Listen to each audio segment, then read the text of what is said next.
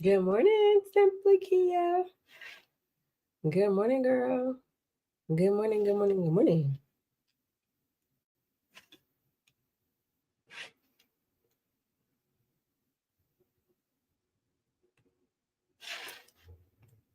Good morning. Good morning. Y'all heard? Okay, cause y'all, yeah, okay. Good morning. Good morning. Y'all heard? Okay, cousins.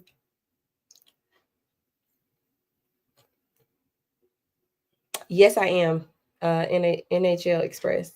We will because we are actually rewatching Melly too. So if we don't find anything else good to watch, we'll actually switch over to watching that first trial because we are watching that too. I didn't watch the first one, so I want to see it. I did all my homework last night. You caught up? Okay, because well, Shonda, we still behind. We got to catch up from yesterday. We got to catch up from yesterday. So this how much we got left, and we're gonna jump in today. So by the time lunch come, we should after lunch we should be caught up with the live stream. All right, so everybody that's watching, make sure that you come out of the chat, hit the X button, and like the live, y'all. Like the live. If you are not subscribed, make sure that you subscribe to my channel. If you over on X, consider coming over and watching with us on YouTube, okay? Because we have conversations in here too. We're not just watching. I don't usually talk during the stream unless something crazy happened or somebody asks a question. So if you want to have conversation with us, come on over here and over here to X. I'm sorry, come over here from X over to YouTube and get in the chat. And when you come over here, make sure that you subscribe to my channel. We got memberships that are available. We are monetized, so you can send thank yous and super chats, all that good stuff. Good morning. Good morning. All right, y'all. So we are picking up where we left off on yesterday. Anybody who did not watch with us yesterday, we are watching the Ole Miss student murder trial. I started watching this case after your live last night, and let me tell you, this case is something. Isn't it something? So just a quick, brief background for anybody. Taylor gang. Yes. Watch party. Good morning, Lo.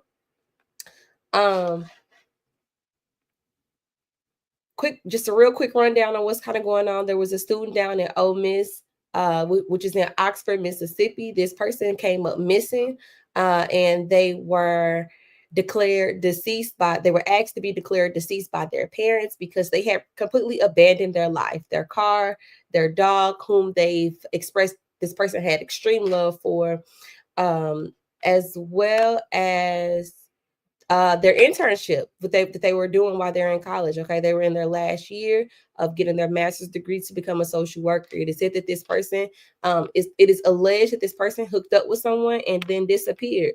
All right. On yesterday, we found that we saw evidence of the accused parking the victim's car, running away from it. And we've also started going through the victim's phone. So that's kind of where we are. If you again are behind and you got questions, the Taylor Gang chat, the Taylor Umbridge chat is fire. Just ask a question. Either a mod or just somebody else in the chat will be kind enough to get you up to speed. If you a little confused, if you a little off, all right. Don't worry about it. If you missing a little background, we got you covered over here. Okay. So I'm just going to start the stream up so we can get started. Court actually starts at 9:00 over in, 9:00 Central. So that's 10 Eastern. And like I said, we're behind. So when lunch comes today, we should be able to catch up to the live stream. All right. Okay, I've been watching it since YSL ended, and I'm so lost when they went through the social media references. Okay, so real quick on the phone. So remember, his body has never been found, but the detectives or the investigators were able to get into his iCloud. And in his iCloud, Jay Lee, who is the victim, he saved all of his passwords. to each of his accounts. And so they began logging into his accounts as if they were him, extracting the data from it. So they're looking at who he's been in contact with, who he's been talking to. I think they're looking at Instagram and Snapchat. Okay. Yesterday we found out that him and the defendant had a little Snapchat message going on. So if you have any other questions, Kiana, just ask and somebody in the chat will get you up to speed. All right. All right, let me get us started. Yeah, I know how long crime like to start us over. So let me check our time. I think we was at 3:09 something. HoneyBook completely changed how I do business. I'm a photographer and independent business. It's a fact.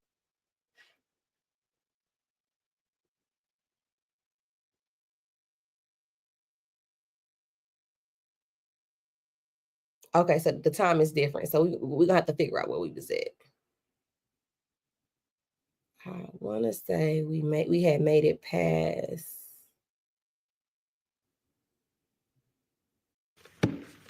Coming in, I want y'all to be getting y'all thoughts together on scheduling over the course of the next few days anyway. When we're gonna work, when we're not gonna work, and that kind of thing.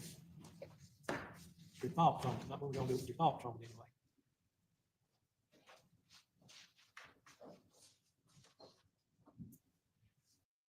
As people usually keep their cell phones. What did you all do? The phone was off, or wait, before I get into that, you said they told you it stopped transmitting. Did that mean it was off? What did that mean? It could be off, it could be broken. It's just not transmitting to cell towers anymore. So okay. The cell tower's not receiving anything. Okay, so it's just not there anymore. Okay. 2 of the items that you received back to the Apple search warrant. Yes, ma'am, it does. And has it been altered in any way? No, ma'am. Your Honor, at this time, I would move to enter those 2 items, the message logs you just referred to and the note from JB's iCloud account into evidence. Message log, and the other thing was? A note, like a note, and I'll let you explain what the note is. So the note has, when going through Jaylee's iCloud account, there's a lot of information, a lot of data. One of the things that iCloud stores is your notes. So whenever you take a note on your phone in the Notes app, it's stored in Apple iCloud. Whenever we were going through those notes, we found a note, just like many people do, where he started writing down passwords associated with certain things. One of those things was Snapchat. We found a note that specifically said Snapchat and then had passwords written out next to it. And so we, when we found that, we downloaded the note, printed it off so that we would be able to access his Snapchat at some point. Okay, at this time I would have it, the note and the message log moved into evidence. Is that a composite, S25, both are 2 different items? I would do a composite, Your Honor. Any objection?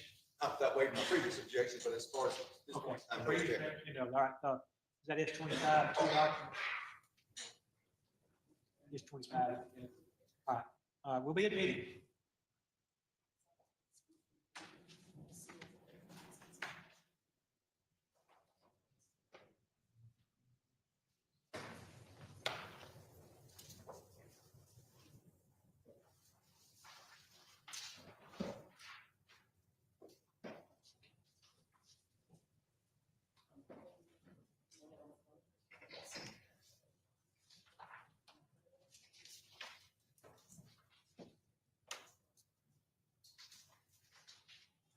Your Honor, may I publish the jury? You may. Okay.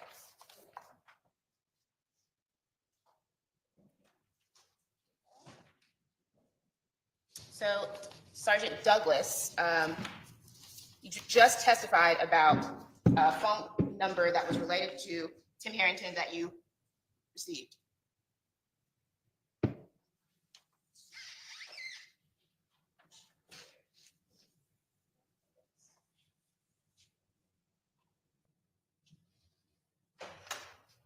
we'll stipulate to the phone number ordered out in the courtroom. Oh. You'll see that, right? He still has the same number. Still has the same number. Okay. So without saying what Tim Harrington's actual phone number is, just I would like you to look at, are you showing, is it showing on your screen? Nobody's, I don't think.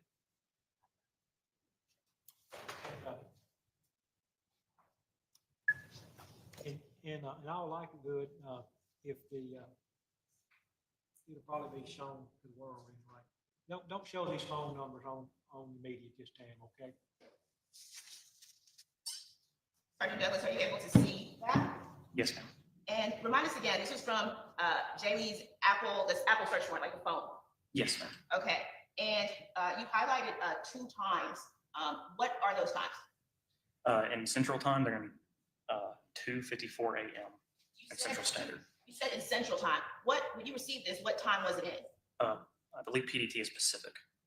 And our time zone is Central. Central. Yes, ma'am. Okay, so this time would indicate what time again?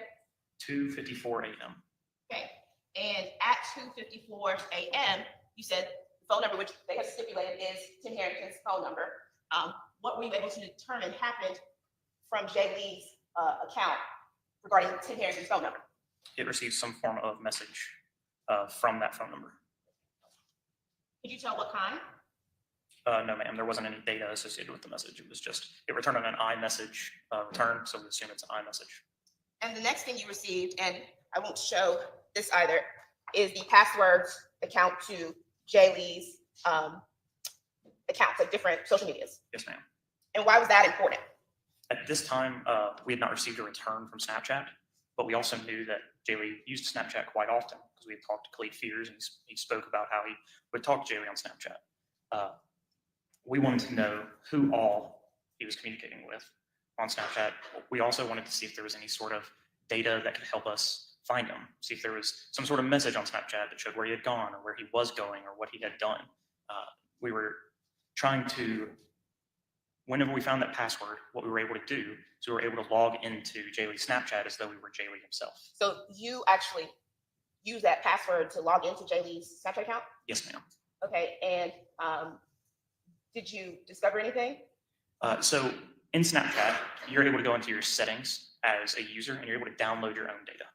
And so we went into it and we downloaded the data of Jay Lee's Snapchat account as though we were the user of, or the owner of the account. Whenever we downloaded that data, we were able to look at received messages. We weren't able to see the messages that Jay Lee had sent, but we were able to see the messages that Jay Lee had received. In those messages, we found texts in the time frame that Jay Lee had left his apartment that sounded as though he was going to meet somebody that he had already met. Messages like "come back." And you said, were you able to see what user was sending those? Yes, the username was redeye_24. And you said around the time he was leaving. What time is that? I'm sorry, around the time Jay Lee was leaving? Around the time that Jay Lee was leaving. Yeah, what time was that? Would have been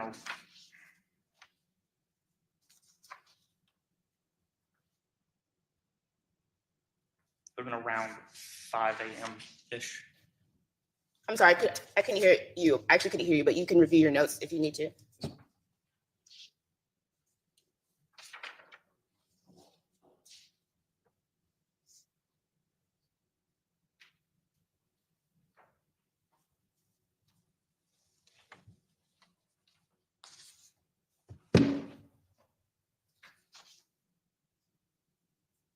Actually, May I? I can't remember. Yeah, I'll I'm not able actually- to remember exact May times. you said around the time he was leaving.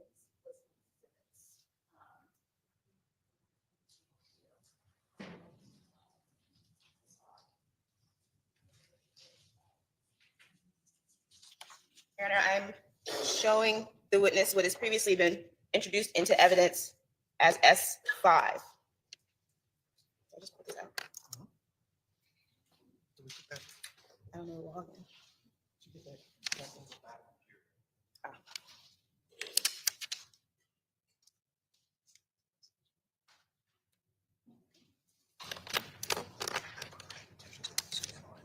Oh.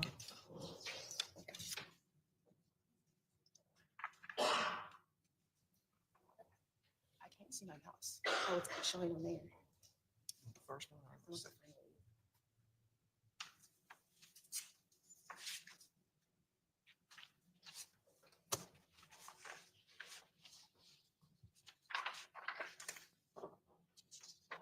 Showing it on the screen.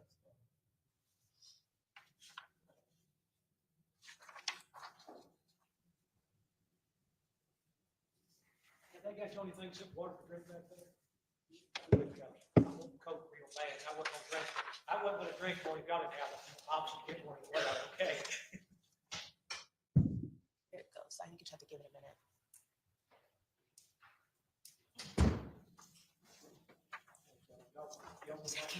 Water out. I can just don't have to. It was messages between 5:30 and 6 a.m.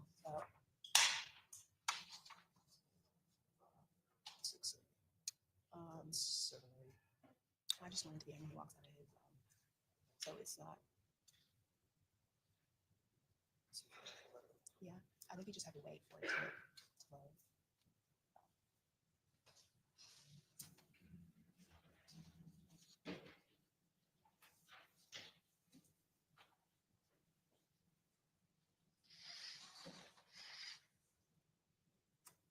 It looks weird. This isn't how. This isn't. This isn't correct. No. Oh, is it? I'm trying to go to the last time we did this.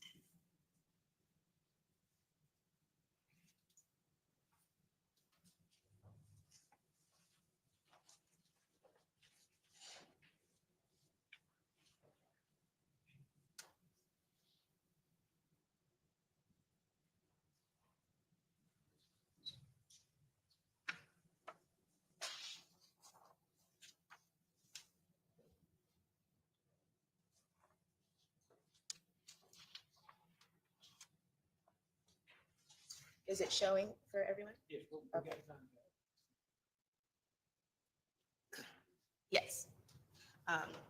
Sergeant Douglas, are you able to see State's Exhibit 5? Yes, ma'am. Okay. And have you previously viewed this? Yes, ma'am.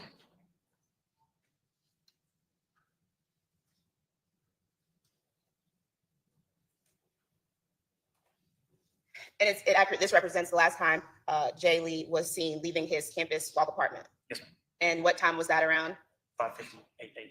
And you were saying that you, from the logging into the Snapchat, you were able to see that messages from a Red Eye, username Red Eye, and what did it appear was happening around this time when he was walking out? They were saying, "Come over."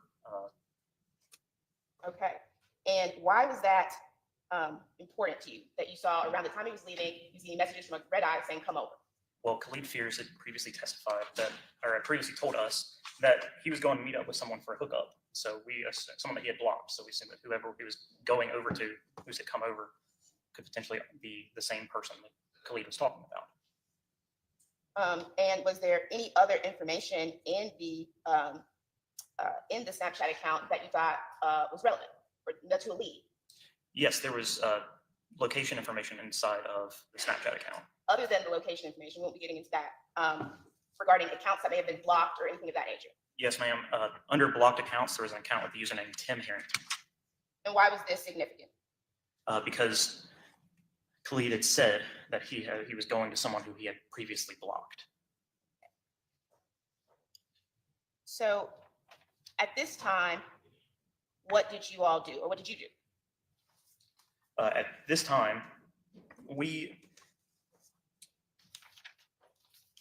we finished reading the messages, we got a subpoena to Snapchat to get the user information associated, or the subscriber information associated with the Red Eye _24 account. And were you, when you sent that subpoena, did you receive the information back? Yes, the subscriber information revealed a phone number. That phone number was a Google Voice number. It returned to bandwidth.com was the individual that owned the domain for the phone number.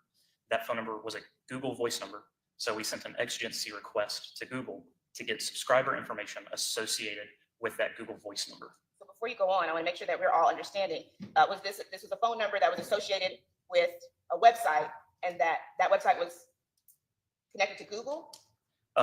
So Google has a thing called Google Voice, where you can have a Google phone number. And so it was a Google Voice number. Oh, so it would be accurate to say that the phone number is connected to a website, but it was like whoever owned the website, or that was their Google Voice number. You could rent out or like subscribe and have that phone number given to you via Google, just like you would do with any other mobile carrier. And when you did that, I believe you said it went to a Google Voice number. Were you able to determine anything that was connected to, like the Google Voice number? Yes, we got a Gmail account that was dirt2, the number 2, dirt2diamondspodcast@gmail.com. Whenever we Googled Dirt to Diamonds podcast, we found a video of Sheldon Timothy Harrington interviewing somebody. Your Honor, may I approach? I apologize. I'm not going to ask. You can always approach him, as over there, right?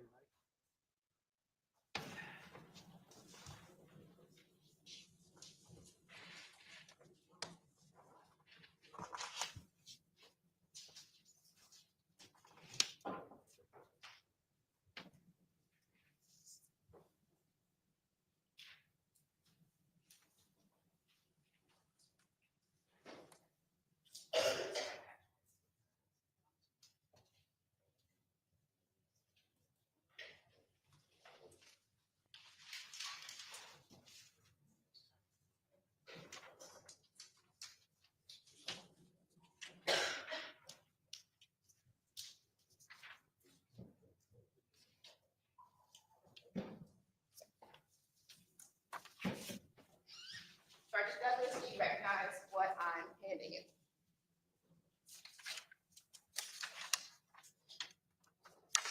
Yes, ma'am. And is that the part of the return that you received when you sent the search warrant to Snapchat for the subscriber information of Red Eye 24? This is from the subpoena. Oh, so the subpoena, I apologize. The subpoena for the subscriber information for Red Eye 24. Yes, ma'am. And you sort of have already gone through it. That was connected to ultimately Dirt to Diamonds, and you Googled that, and it was a podcast, right? That same Google Voice number had a recovery phone number that was also Timothy Harrington's. Oh, so you said that it had a Recovery phone number. So a phone number, if you lose your password, it sends a code to your phone so you can get a new one. It had a recovery phone number associated with, that was Timothy Harrington's phone number. So it was the same Timothy Harrington's phone number that we previously stipulated, right? Yes, it was. Okay. So, and at this time, Your Honor, I would move into evidence the subscriber information from the Red Eye 24 account.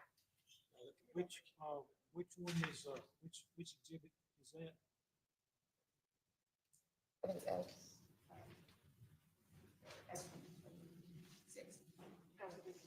S26. That's 26. That what we call them? Has it been identified? He identified it as what he received. Get back. identified, get a number assigned to it?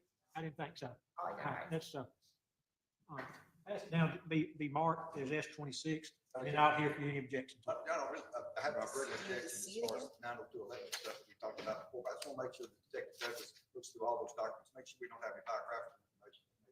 All right, y'all look through that, and make sure we don't have any of that. But,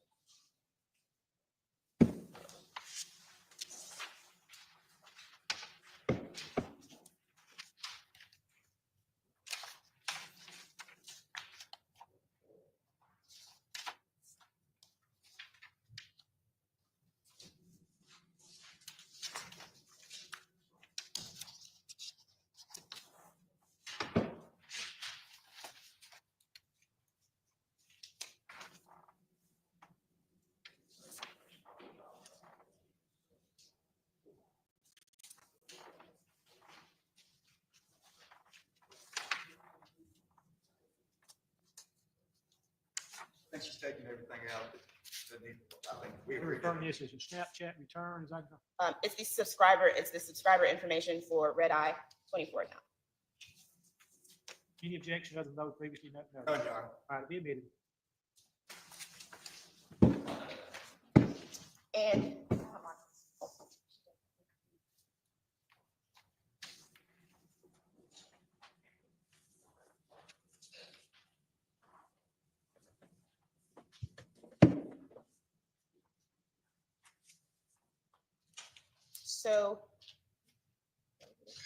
so at this time, you receive that return and kind of give us an overview of what happened.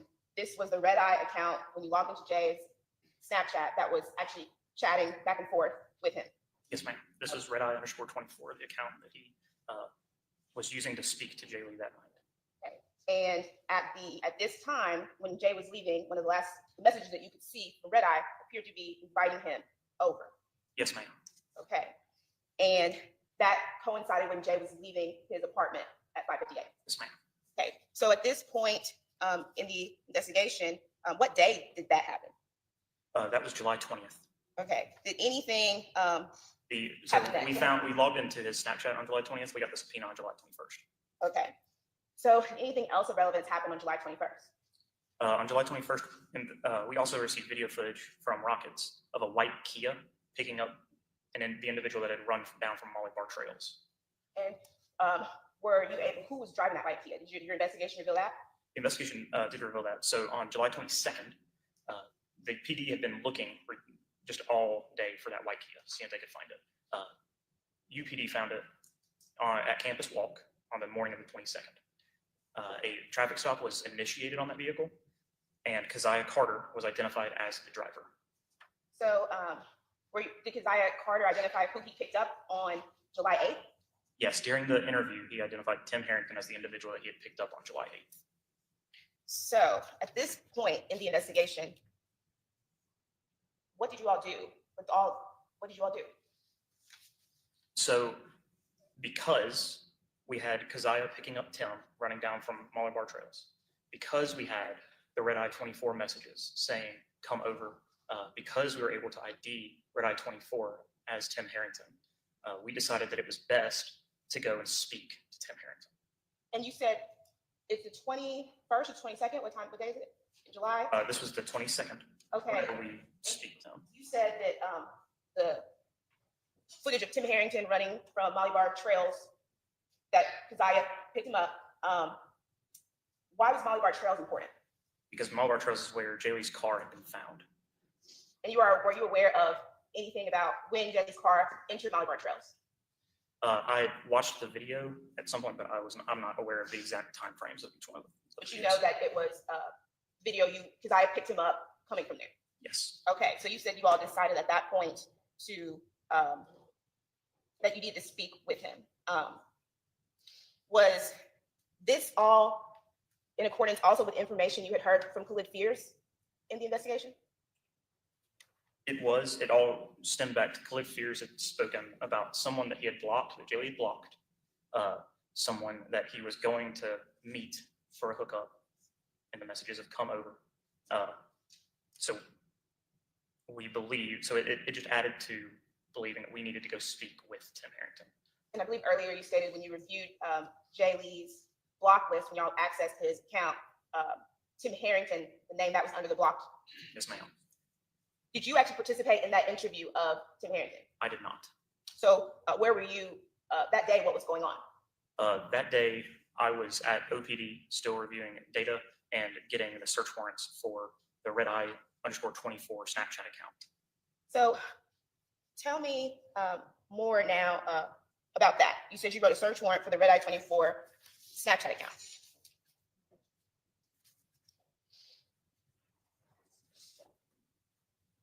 So I wrote a warrant for the Red Eye _24 search Snapchat account. Okay. And why did you do that? We wanted to get any information that was associated with that Snapchat account. The first thing you did was you sent a subpoena for Red Eye for subscriber information. I'd just like him to answer. I hadn't objected a lot of leading. I know this is technical stuff. I haven't asked the question. I haven't asked the question yet. Don't we lead your witnesses? Try to be cognizant of it, okay? So at this time, you previously talked about getting a subpoena for the subscriber information of Red Eye 24. Why did you get a warrant also for the Snapchat and full information of Red Eye 24? Why did you do that? Well, all we got was subscriber information. We didn't get messages or other data that was associated with the account. And we wanted as much information from that account as we could possibly get. And Your Honor, may I approach the witness? Oh, I apologize. He'll run you off from over there if he don't want you, so I'll let y'all worry about that. Sorry, I'm so used to saying that. I'm gonna take out this stuff.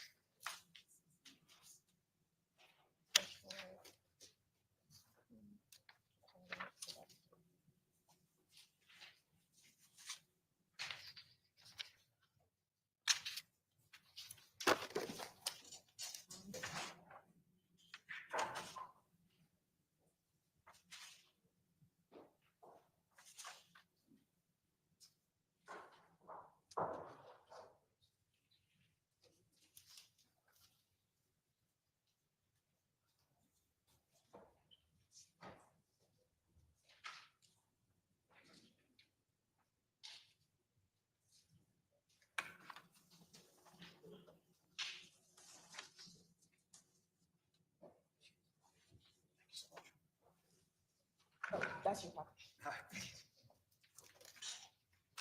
Sergeant Douglas, do you recognize what I handed you? Yes, ma'am. What is that? This is the search warrant for the red eye _24 and Tim Harrington account. The one that you received on what day? The one that I got Oh, sorry, signed. the way that you said, sorry, the one you drafted and sent off on what I day? had signed on the 22nd, like got it drafted and sent off. I received the information from it on the 25th. During at this time, I would need to mark this for ID, which is the search warrant for the red eye 24 account. Be marked for ID. Leave that as ID. 27. That was through Snapchat.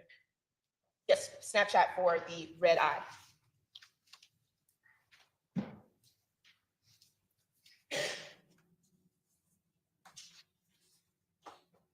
So, Sergeant Douglas, you were saying that you got information back from this warrant? Yes, ma'am. Okay. And when you got that information back, what was the purpose again of why you wanted to get We this already information? had one side of the conversation, but we wanted both sides of the conversation Between who? between Jay Lee Snapchat and the red eye _24 Tim Harrington Snapchat.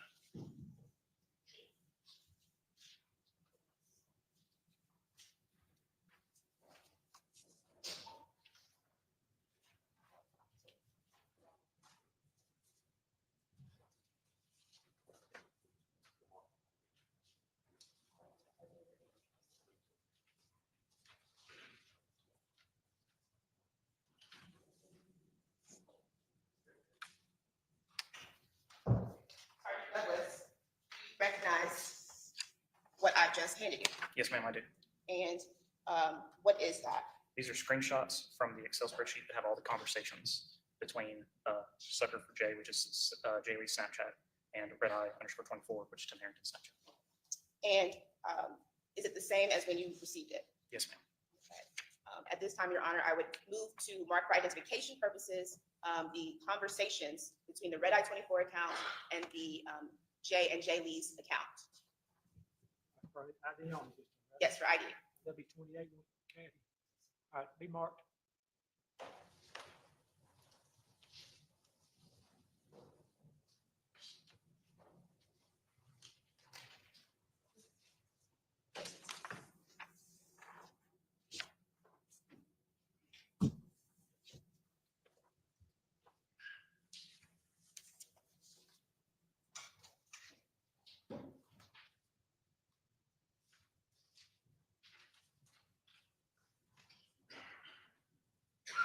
Hour, 15 minutes, everybody good?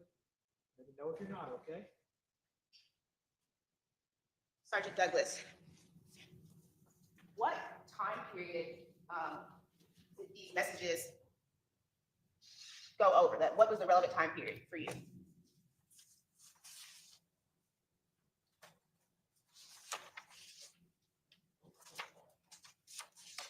In Central Time, these messages are from 5:17:09 a.m.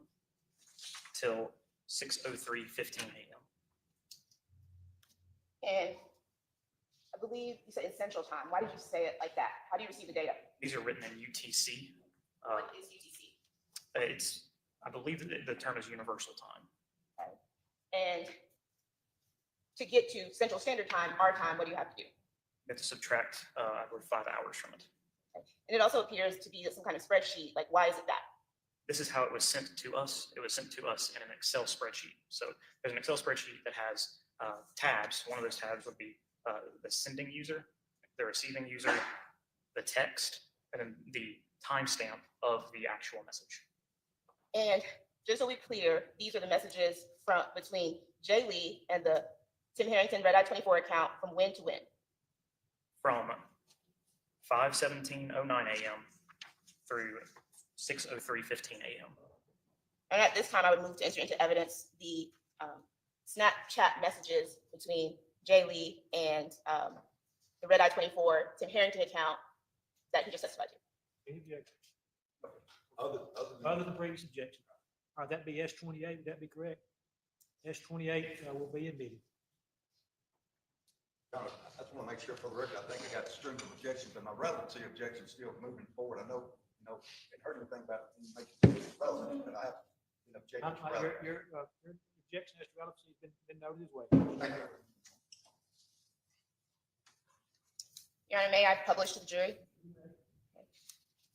Sergeant Douglas, I want us to go through these messages together. Do you have the full messages up with you to read? I have the exhibit, yes, ma'am. Okay.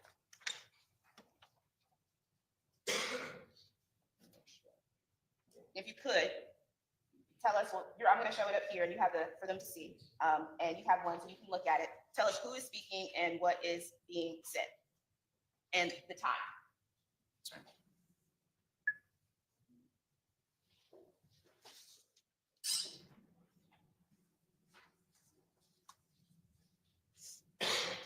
Am I at the beginning, the right?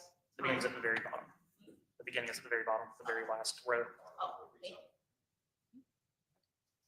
So that first message would be it. So, go ahead and tell me, what does it say? The message says, "Who TF is this? What's that? Who TF? Who the fuck is this?" And who sent that message? That was Jay Lee to Red Eye. And you can just go on to the next one and tell us back and forth who is speaking. So it's Jay Lee, he says, "Who the fuck is this?" And then he sends a question mark. He then sends, "What did you Make sure do? you speak into the microphone. What did you just delete?" He then sends, Jay Lee then sends, "You made it like this." Red Eye responds, "Come back at 5:25, 26 a.m. And the next message, who is that? Harrington sends, "You coming or nah?" at 5:26:54 a.m. Continue on, please. Lee then says no at 5:27. Harrington asks why not. Harrington then sends 2 question marks At what time? at 5:31:43 a.m. Lee says, you just wouldn't even eat my ass 1 hour ago after I cleaned and everything. Then you proceed to nut in my mouth. Hopefully you ain't been fucking nobody raw. Then ask if I'm gonna stop harassing you now that you want to stop linking. You know how much of an asshole move that is." What time was that message sent? That message was sent Your Honor, at 5:34:40 a.m. not on this document. It's at the very top. Where's the? Let me show you. Okay. Now show us where it is on the document and why it's not showing fully on the screen. At the very top of the document, it has the entire message and then it says which file it is. So it's K140. This A1. So K140. So in the middle, you can see that the row is K, the text row is K. And at the very left, it says 140. So you can see that the row 140 on the very far left side of the document. And if you move over, you'll see the beginnings of it at the very top of the document. It shows the entirety of what's contained inside of that message. Why did y'all print this out? Why did you do it like that? Because we couldn't, I wanted to, in this screenshot, I wanted to get the sender, the receiver, the sender, the text information, and then the time all in one screenshot. And so you can tell me what time that last message you just sent, what time was that sent at? This was sent at 5:34:40 a.m. And if I'm reminded, what time did Jay Lee ultimately leave his apartment? At 5. Objection. Sit down. Leave his apartment. What time did Jay, I apologize, I wasn't clear. No objection. What time did Jay Lee ultimately leave his apartment? Around 5:50 a.m. So we're at 5:34 a.m. right now. We can go back to the messages. Who sends the next one? Jay Lee does. And what does it say? He says, "You fool." And go on and continue on the conversation and the timestamps and who's speaking like before. After "you fool," it is Jay Lee. He says, "Like you done did some questionable shit, but that was too much." Jay Lee then says, "Have a good night, Tim." And why was that relevant to you, that message? Have a good night, Tim. It helps confirm that Tim Harrington is the individual that he is speaking to. Continue on saying who is speaking, the time, and what the message content is. The next message is from Jay Lee, and it says, "Yeah, now it seems like you just trying to lure me over there to beat my ass or something. What about the next? And what time was that sent? That was sent at 5:37, 16 a.m. What about the next? The next was sent from Red Eye, which is Tim Harrington, and says, "You tripping? I do feel bad because we cool. I ain't trying to end it like this." The next is from Jay Lee, and it says, "How we cool, and you barely want me to text you." You can please tell me the timestamps as well. That was sent at 5:39, 10 a.m. The next was Harrington. It says, "I'm saying you're a cool person" at 5:39, 54 a.m.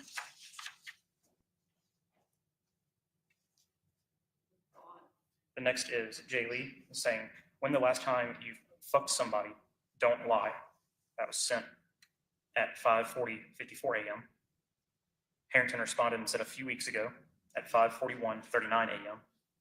Lee responded with "raw or condom" at 5:42, 14 a.m. And we'll start again. Oh, the next page. When you pick up to the next conversation and the time and who's speaking, let me know. So at 5:44, 49 a.m., Jay Lee responds, "Only way I see you again is if I'm getting head in the front." At 5:45, 14 a.m., Harrington responds, At 5:45, 19 a.m., Harrington sends "okay."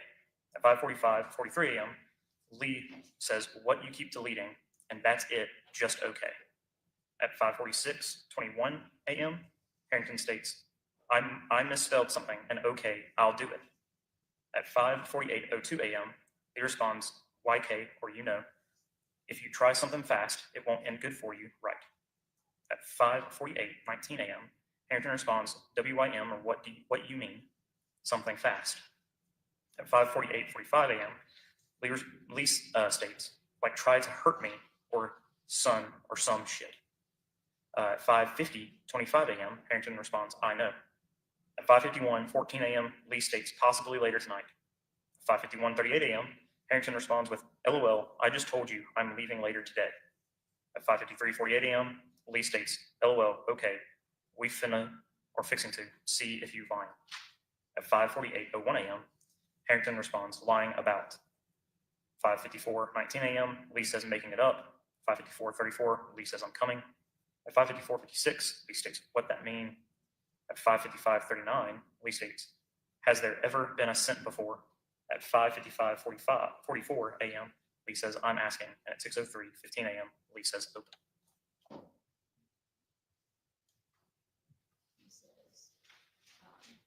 And you can go to the next page. That's the end of that conversation.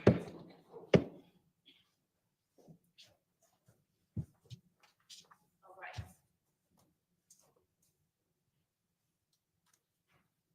Okay. Let me, brief indulgence.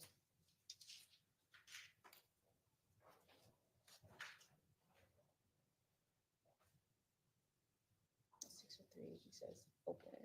What was the last message? I apologize. I was following along that you, Jamie sent. At 6:03, 15 a.m., Lee said, "Open." So after receiving that information, you said you previously didn't have the full conversation. But did that amount to, when we look at the timeline of when Jelly left his apartment and all that, how did that all connect? This matches exactly with when Jay Lee was leaving to go to Tim Harrington's apartment.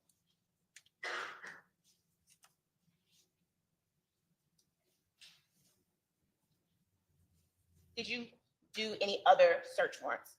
Yes, ma'am, I did. And tell me about the ones of interest in the case. So there are two that are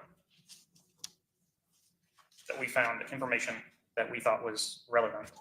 The first one is the Dirt to Diamonds search warrant, the Dirt to Diamonds podcast at gmail.com.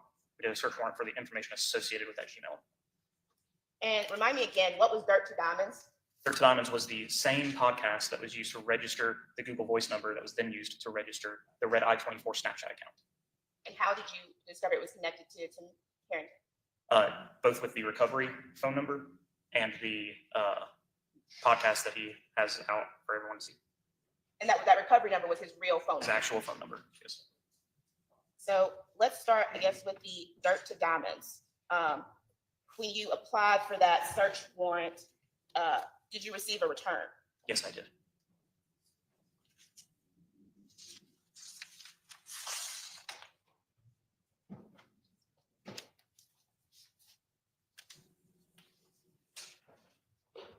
Good, Jerry? I hope you're not.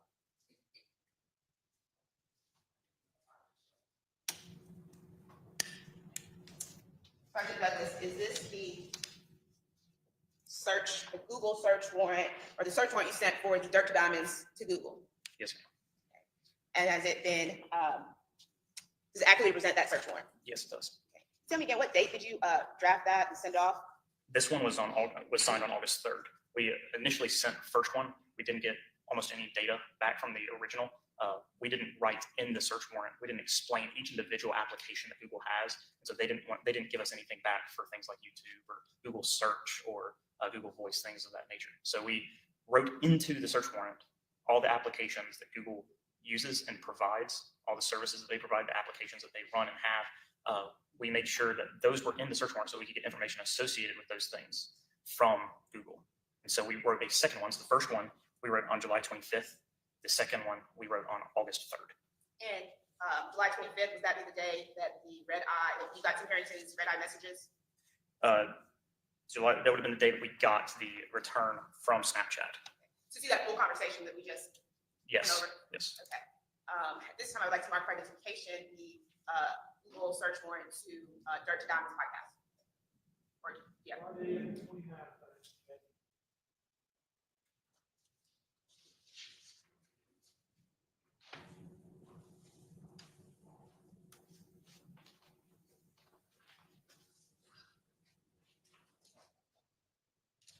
okay.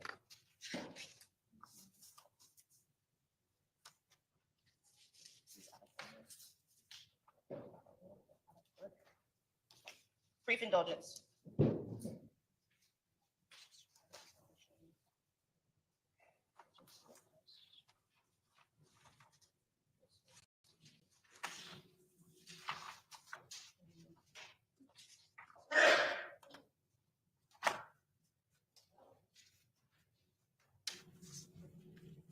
This is the.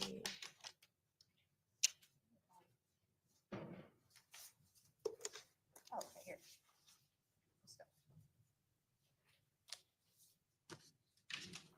And were you able to get information from that Google search warrant? Did you receive something in return? Yes, I did. Sergeant Douglas, is this what you received in return? Could you identify that for us? Mark for identification, I think. Let him identify it and mark it, and we'll go from there, okay? These are the Google, this is the Google search history associated with Dirt to Diamonds podcast at gmail.com. And what was that time frame that you got that for? We got it up to, it's written in the warrant. I'm not objecting to it, what Mark, I object to it. She's not trying to interject. I'm gonna have you do some further identification for the relevant time frame, market for ID, and then I am going Oh, she's in trouble. to introduce it after that. I would need to review my search warrant to know the entire time frame that I have. Handing the witness what has been previously marked for identification as the S29.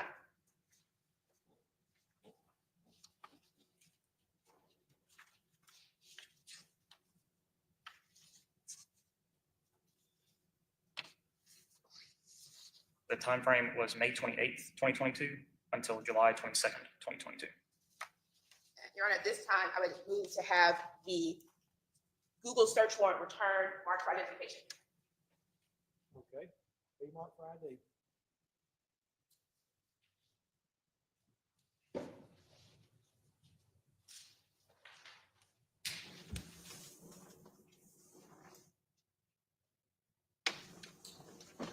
Sergeant Douglas, I'm handing you what's been marked for ID as State's Exhibit. Tell me, when you got that return, did it contain any messages that were relevant? So these are searches. This is the search history. I apologize. Thank you for letting me know. So there is a search. Answer, yes or no, Your Honor, this time. Object to non-responsive answer. Question was, Go ahead and repeat your question anyway. Sergeant Douglas, did it contain any messages that were relevant to the disappearance of Jay Lee, Tim Harrington, anything? Yes, it contained searches that were relevant to the case. Okay. What was, if you could tell me the time frame of the searches? On July 8th, 2022 at 5:56 a.m., Tim Harrington Googled how Hold long, on. or Dirt to Diamonds podcast, Wait, hold gmail.com. on. It sounded, now that he said they were relevant, I would just move to enter into evidence at this time, Your Honor. Object, Your Honor, this time. Oh, hang on a second. You're asking that S30 be introduced into evidence this time. Yes, Your Honor. What's your objection? Your Honor, I'd like to be outside the presence of the jury. No, step that way, be a good time to take a break anyway, okay? So let's all take this short break and come back. It's getting real, okay? Because they trying to figure out what's going on with them text messages. They really getting ready to go through Tim's phone because remember we heard that he ended up texting. He ended up doing some Google searches, and so I don't see anything in here. They did some Google searches, so I'm gonna try to fast forward it real quick so we can get past this little breaky break and get back into it.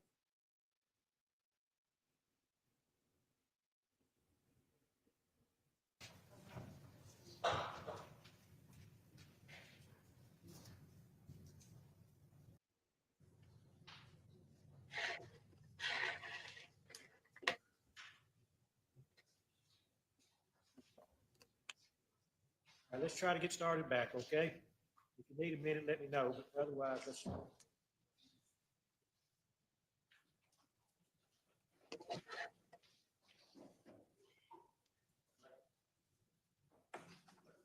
Thanks. Judge, as we stated before, as to had our hearing briefly as to the Google documents, that would require an expert to come in, either a forensic expert or someone qualified from Google to come in to do those particular documents, Your Honor, as opposed to something that was taken off of a particular cell phone that was extracted onto through a program, then an expert would provide it. Only someone certified either to Google or someone that can do the forensic download qualified to do that can introduce those documents. Let me, I know we talked about this last week, and so I'm gonna just ask some questions anyway. The document that we're referring to, exhibit number 30, was pursuant to a search warrant, where the officer sent Google a search warrant asking for data, asking for what was on Google, Yes, Your Honor. and this was received back from Google pursuant to that search warrant. Yes, Your Honor. That, nobody has objection. I'd like to see what form that is. Is it just written communication? Just Google searches, Your Honor. I'm not on the camera, but I'm getting the documents. What do you need me to do? It's like you rushing me. I'm trying to do it. I understand it on the phone, but I just responded to the email.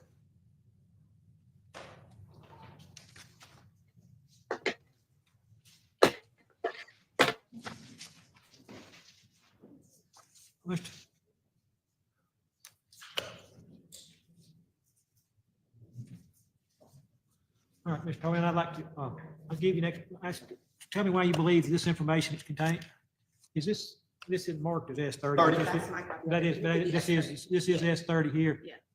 Tell me why you think that is technical data that needs to have an expert to introduce. Primarily, first of all, I want to go through the steps of how what we were provided in the 90211 authentication certificate that Detective Baker would be the sponsoring witness and the custodian. First of all, obviously this is Ben Douglas, not Ryan Baker. Second of all, is that the data on there is something that will turn on the search warrant. That particular information requires an expert to authenticate that, either authenticate that or testify about the content of it after it's been authenticated. That's consistent with Fleming and consistent with Smith.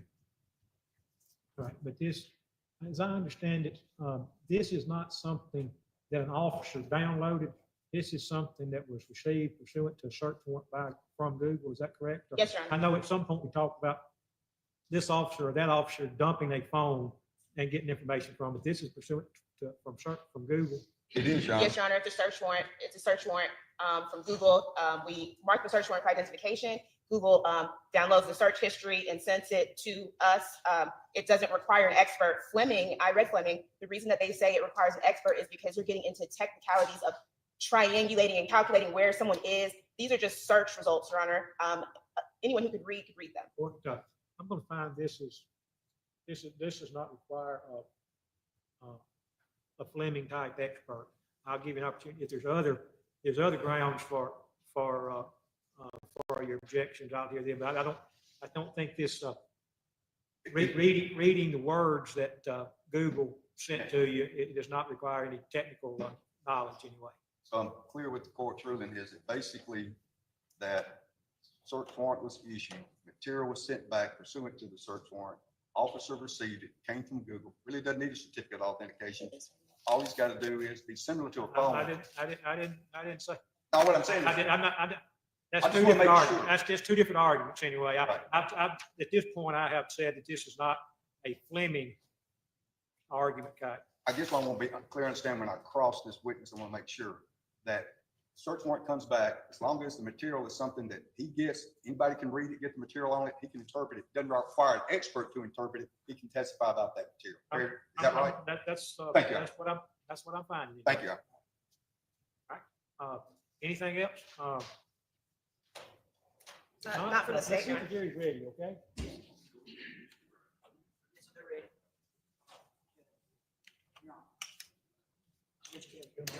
If they're ready, bring them on in. Not ready for that yet? Thank you, Your Honor. You want to get it into him?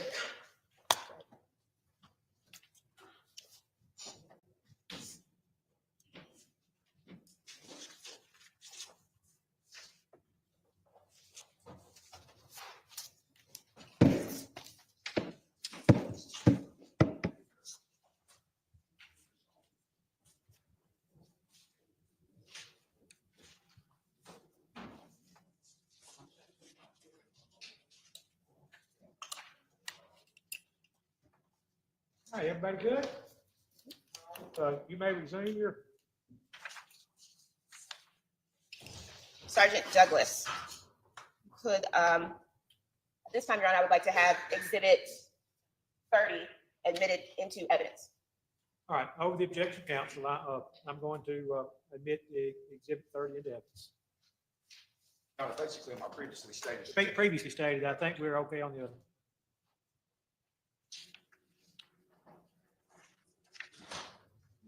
Yes, I do. Your Honor, may I publish the jury? Oh, you may. Sergeant Douglas, I believe where we left off was you had sent off a search warrant. Explain to us like what we're going to be looking at. So these are Google search results that came back in the activity of Dirt to Diamonds podcast@gmail.com. And how did that relate to Tim Harrington? This is the email address that was on the Red Eye 24 Snapchat account that had his phone number as the recovery phone number and all to identify that it is his account. Okay. And looking at these search results, could you tell me if there's a relevant one or relevant? Tell me about the relevant ones. There are a few relevant ones on the sheet that you have. Tell me where to go. Let me ask you this. Do you want all of those introduced or you want They're just all relevant ones introduced? Yeah, the entire package. It's just that we're just going to go. He's going to go to specific ones to point out, but the entire package will be there for. I understand that you may want to introduce the entire package, and I've had an opportunity to look at some of them, but I don't know what else is there for 10 days prior. I don't know what the time frame is. Is it relevant to the time frame? I would like to, anything that you feel is relevant, let's narrow it down to that. Either side feel is relevant. I'd like to narrow it down to that time frame. At some point in time. At some point in time, Thank okay? you. Okay. So explain to us the time frame that these Google searches cover. And these are Google searches, correct? Yes, ma'am. Okay, explain to us the time frame that this covers. This would cover the entire time frame of the search warrant. So May.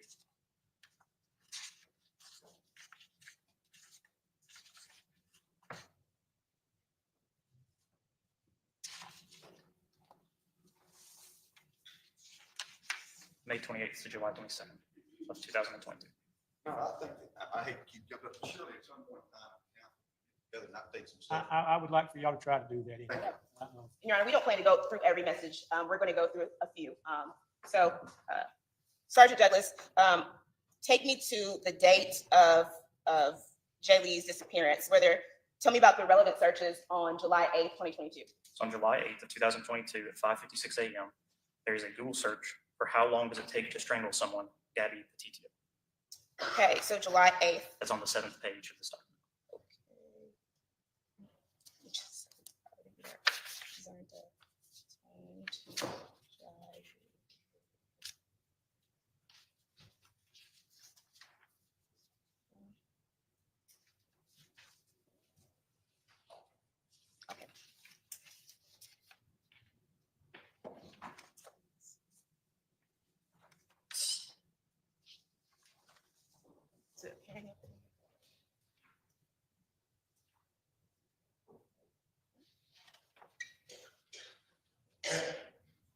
Is it? Okay. So let me do this. Right here. Can you see the little arrow? Yes. The little red arrow? Okay. Tell me, what time is that? That is 5:56 a.m. Central. And what time does it come in? Like what time is was listed on the searches? It comes in that universal time, that UTC, and it says 10:56:54. Explain a little bit like what universal UTC time is. It's just another time zone, just different than ours, as far as I understand. So when you move it to our time zone, what time was this search made? The search was made at 5:56 a.m. on that Central time. And it said, how long does it take to strangle someone, Gabby Petito? Were you able to learn anything? Do you know who Gabby Petito is? I'm kind of familiar, but not really. It's interpreting the content of the message objectively. Yeah, well, I asked if you knew. I'm gonna, if he knows who Gabby Petito is, I'm gonna let him ask, but I don't answer, but I don't. Go ahead. Okay, I don't have intimate knowledge of any of it. Okay. I know the name from that. There was a big case about it. okay. Did you discover anything about this search? As in what? As in, how long does it take to strangle someone, Gabby Petito? About what happens when you search? How long does it, tell me. Yes, so whenever you search how long does it take to strangle someone, this is the first thing that pops up in the Google search bar, the autocomplete. So whenever you're typing things in Google and they autocomplete, this is the first one that pops up. Okay, so as you're typing that, it auto-completes with the name Gabby Petito. Yes. Okay, and you said that this was what time when you converted to our time? 5:56 a.m. And if you could remind me, what time was Jay Lee's account texting open to Tim Harrington's Red Eye account?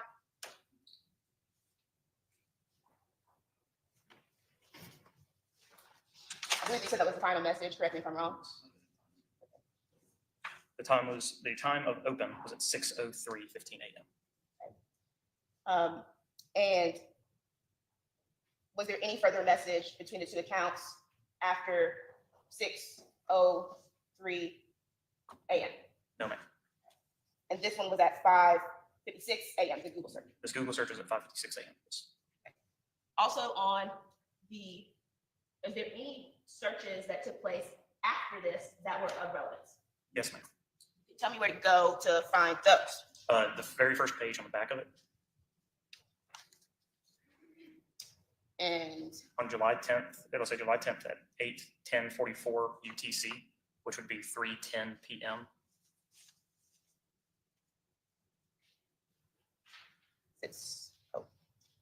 okay. Am I the arrow pointing to the right? Yes, ma'am. He searches the Molly Bar apartments. UPD on the 10th released the press notice that Jay Lee was missing this same day around this same time. At this time, UPD had not found the vehicle yet. We didn't know where it was at.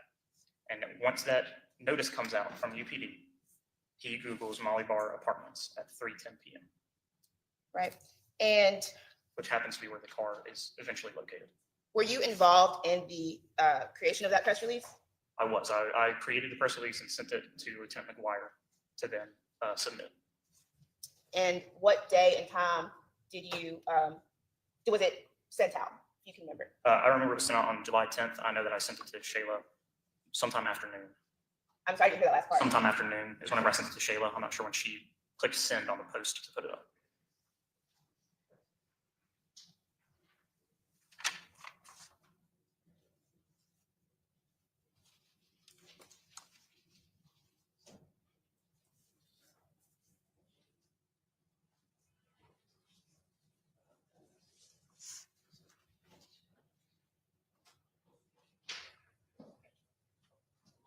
May I have this marked for ID as State's Exhibit 31. 31?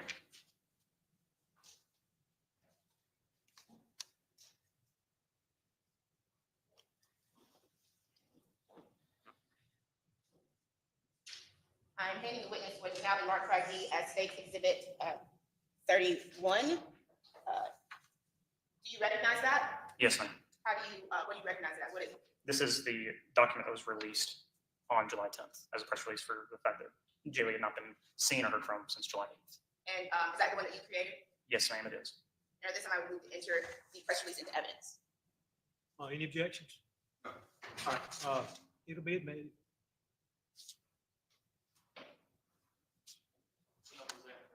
$31. If I'm counting right. Kathy, give me the high sign. And may I publish the jury? Okay. I want to state, I hope the press didn't get the fact that our plastic's falling down from the window. Yeah, I know. What? Maybe the board of supervisors need to find out. Yeah, we'll get some spray paint this afternoon. Y'all, I think everybody but me can see, so we're all right.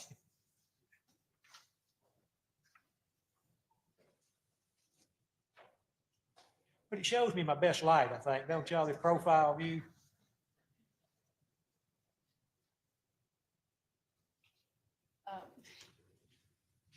Sergeant Douglas, could you tell me what information did y'all have at the time of the release of this press release about like Jaylee's disappearance?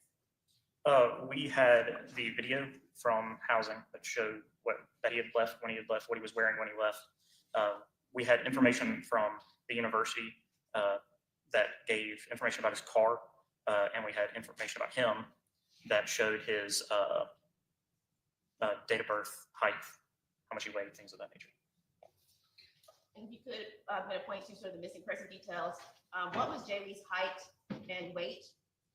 He was 5'7", weighed 120 pounds. I'm going to go back to the searches, that very first page. You could look for me at the top, the third, or that very first page, the first one from the bottom, or not the first one, but the second one from the bottom. Yes, ma'am. Please read what that search is. It says Ole Miss student found in lake, And what time of day was that? 4:32 p.m. On July 10th? Yes. And the next one, The next one is a link to people.com, the Ali Custodial murder. who is Ali Custodial? Ali Custodial is the victim of a murder in Lafayette County. Was she also an Ole Miss student? She was. And the last few, what time was that one at? 4:32 p.m.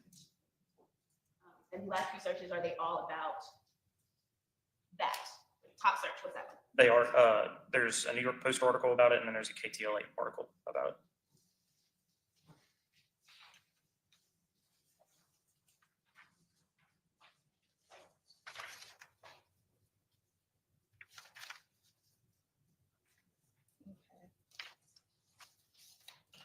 I'm going to go back to search warrants. I know you got the Google one for Tim Harrington's Google account.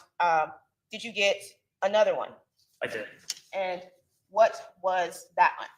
I got one for Meta, so Facebook and Instagram. I sent one to Meta.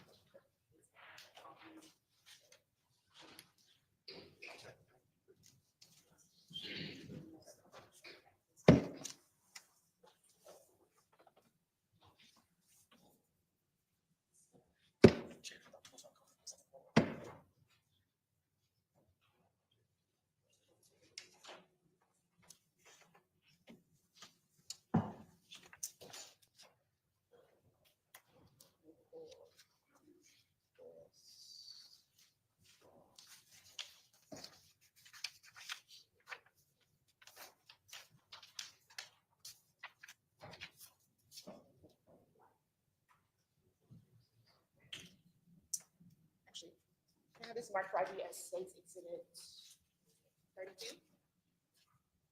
And I'll have them identify that.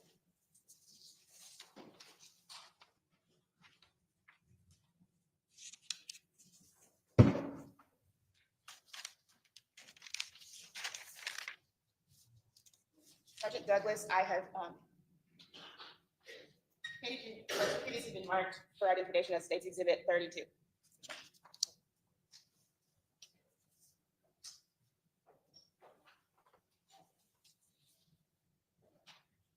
Do you recognize that States Exhibit 32? Yes, ma'am, I do. Okay, and is that the search warrant that you did for Tim Harrington's accounts? It is, this is the first one. We did a second one. So the first one we sent, and Meta did not want to comply with it. And we sent this one initially on July 22nd. They refused it. So we returned it on August 23rd. And we got a second one on August 5th signed. We also returned that one on August 23rd. And let me make sure I got there's two of them. No wonder there were two of them. This must be the other.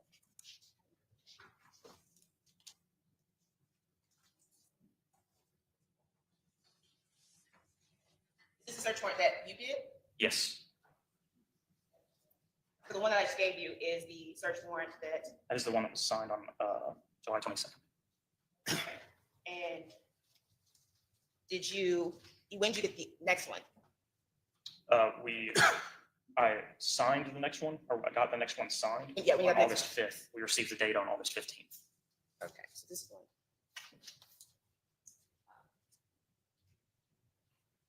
States Exhibit 32 is going to be the first search warrant for ID. And this is gonna be the second one.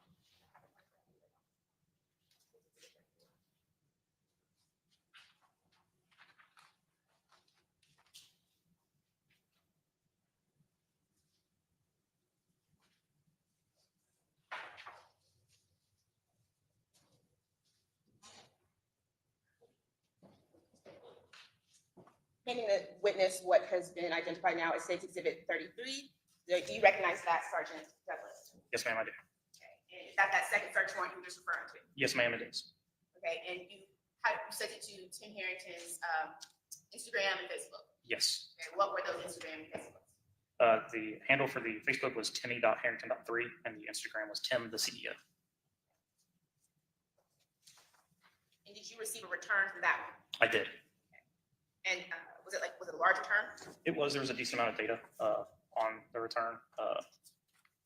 We got names, addresses, search history, telephone numbers, IP addresses, things of that nature. And did you review that entire return and pull portions to talk about your check? Yes, we did.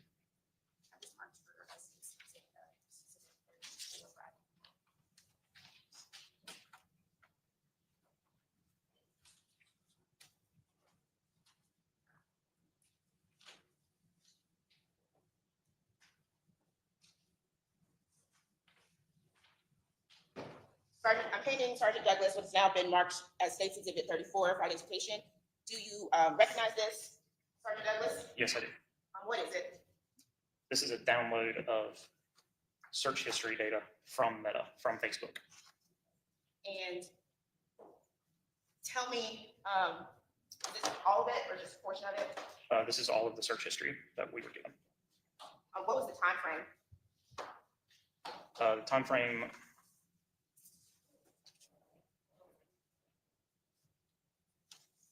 May 28th through July 22nd. May 28, 2022, July 27, 2022? 22nd. Oh, 22nd, 2022. Okay. And does that accurately reflect that time frame you requested? Yes, ma'am. So that's the full searches for the time frame you requested? This is the full, whenever we open the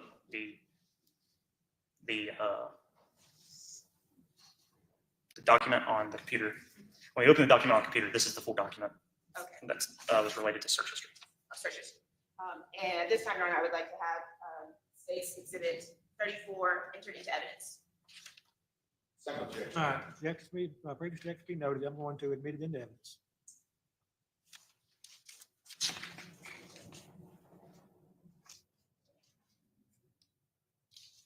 Your Honor, may I publish to the jury? You may. Sergeant Douglas, tell me about what page to go to for any searches that piqued your interest. So on the first page,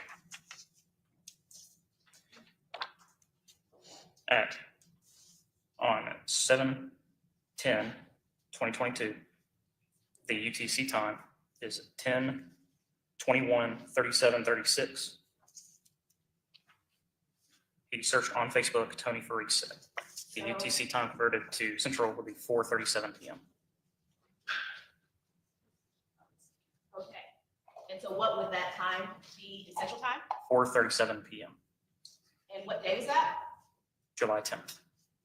And who was Tony Faris? Tony Faris was the lawyer that represented the defendant in the Custodial murder Alex Field was a student from Ole Miss. from Ole Miss, the same one in the search history from Google around the same time frame. So from when we were looking at the Google from the Custodial murder, these are done how close in time? Within the same minute, I'm sorry, I can hear you. within a minute, or within the same time. Were there any other searches that I should look at here? We should show the jury.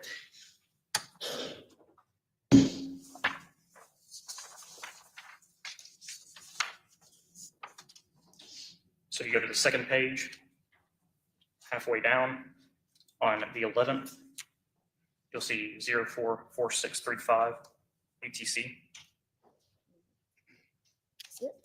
He searched on Facebook, Oxford, Mississippi Police Department at 11:46 p.m. That's on July 10th. And what is that time when converted to specific our time? 11:46 p.m. And now what search do I need to go to next? If you look one down from that, at 03:0218 at 10:02 p.m. on 7/11/22. It says Ole Miss Police. He searched Ole Miss Police. Directly underneath that one, he also searched Jimmy Lee at 4:01 a.m. on the 12th. If you go further down, or on the next page,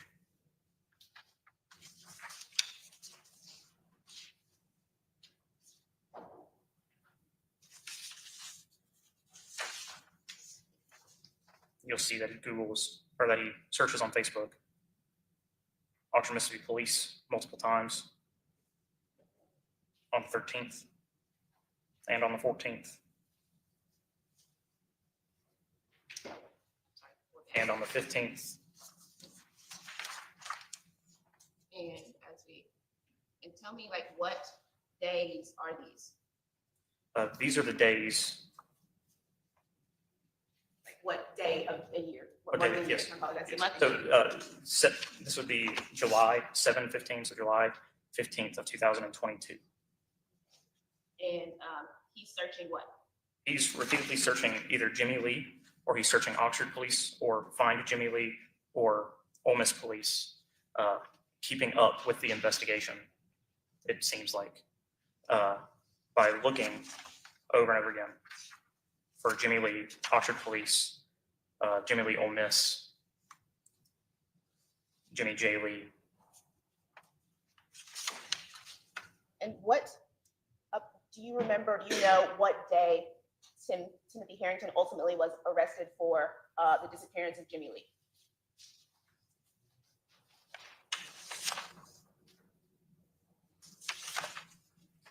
The 22nd.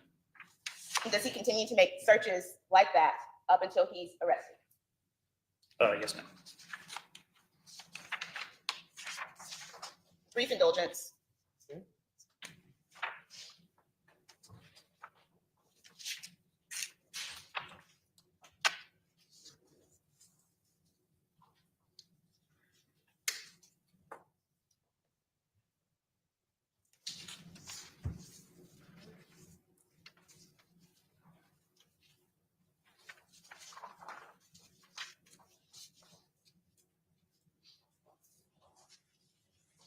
Can I tender the witness? All right, everybody good on the bill? All right, you may cross examine.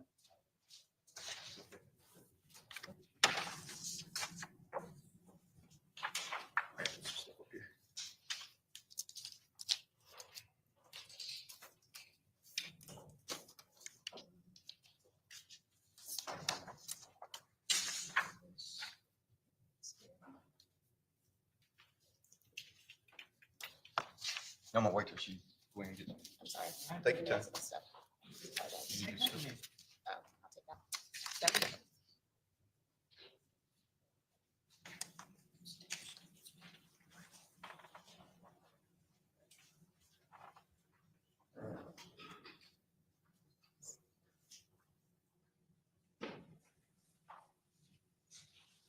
Have a seat, John. Hey, Hope I don't knock some of this stuff off. Oh, I just didn't want to take too much time. It's okay. is this yours? It's all This is evidence. No, I put them all. Okay.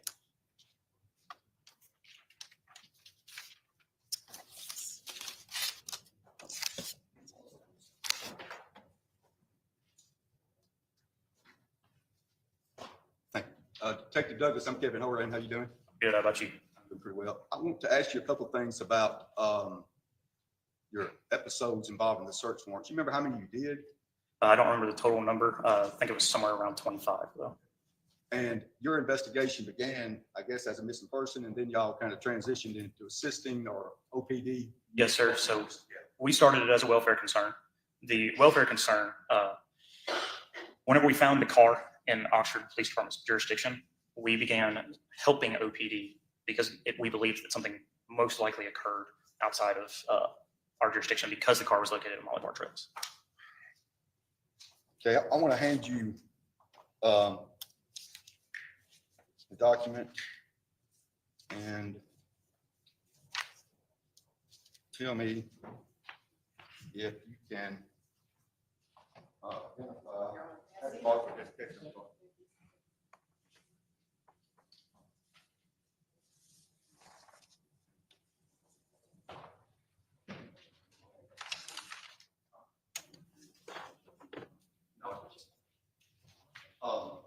That mark for identification.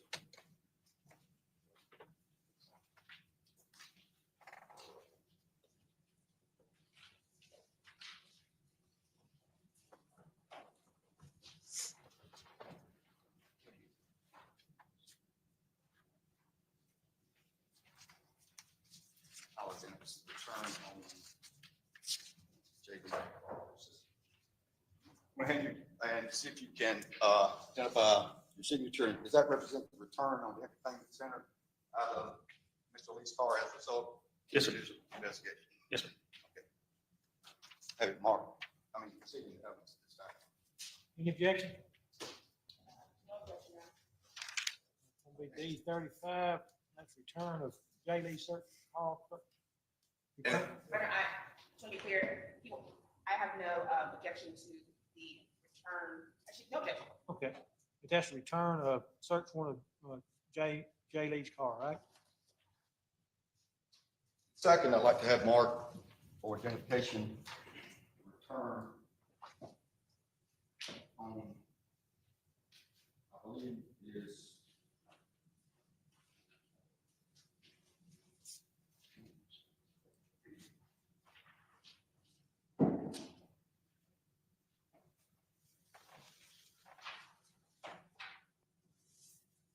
you did a search warrant on Mr. Harrington's car as well, correct? Yes, sir. And it was the information. It was it's called Burla. So the thing is Burla. It's a specific system where a investigator is qualified to go and pull the little black box infotainment system out of your car. That holds information associated with what the vehicle is doing. And vehicles that are newer, it's really good. And vehicles that are older, a lot of times it's not so great. So you received a burglar report, correct? Does that appear to be that report? Yes, sir, I did. Okay. And does that appear to be the burglar? Yes, sir. This appears to be the Burla report. Burla, B-E-R-L-A. Like that, it introduces this stuff.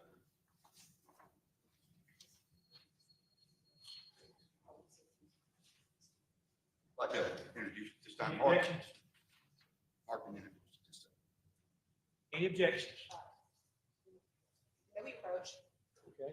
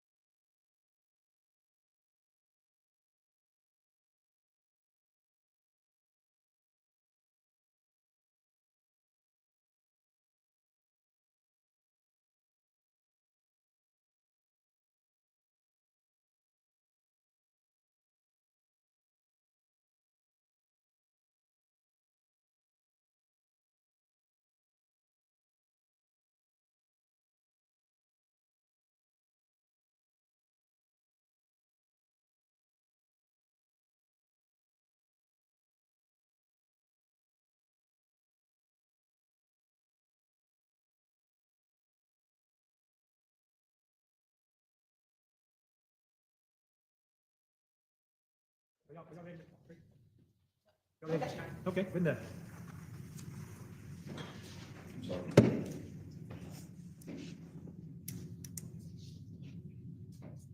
That appears to be the early report, is that correct? Yes, sir, it does. Now, you just testified, I believe, that Burley report and older cars sometimes, they're off a little bit. And in fact, y'all have a report in the file that says it may or may not be all 10 minutes. Is that right? What I know about Shelley the, McGuire got a report in there that says it may be all. I'm not sure what Shelley McGuire wrote in her reports, but I know that whenever I spoke with the people that did this borough, it was the information that I was given was that it was not good, so much so that they sent it off to Burla themselves. They sent the entire report to Burla to attempt to get them to reconstruct it. And whenever the things that they sent back, reconstructions that they sent back, they said were not fit. The reconstructed data should only be used as, Hold on a second. My question was, did you have a report in your file that your officer, your department, Shelley McGuire, indicated that it was all 10 minutes? I'm not Shelley McGuire, I don't know what she wrote Do in her you have a reports. report in your file that indicates that, Detective? Yes, Your Honor, he said he doesn't know what she has in her report. That's the answer. He needs to answer the question. Yes or no? That's all I'm asking. You have a report in your What, file? what's the objection? I didn't understand. Ask and answer. As to which question? Does he have it or not? Has he answered the question? Does he have it in his file? He said he doesn't know what she has in her report. That's what he said. Okay. I'll handle that with Ms. McGuire. All right, now, I want you to pull to this page right here on 07/08/2022.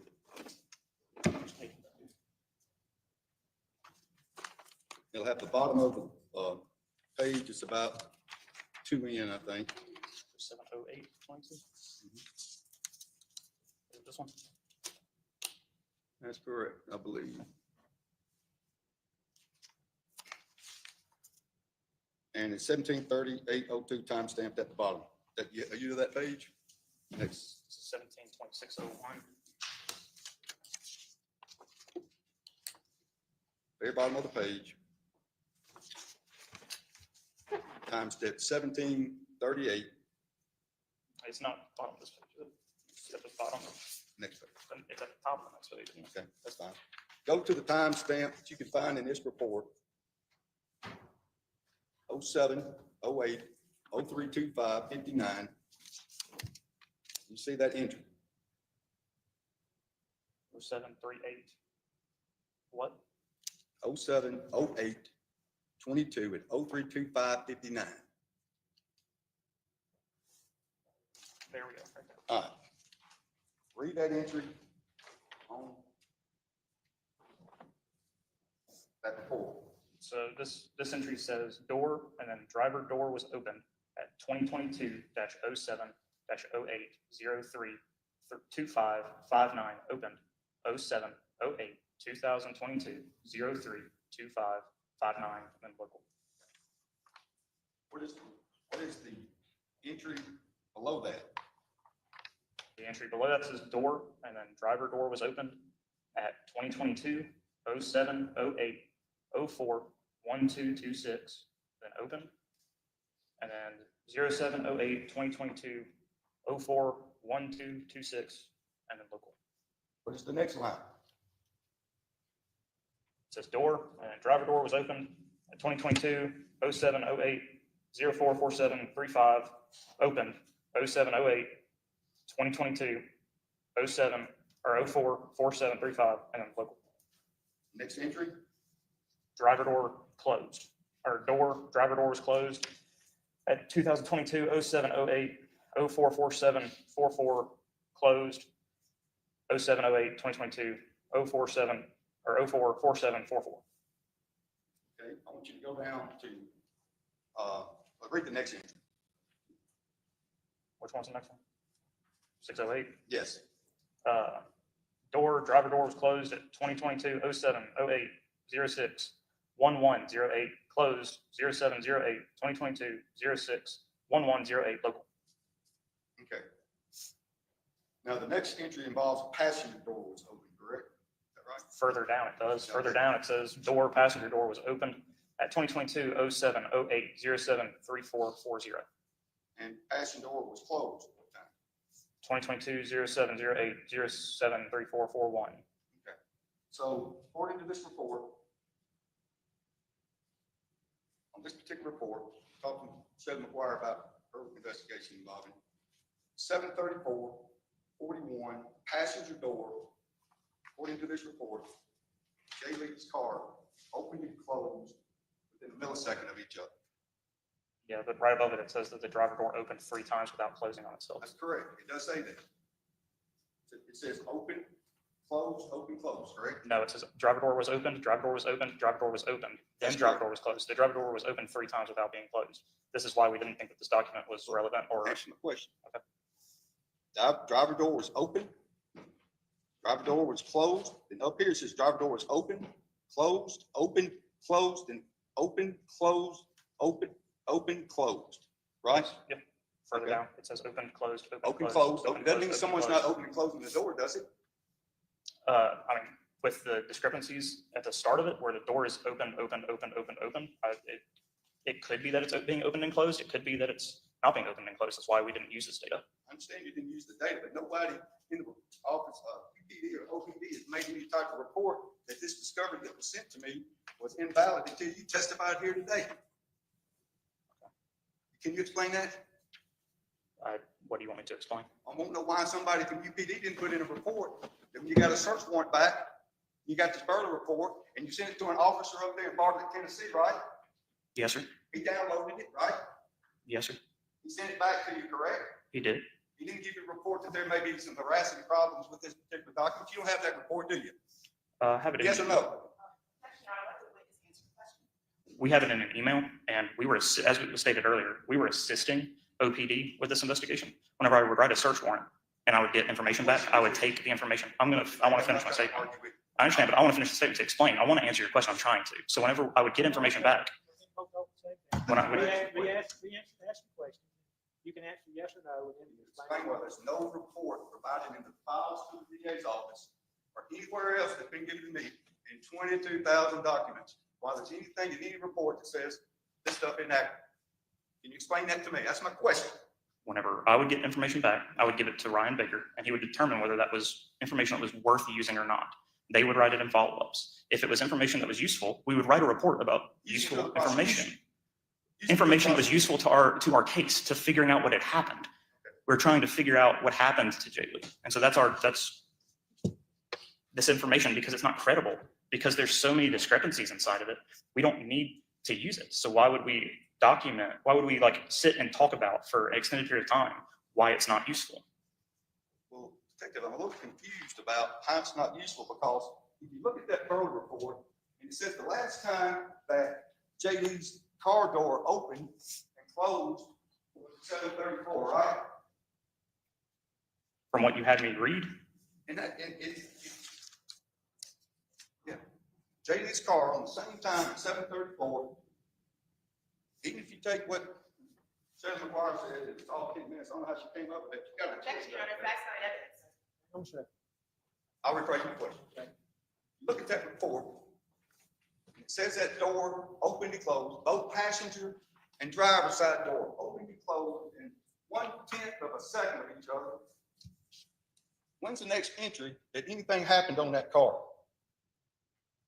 on the 8th, What it says time? driver door was open at 7:38:07.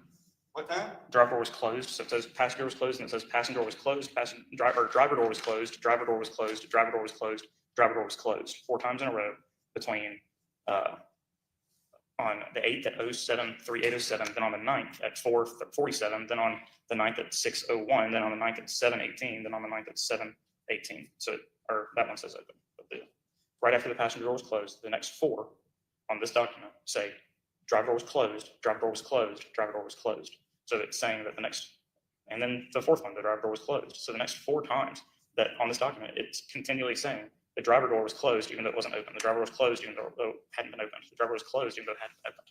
The next entry, my question was, when was the next entry after 7:34 was what time?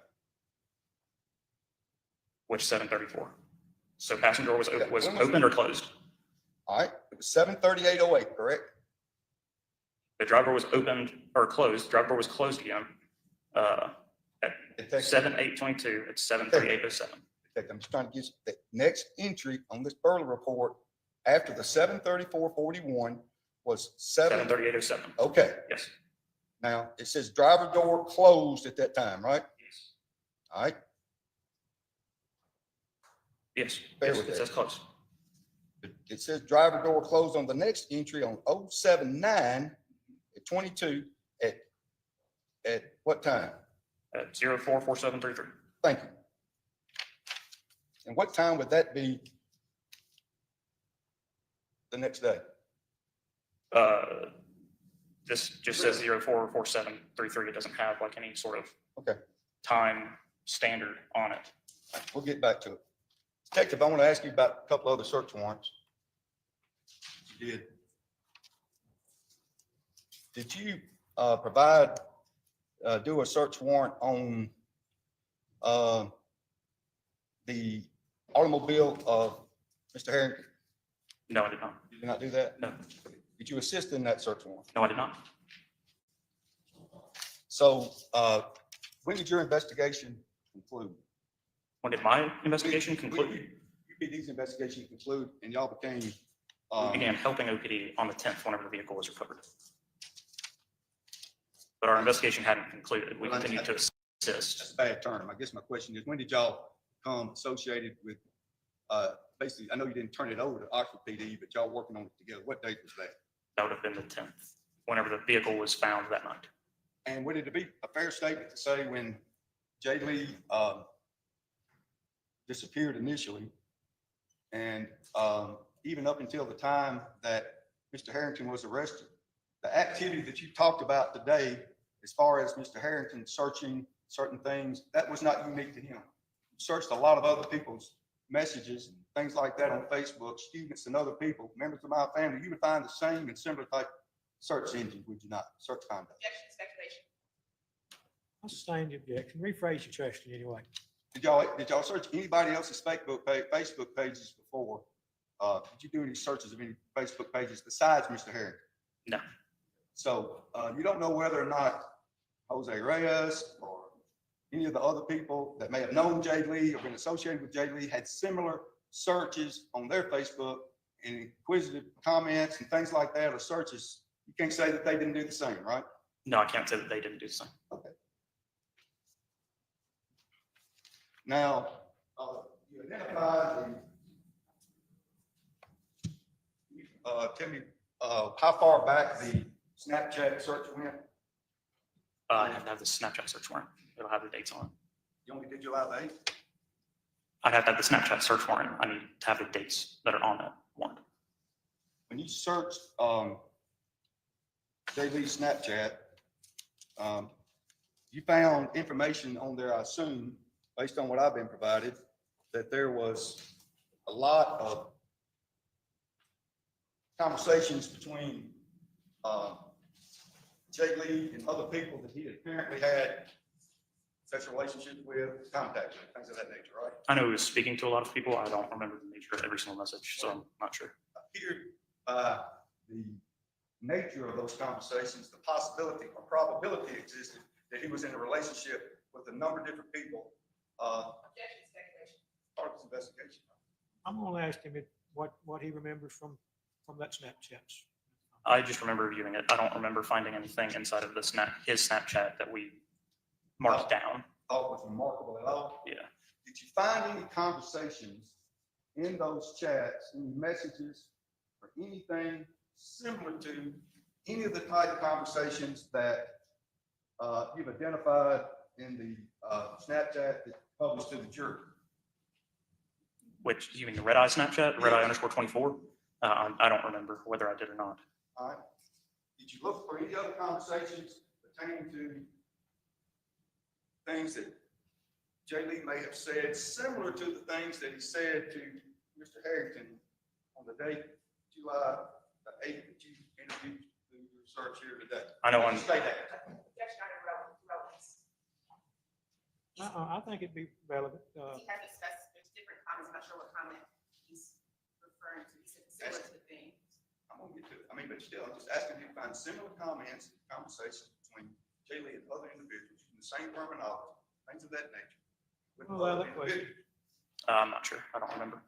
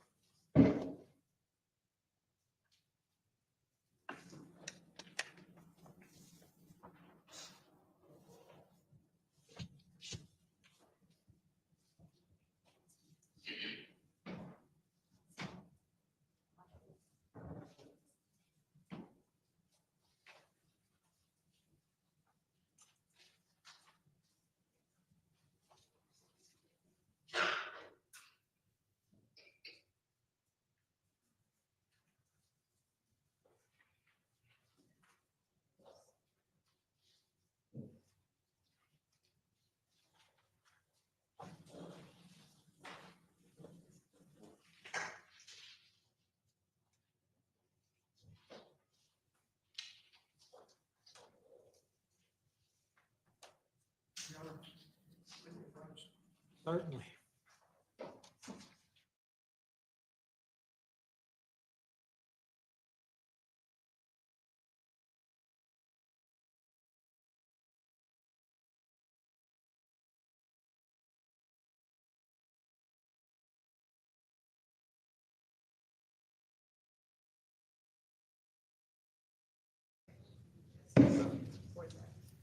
This is my introduction. I'm gonna,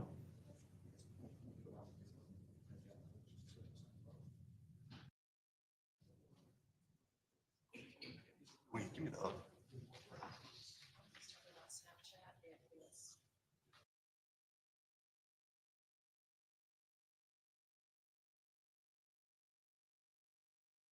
is that right? That's correct, Your All Honor. right, is there any objection, once he's laid a foundation as to what this is to those statements highlighted in blue?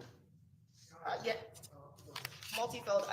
My objection first is, Your Honor, one of the statements I looked at, it's, when you read it in context, it's clearly flirtation. Obviously, we don't want to put it into context. It's also, that one was from like June of 23, but if you black out, it takes off the context. But I would also say, Your Honor, that we believe it's hearsay because it's the victim's, put forth as the victim statement. The reason that when we introduced the statement of Timothy Harrington is because that was the defendant's statement of a party opponent. But they have not introduced the extra exception for why that could be, is not hearsay. But, and then Mr. Creekmore had something regarding third party guilt. I don't see any, I would say this, I don't see anything in the statements that would indicate they're trying to establish a different suspect. Is that, No, sir. I don't see anything in the statement said. I don't think it's really relevant anyway. That's the case, then it's not. Well, I don't know what the Made similar purpose is. comments, just like they're just introducing the evidence to other people. I'm not gonna put the recipient's name in it. If it's saying, basically y'all have introduced evidence saying, are you gonna whoop me? Or am I coming over there for ass whooping or something like that? I think terminology was anyway. If he said something similar to other people, I'm going to, there's one in there I'm not going to. I just don't see that.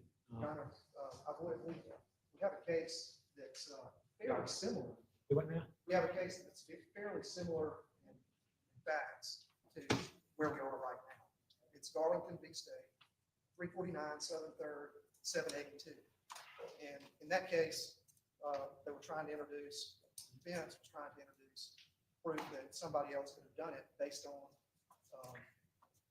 a statement made by someone that was not present to testify. And that's what we have here.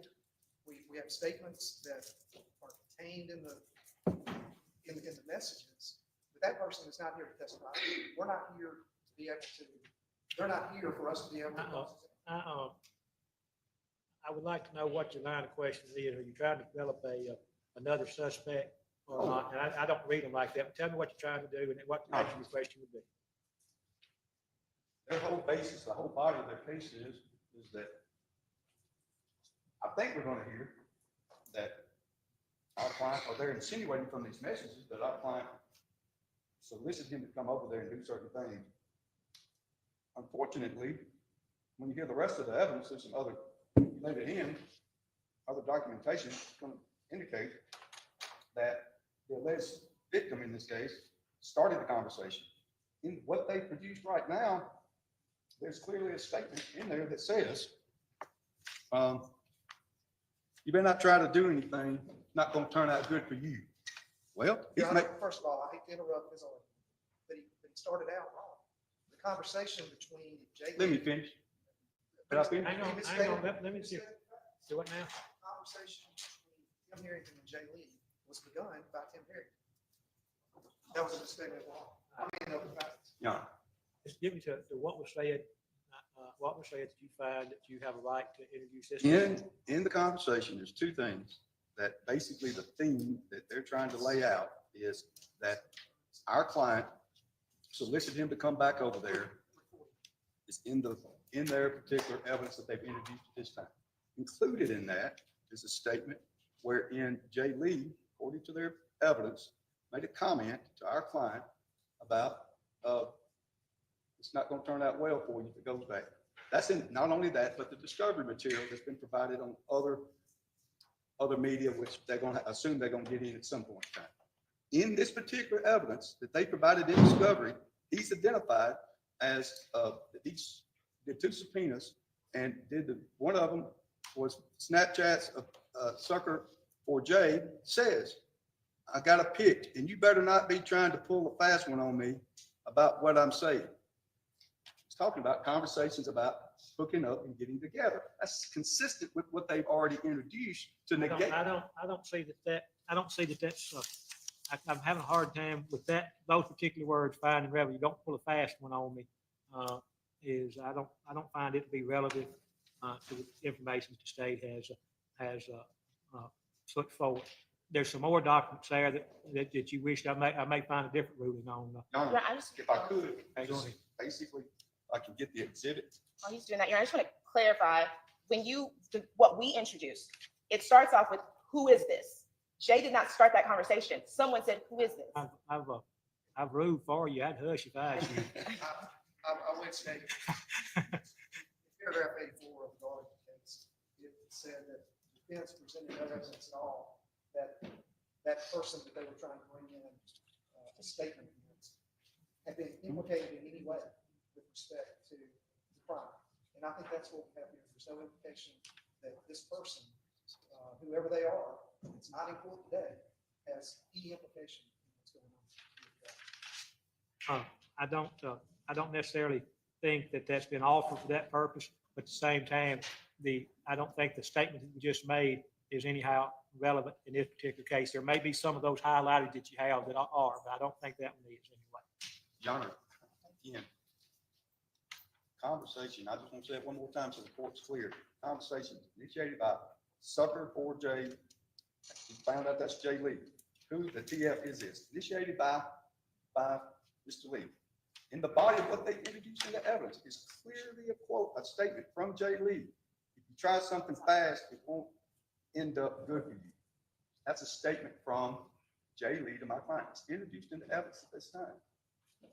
Similar statement made by Jay Lee that I've just spoken into the record to another individual during the course of a hookup, indicating to him, we're going to get together.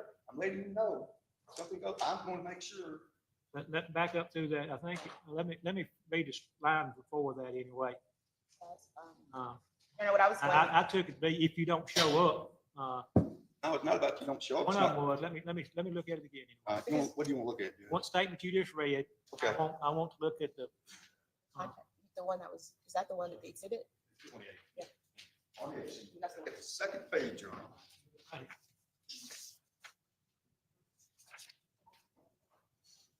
I'm not talking about Jay Lee's statement. I'm talking Okay. about the statement, the highlighted in blue statement, Okay. trying to question the witness. Right here. I don't know how similar those two thought processes to each other and have the exact same comment.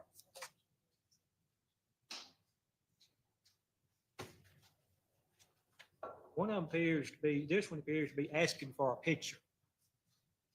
I got a picture and better not be trying to pull a fast one. I'm for about what I'm saying. Laugh out loud anyway. Yeah, I can't see it. I don't think that the context of asking for a picture is relevant to this particular case. You have, and I'm finding it's not. There was other documents there, that you were attempted to, and as I said, I'll judge them on a case individual basis. Second one is the comment that during the course of a conversation with an individual questions Mr. Subject 4J, Mr. J. Lee, whoa, physical assault already? And he says, I want to punch you. Then they get down having some conversations about fighting Let me see. later on, way down. All right, I won't go up, Read from the bottom up.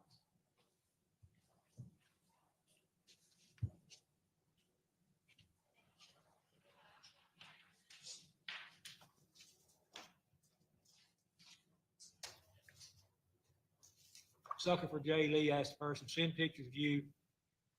The other person replies, when I lift weights, I feel like the Hulk. Sucker, Jay Lee says, you act like yours any bigger. The other person says, I'm positive, I've seen your arms. Jay Lee says, you sure? The other person says, no, because you can't hurt me. Jay Lee says, is that bad? And the other person says, whoa, physical assault already? Jay Lee says, I want to punch you. The other person says, that's crazy.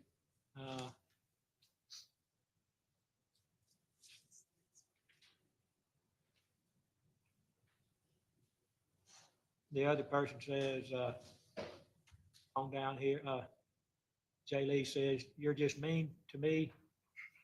And I think that'd be a frown in Thanks, emoji. Yes. frown. You're getting better, Judge. All right. The other person says, how? Jay Lee says, you're so mean. The other person says, I think, yeah. The Jay Lee says, F you. Other person says, I don't fight women. Jay Lee says, you want to fight? Do what? I think it actually goes the other way because he says, I don't fight women. And then Jay Lee says, F you. Jay Lee says, you want to fight? It's actually, from the timestamps around, I believe it reads from the bottom up. So it actually, he says, I don't fight women. I believe Jay Lee's response is F you. So it's like the conversation goes from the bottom up. I don't, okay, I see that. You want to fight? I don't fight does, women. goes F you. You're so mean. You're mean to me.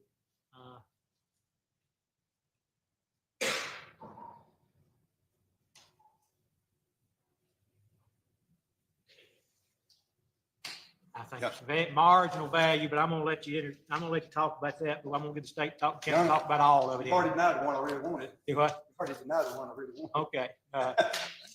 That one does not appear to be asking for pictures is what it seems to be in context to, and I find that's not relevant in this case. But on the one that, the one he just said there, if he introduces part of it, I'll let you cover the whole spectrum anyway if you like. And for context, he had a lot of different pages. Is it? That that's the one? information that I just read anyway. Mark that for ID right now. So I haven't introduced. I'm just gonna move on to something else. Okay. We're gonna move on to something else.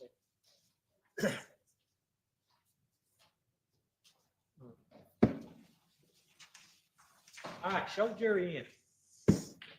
I will, Mr. Hogan, I want to make sure you know that the one that happened on the day of the July the 8th, you can introduce that if you want to. Kind of, probably before I rest, Two out of three ain't bad. I'll have him mark and I'll let you make it. Yeah, mark them and identify them. You think you can identify them with the jury sitting here adequately? Mr. Hogan, you think you're able to identify them adequately for the record with the jury sitting here? I don't have a problem with it. I think you can, okay. All right. You want to do that now? I do. I get that out of the way, Your Honor. Let me respect the one that there's only one that I denied you the right to qualify to object on, okay?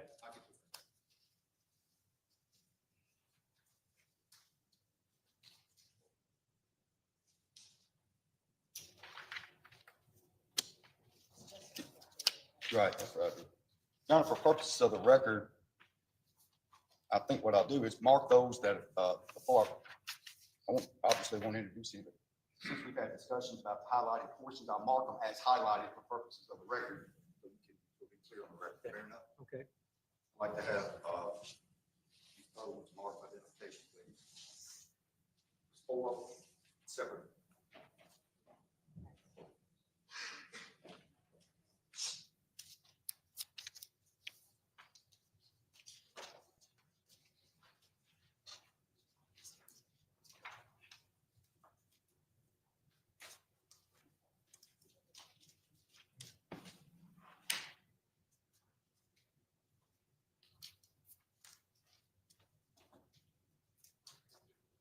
That's just one composite exhibit, is that correct? 137? You got 30? Do it separate. He wanted You separate agreed on it exhibits. separate. Okay, all right. I would like for you to state for the record the one that I denied you, whichever one that was.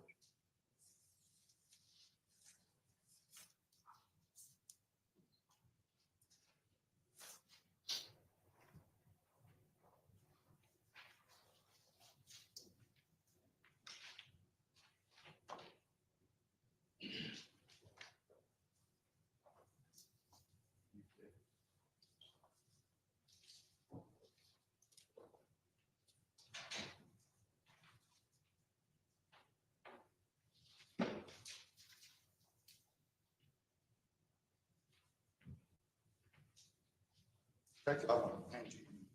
Mr. Hogan, before you get into that, I'd like to correct, but I don't know which number got assigned to each record. Court, I think, only denied the admissibility of the question of one. Please identify which one that was. Okay, okay, before we're through anyway, so the record be complete.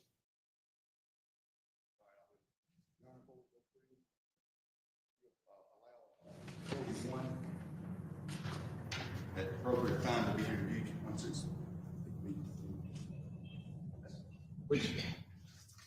What number? 41. Is that you when we hadn't talked about, or did I get lost? Or did I lose? Tell me you want me to let you know which one was the exhibit that you said wasn't this one. All right, I had 30, how many of you had 4 documents? What was 37 is the return. Okay, 37 was returned. Okay, that got me off of, I didn't get that. Your Honor, can we approach just briefly? Okay, let's make it real brief. Yeah, the judge say, I'm tired of y'all approaching. Make it quick. Make it quick. Let's get back to it.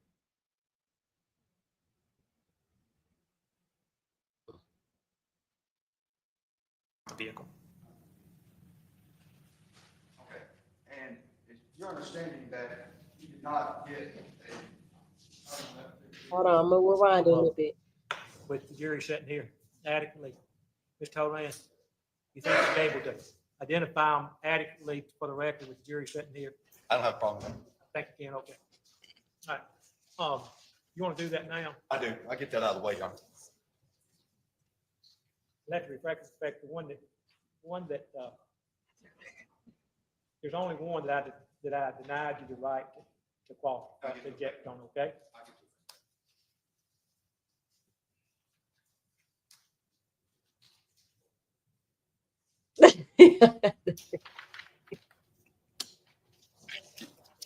Right, that's right.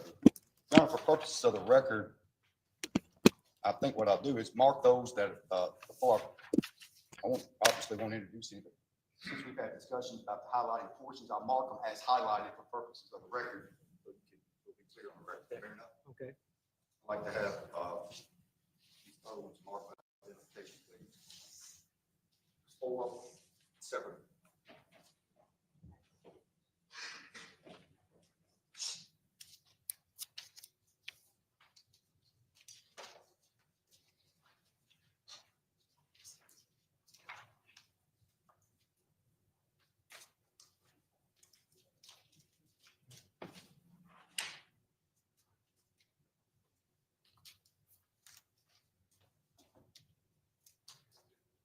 That's just one composite exhibit, is that correct?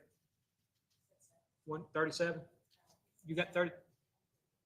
Do it separately. Just wanted You were separate. going separate. Okay, all right. I would like for you to state for the record the one that I denied you, whichever one that was.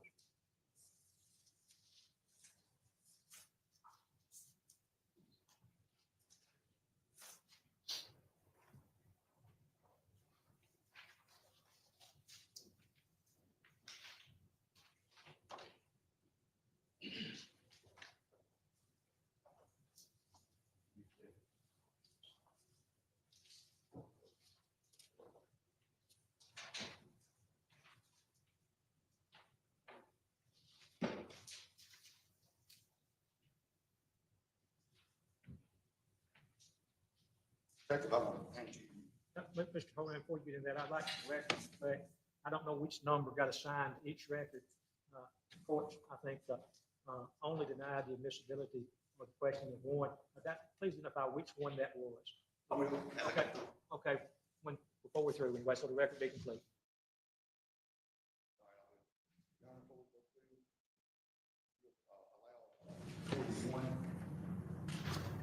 At appropriate time to be reviewed once it's. What number? 41. Is that you when we hadn't talked about, or did I get lost? Did I lose? Tell me you want me to let you know which one was the exhibit that you said was admissible. All right, I had 30, how many did you had 4 documents? What was 30? 37 is the return. Okay, 37 was returned. Okay, that got me off of, I didn't get that. Your Honor, can we approach just briefly? Okay, make it real brief.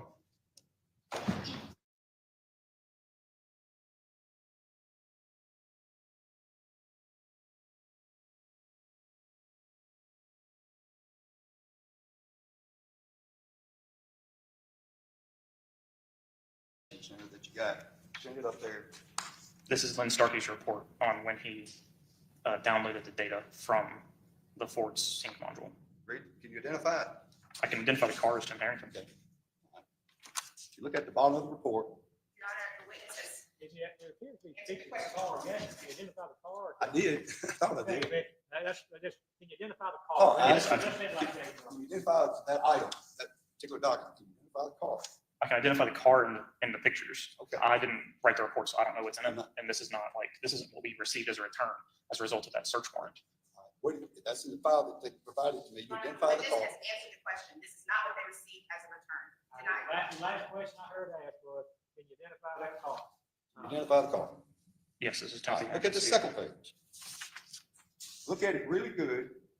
Not a trick question. Can you identify, read that page, can you identify that particular item?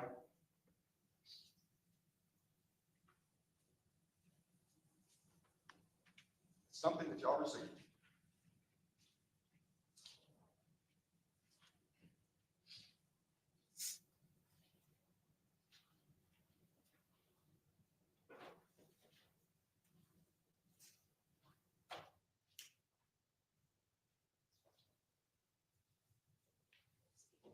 I mean, personally, I don't know what this is in the picture. I can't explain. It just looks like a hard like piece of technology to me.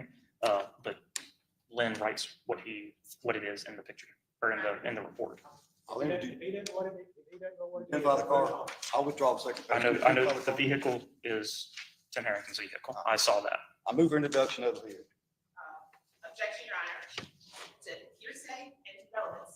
This is hearsay because although it was received via a search warrant, there's no certificate of authenticity. He's saying it's a vehicle. If you want pictures of the vehicle, redact all the language off of it. Your Honor, it's hearsay. I don't know what's contained on the thing.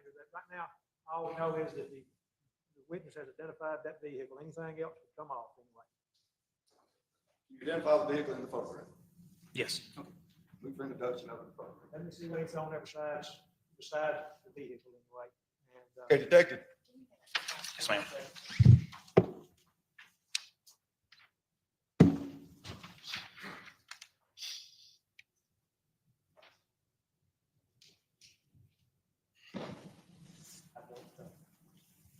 Your Honor, it's admissible. I don't think there's anything that hadn't been, they did a dump on anyway. Your Honor, can I just, I don't want to belabor the point. This is a report Agency report, Objection, Your Honor.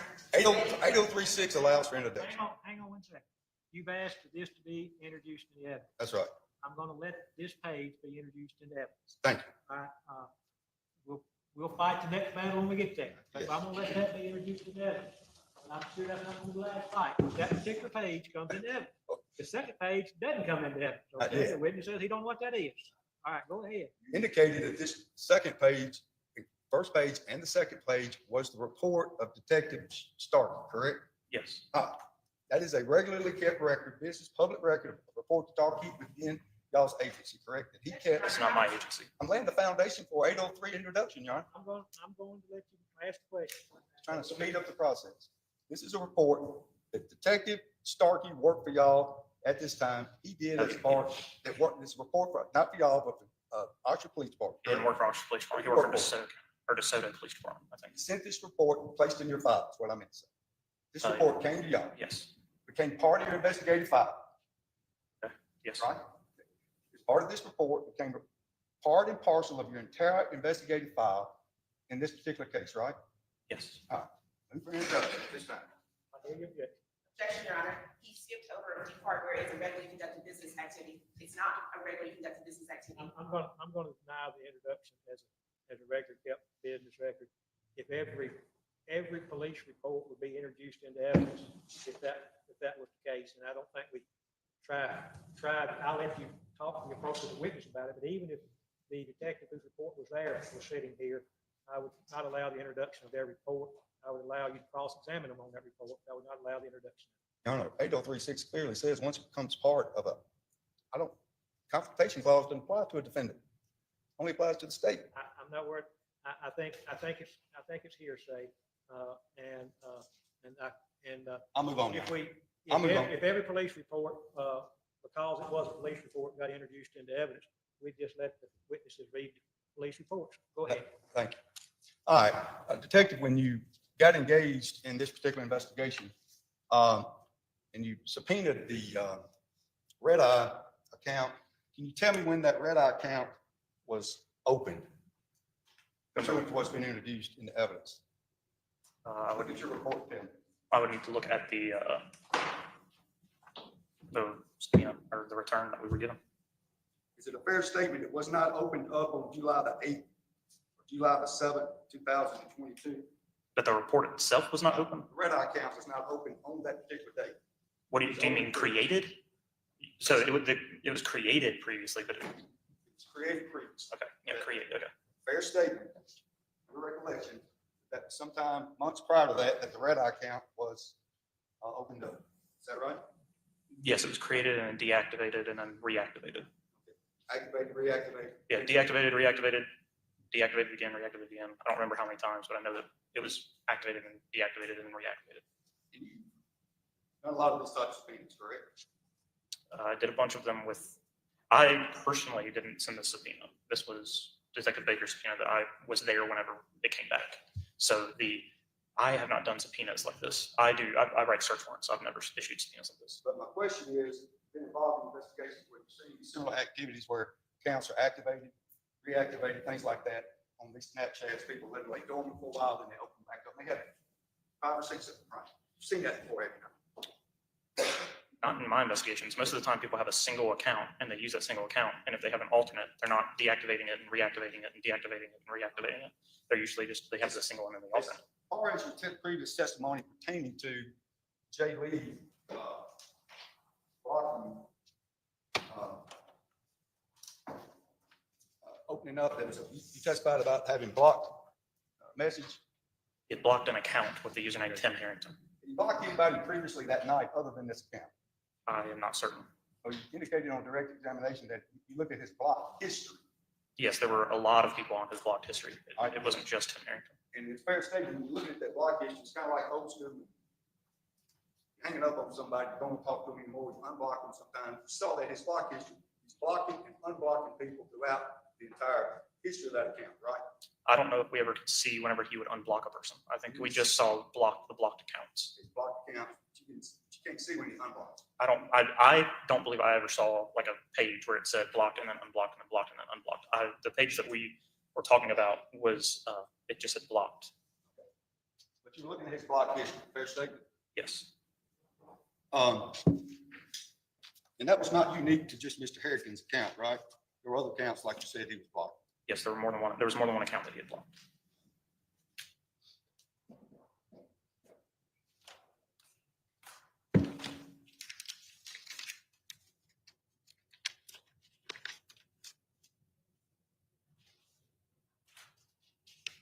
Now, you recall the first time that you went out to Molly Bar Apartments and engaged yourself in knocking on any doors? I don't remember what day it was, Spencer. Did you look at your report, got your report with you? I didn't write a report about that, I don't believe. Be consistent with somewhere around early on in the investigation, right? It would have been early on in the investigation. It would have been around the 10th or the 11th whenever we found the car. And did you make any report or anything like that? Or have you seen anything in your report that indicate which doors that officers went to and not to see who may have been home, who was residents at that, or did you compile any summary pertaining to that? I didn't create a summary pertaining to that. No, Did not? You know what officer may have done that? I know a lot of officers that did that. You don't know which one did it? I'm not sure which one.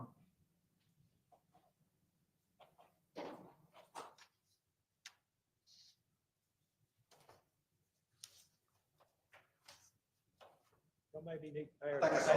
well, I was just going to say we may be running late tonight, but we may not be anyway. Redirect.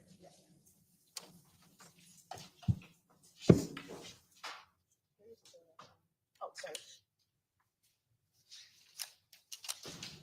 Sergeant Douglas, I want to give you an opportunity to explain, we'll go back to the Burla. They were talking about the Burla. Explain what the Burla download from Jay Lee's vehicle. Give you a full opportunity to explain what you were trying to say about why you all didn't rely upon it. So whenever we got the return from Jay Lee's Burla, we didn't believe that the information was credible because there were multiple times where it would say like driver door opened, driver door opened, driver door opened, driver door opened, but it was never closed. And so the driver door can't be opened 16 times and never close.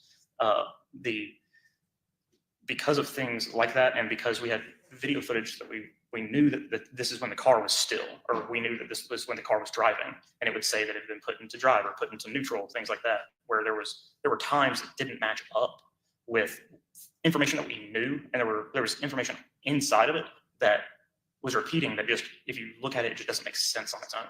And so we didn't believe that the information inside of the Burla reports for Jay Lee's car were credible. And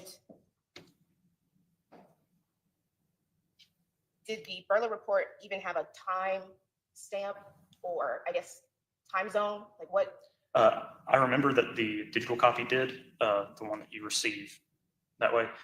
This one doesn't say, but I know that both of them had converted it at some point, but I'm not sure what they converted it from or what they used to convert it. You were asked about the searches on the Facebook, Timothy Harrington searches for Jay Lee. Facebook, when did the BOLO go out? Which I believe is be on the lookout. When did that first, if you remember? I don't know about the BOLO. I know that the public service, like the public announcement on Facebook and all that kind of stuff, that went out on July 10th. And after that came out, did several people reach out to you, to UPD and to OPD regarding to help with this investigation? Yes. Okay. Yes. Was Khalid Fears one of those people? Yes. Okay. And why did he reach out? He had spoken to Jay Lee Okay. the night that he went missing. And did Timothy Harrington reach out? He did not. One final question. When was the Red Eye 24 account closed?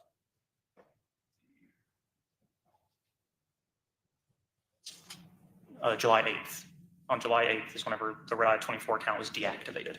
So it was deactivated on July 8th. Yes. No further questions, John.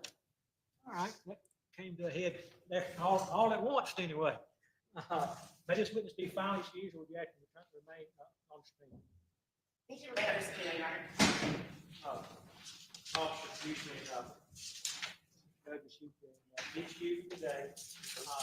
Can't be in courtroom. All right, loves.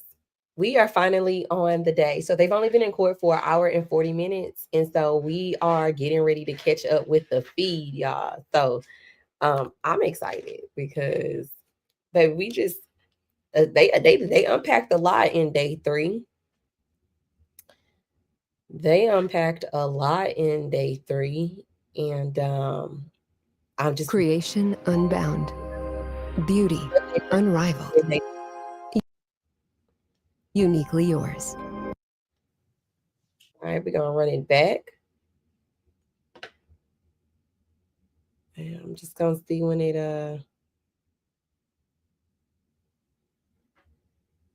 it starts. Okay.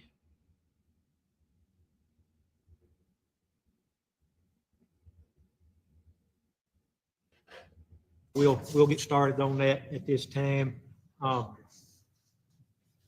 Are y'all, They've got some witnesses in the courtroom inadvertently. I don't think it was intentional. all right, make sure you don't have any witnesses in the courtroom. Since I don't know who they are, I can't help you. If you've been subpoenaed to be in the, as a witness in this case, you'll need to leave the courtroom. And, all right, Okay. Any witnesses here in the courtroom have been subpoenaed to come? All right, thank you. Your Honor, Before we start, Your Honor, the state had some matters they wanted to bring up to the court, that's all.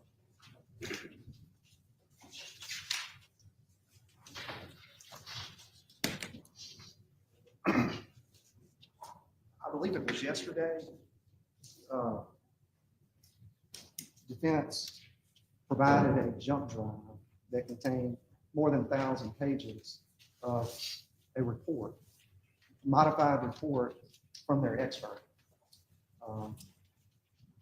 I think it's late for providing that kind of information, especially in that what type of volume. expert are we talking about? It's the digital media expert, forensic expert on computers, digital media. And if you recall, Your Honor, we had the state had requested notice of an expert for the state. We had a hearing on that in Ripley. And we had provided a one page, basically a page and a half of what she was going to testify to. That was in that hearing in Tippah County. The court said it was, too close to the trial. It was Tuesday of last week, Tuesday morning of last week, the state produced November 5th or 6th, I believe, and provided an opinion that she was going the to. substance of her testimony was provided Tuesday morning of last week, like Tuesday before Thanksgiving. About a page and a half. when did we- Your Honor, in response, I represent to the court, I think in our 4th supplemental discovery response, I believe we identified Mr. Coker as the witness almost a month and a half ago. And as the court recalls, I made some arguments previously about the fact that due to the late discovery, getting the computers, we were in, or the computers from the Detective Baker, we were scrambling to get an expert. We got the expert. And then, of course, it's a lot of documents, a lot of things we had to look through, and he's basically going to provide a report to them in a condensed version. Going to right now, have you got a report other than 1,000-page report, 140-page report. 140-page report? That was provided some time ago, I believe. The first report was provided sometime in, I think the Friday before we went to Ripley. No, that was provided the day after the hearing. The 143-page report was provided next day. Someone from their office came late that afternoon to the DA's office and hand delivered it to me on that Tuesday. Not, regardless of that, Your Honor, he was disclosed some time ago as to being an expert. I don't know if I'm gonna deal with this issue right now before the jury comes in, but I'm gonna want to know what was disclosed when the disclosure was made. The We can get you a- disclosure on the state's witness, the disclosure, I believe it was made on state expert, made on November 6th, that we're going to be testifying, and it really wasn't much of a disclosure until substantive report was not provided until, substantive testimony until Tuesday before the trial to start on Monday. We got a jury sitting back there. I want to be figuring out what was disclosed to the state, when. Y'all be thinking about that.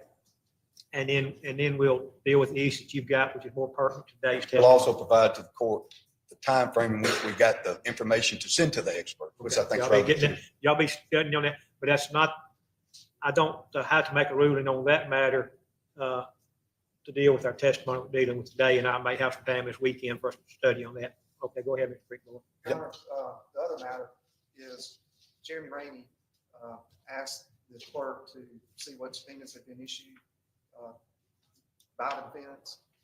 And the deputy clerk printed out a series of documents that I would like to have marked for identification, just for purposes of this disclosure to the court. You can mark anything for identification anyway. Let me get to where I'm at. That's gonna be S43, is that right?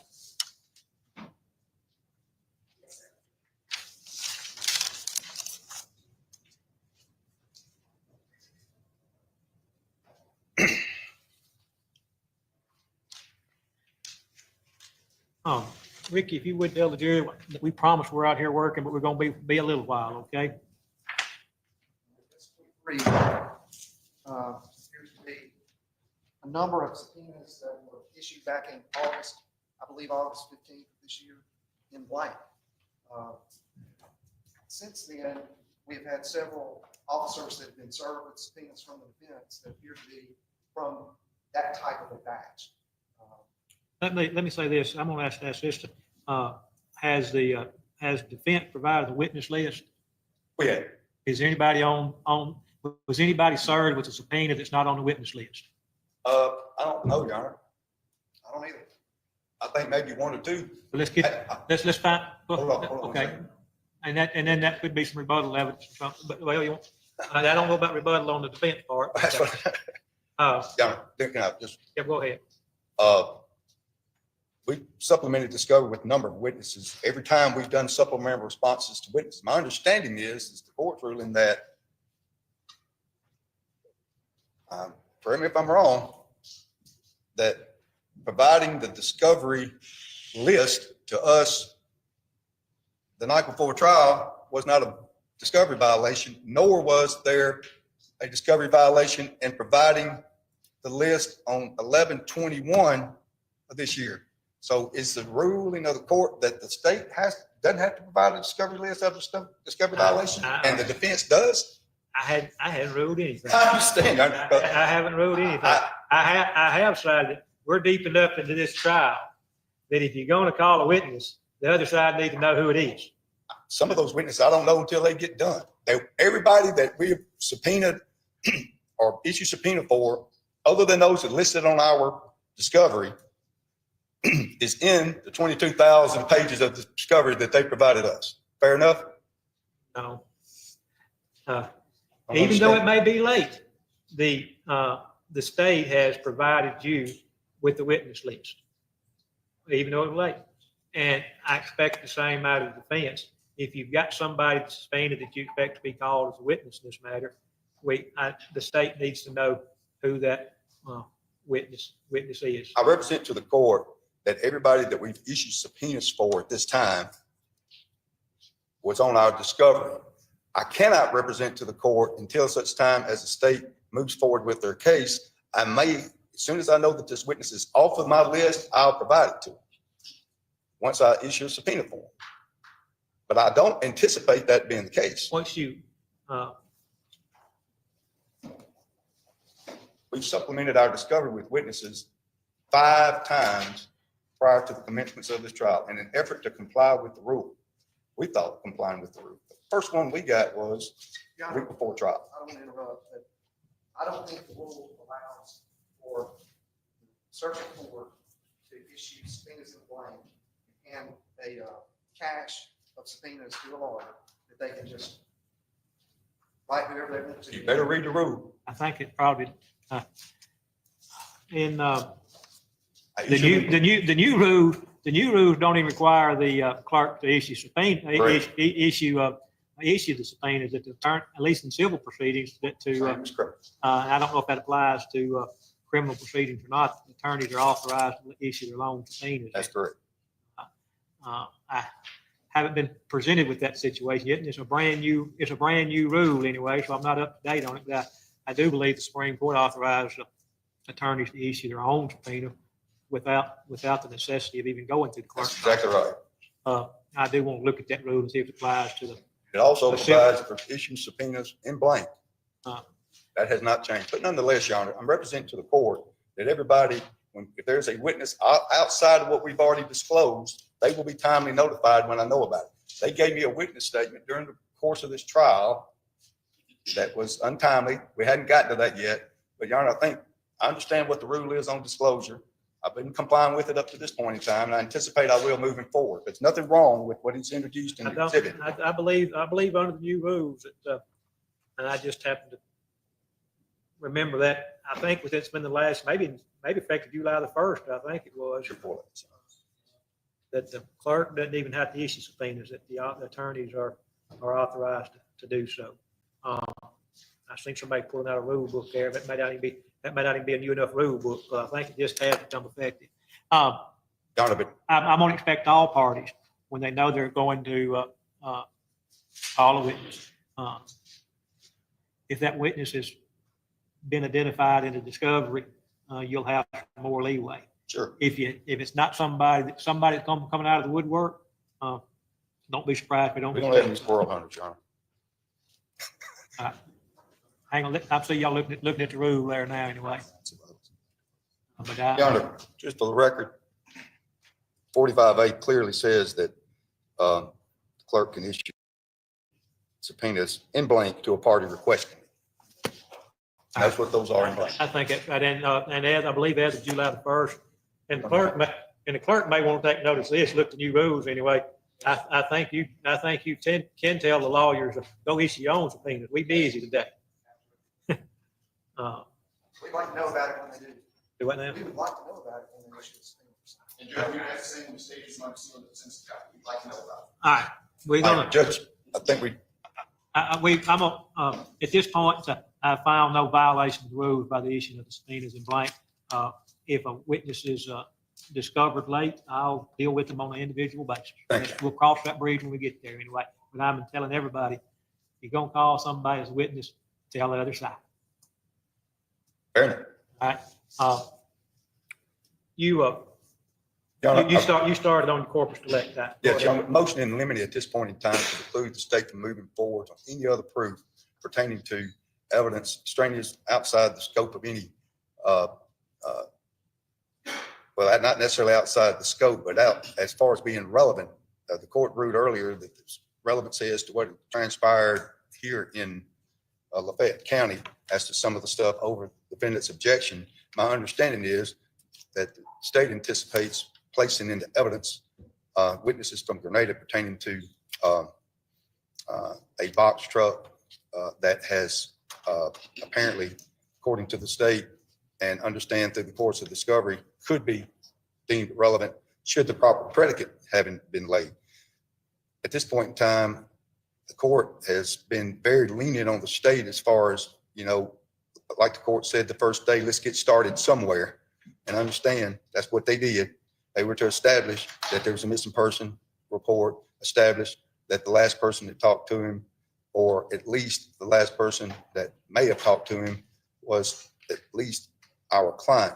That's as far as we've gotten, Your Honor. Now I understand they want to head to Grenada, start introducing videos in Grenada without any connection to any crime or anything whatsoever. The problem that is created for the defense, Your Honor, as far as objected constantly on grounds of relevancy, and the court has been very liberally in its approach to allowing the state to introduce conversations between apparently our client and the alleged deceased, and allowed to do so over our objection as to hearsay, objections to relevancy, all those things. At this point in time, there's been no connection to any evidence of a crime having been committed. All we got right now is somebody talked to somebody on the phone. was seen apparently in close proximity to the individual's car. Your Honor, at this point in time, under Pitts versus State, which is a real old case, 43 Mississippi 472, two things that have to occur before you go forward on a homicide case, in all cases really. First of all, when it pertains to homicide, you have to prove the fact of death. Second is the existence that there's some criminal agency that caused that death. And it states in there, the former must be proven by direct or presumptive evidence, but the latter must be established by circumstantial or presumptive evidence. And that's the order in which they have to do that, Your Honor. We've gone kind of Back up on that. The first being that there was the two elements, one of them direct or run over that statement there with me again anyway. Hang on, let him have his say and I'll give you yours. It's a whole case. Basically, it says first is the fact of death. The former must be proven by direct testimony or presumptive evidence of the strongest kind. What is the first? Fact of death. Fact of death. Okay, go ahead. Must be proven either by direct testimony or the presumptive evidence of the strongest kind, but the latter may be established by circumstantial evidence or by presumptive reasoning upon the facts and circumstances of the case. It also states that a dead body or its remains having been discovered and identified as the person charged to have been killed, and the basis of the corpus delicti being thus fully established, the next step in the process and the one that serves to complete the proof of that indispensable preliminary fact is to show that the death has been occasioned by the criminal act or agency of another. Prove a death, then you prove criminal agency. And we allow them to go forward with, in this case, by just doing the missing person, conversations, things of that nature, videos over our objection. And our position is, Your Honor, that should not have occurred. And it's also putting us in a situation where when we're objecting to certain evidence as being hearsay or things of that nature, and the court says, well, these are conversations between these two individuals and other individuals. Well, on the grounds of relevance, anything in all this pile of exhibits here ought to be relevant. We shouldn't be discriminating as to whether or not a conversation that was 2 weeks earlier between Jay Lee and some other guy is too remote in time, because we don't know if it's too remote in time or not, Your Honor, based on what they presented. The manner in which they presented their case, it should not be any reservation for this court to say, get it in, any conversation. They're asking the court to make determinations on what's relevant as to what occurred on the date in question by virtue of the fact, because asking the court to make quantum leaps as to whether or not anything occurred and proof moving forward. That's basically what they're doing. It's just like a 911 call. When you get a 911 call, someone says, well, someone's hurt at a house. The next proof is we're going to put into evidence there's a gun somewhere and say, this is not the way you try any case, Your Honor. You can't do that. You have got to prove corpus delicti in a fashion that is done. Prove that there is, in this particular case, a death, and circumstantial evidence or direct evidence that supports that there's some criminal agency that caused that death. What evidence of criminal agency have they put on at this point in time to allow this proof to come in about things that occurred in Grenada County? What evidence have they put on to support any of the videos that they've introduced at this point in time? Nothing. They got a missing person. I understand that. His car's driving through town. Very confusing to the jury at this point in time. But what put us in a bind, Your Honor, is when we approach the rail and we say we're arguing about exhibits 31 through 37 and whether or not this officer can testify about this report. None of those objections should in any way, shape, form, or fashion even come close to being granted, because the court has no information as to what's relevant moving forward. Your Honor, we just need at this point in time to get back to Oxford and let them put some proof on at this point in time that there is a crime that's been committed before we drive back down to my neck of the woods and start putting videos on. That's not asking too much, Your Honor, to follow the law. And you did say the first day we got to start somewhere, and we did. But now's the time for us to stop it. And I don't think we should have started it in the first place, but now's the time to stop it, Your Honor. All right, I'll hear from the state. I have a number of cases on corpus delicti. Law is basically the same last 200 years. All right, go ahead. Yes, Your Honor. It was honestly very hard to follow defense counsel's argument because it was nonsensical. I will say that the defense cannot tell the state how to put on their case. Corpus delicti is first, you have to prove that there was a death and that the fact of the death, that someone has died. That's element one. And two, element two is that that person died as a result of a criminal action, criminal agency. None of that case law tells you the order in which you have to prove it. It does not say that. The case law just says there's two elements to corpus delicti. It does not say, oh, you have to prove this and then you have to prove this. I too have read all the cases in Mississippi on corpus delicti, and it does not say that. You could, if you want to interpret it in that way, because it says there are two elements, then you can. But as defense counsel, he is correct in saying that the first element of corpus delicti, a death, it is proven by either one, direct testimony, or two, presumptive evidence of the strongest kind, which can also just be circumstantial evidence. The second element of corpus delicti can be proven by circumstantial evidence as well. Your Honor, all of this, obviously we do not have a body in this case. Obviously, because of that, we're proving a circumstantial case. Your Honor, to say that it's remote in time, as to messages with Jay Lee from 2 weeks ago, we know he was still alive based on the proof. We know he was still alive back then. So if you say those messages, how are they? They are remote. He wasn't killed 2 weeks prior to this. His digital footprint stops after he went to Tim Harrington's home. The evidence that's come forward right now, Your Honor, is that Tim Harrington invited him over to his house, his apartment. That right before he got there, Tim Harrington Googled, how long does it take to strangle someone?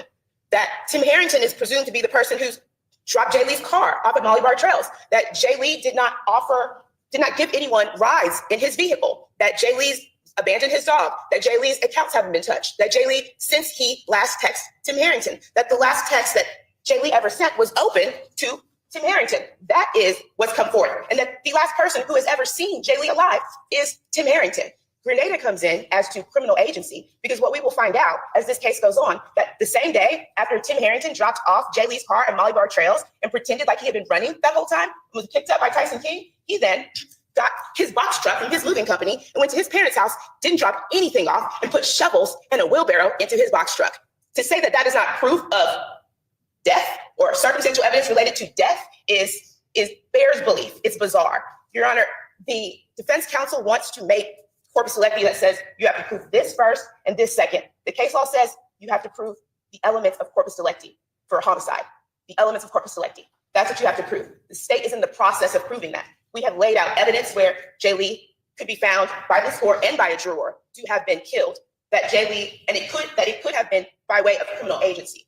And we're still in the process of presenting our proof, Your Honor. We haven't even finished. But to say we have to present it in the order that defense counsel would like us to present it in is, there's no case law in Mississippi that says that. We get to put on our case. Further, I would say, Your Honor, that this entire thing with the witnesses from Grenada, the truth is that they wanted to exclude all of our witnesses based on, or all of our evidence, because they know the guilt of their client based upon procedural issues, because they didn't think that we would be able to get all these people in here to testify. Now that we have them, now that they're coming in to testify, to authenticate and all these videos, now there's another problem. Well, if that was always a problem, why didn't you file that motion in limine before trial? Oh yeah, because it's not about that. Because you really want to do this, because you know that makes your client look even guiltier. And that's what's going on here. All right. I'll give you a chance to respond. His case lays out basically what you have. I've read the Pitts case while I've been here. Yeah, the next step in the process, complete the proof. I don't know what I missed in this particular trial, but I heard the officer testify that the phone was pinging at a location away from close to Stone Park. That's no evidence that Jay Lee has perished. There's no criminal agency been established at all, Your Honor. All this stuff about the notice of intent, all this stuff is irrelevant to what the court has got to do here. Your Honor. I'm familiar with your arguments anyway. Your Honor. Court's ready to rule.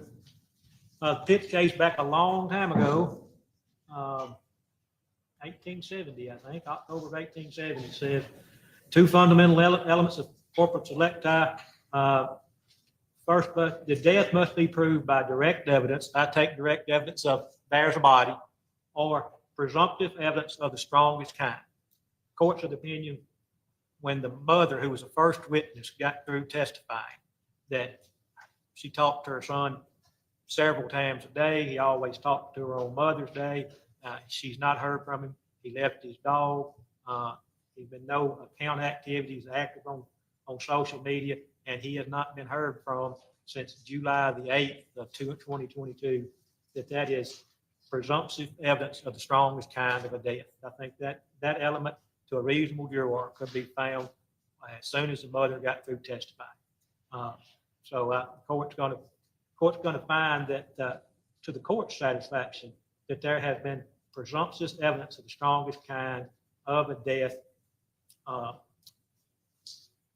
Has that test we've had that testimony in this case, and the criminal agency may then be established by presumptive reasoning upon all the facts and circumstances of the case, i.e. circumstantial evidence. And the state has set about offering circumstantial evidence of the criminal agency in this matter. I think that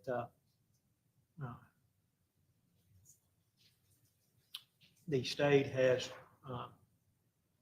put on sufficient evidence at this time to warrant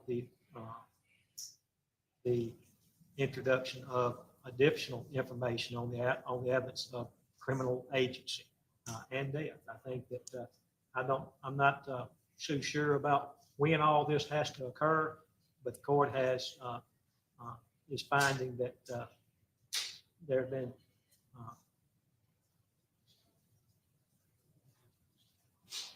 presumptive evidence of the strongest kind of a death in this matter, and I'm going to let the state continue to put on its circumstantial evidence of criminal agency, and that's so. I've heard your objections, and the court's going to make that ruling. All right. Are we ready for our next witness? All right. Let's take just a couple minute breaks, and then we'll get started.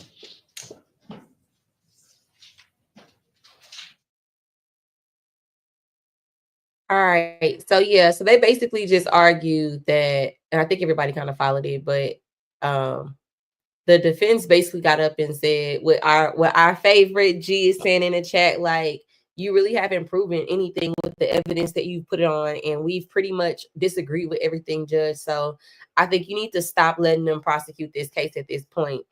The state then gets up, makes their argument, which was a damn good one, that they, by the letter of the law, they presented enough evidence to support something is gone, or there's some type of murder occurring, or something happened to Jay Lee, and they presented enough evidence to support that. And so the judge just ruled that, yeah. Other than media coverage this matter,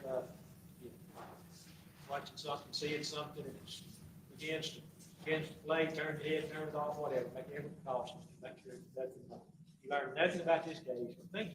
All right, he's gonna let the state continue to put on their case. They're getting ready to call the next witness. Y'all, this is day 4, so we are. You may. Tell the jury who you are. My name is Leslie Christian.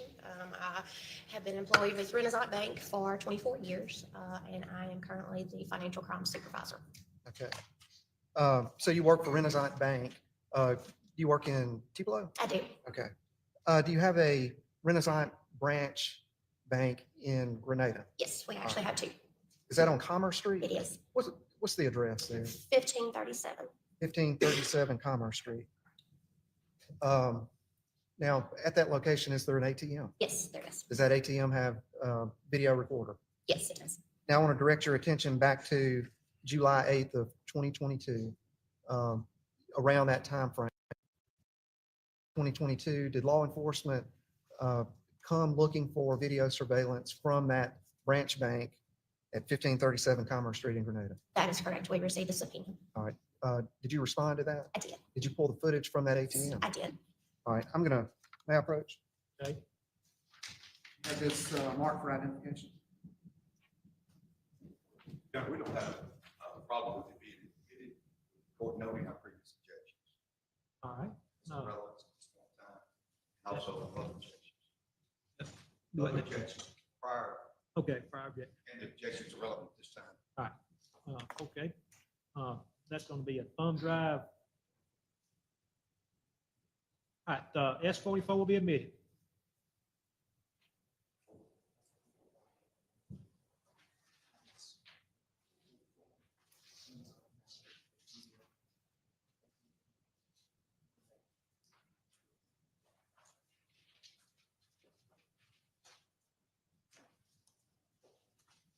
believe what we're going to do is just put a frame of that exhibit up, and I think you'll be able to see it on the monitor.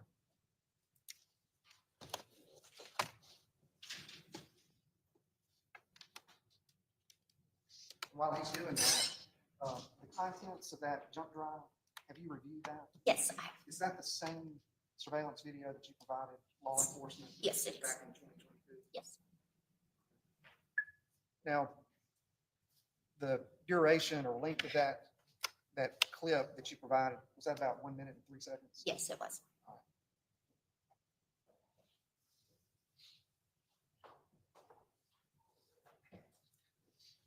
All right, can you see the image Yes. on your monitor? Now I'm going to direct your attention to the timestamp. Was that date and timestamp accurate? Yes, it was. All right, so where it says, it's got 2022 first, referring to the year, correct? Correct. And then the date would be 7/8, Right. which is July the 8th. Right. Is that correct? That is correct. And then the time stamp on it is 18:55 and 14 seconds. Correct. Is that correct? That is correct. All right. With that, looking at that time, would that be AM or PM? This would be military time, so this would be 6:55 p.m. 6:55 PM is the correct time. Correct. Was the date and time accurate? Yes, it directly matched to a transaction that we were able to find a record of.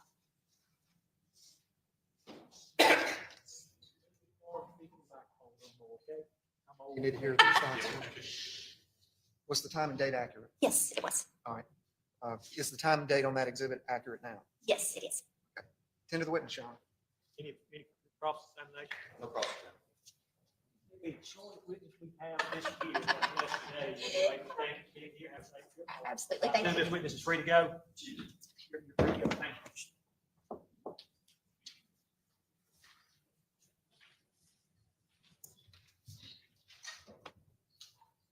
Who'd you call as your next witness? Say we call Dana Hood. Who? Dana Hood. Dana Hood. Somebody, get Dana Hood.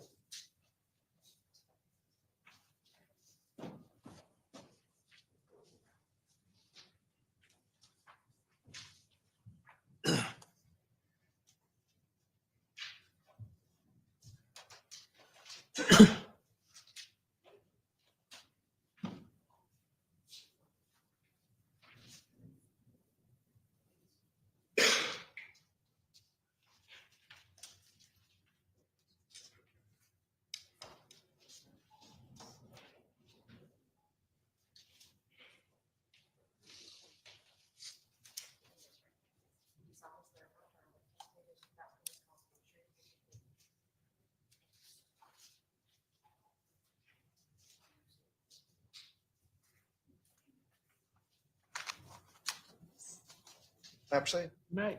Tell the jury who you are. My name is Dana Hood. I'm the office manager of Family Time Cleaners. Okay. Back in 2022, was that cleaners, RNS cleaners? Yes, it was.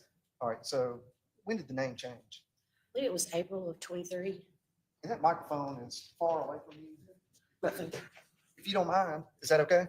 so, All right. So when did the name change from RNS cleaners to, what did you say? Family Time Cleaners. Okay, I Family believe Time. it was April of 23. But back in July of 2022, it was RNS cleaners, correct? All right. And what is RS cleaners A dry cleaning business in Grenada? in Grenada. What is the address? 1793 Commerce Street, 1793 Commerce. Commerce Street, Grenada. All right. Now, what do y'all do? We launder clothes and all kinds of items. Is it like dry cleaning? Dry cleaning, yes. Now, back in October of this year, did law enforcement come looking for a video that was provided by RNS cleaners back in 2022? Yes, they came and Did you review that video at the time? I did. And did you provide a certificate of authenticity to that video? I did. All right. Now then, if I can have this marked for ID. It's 45.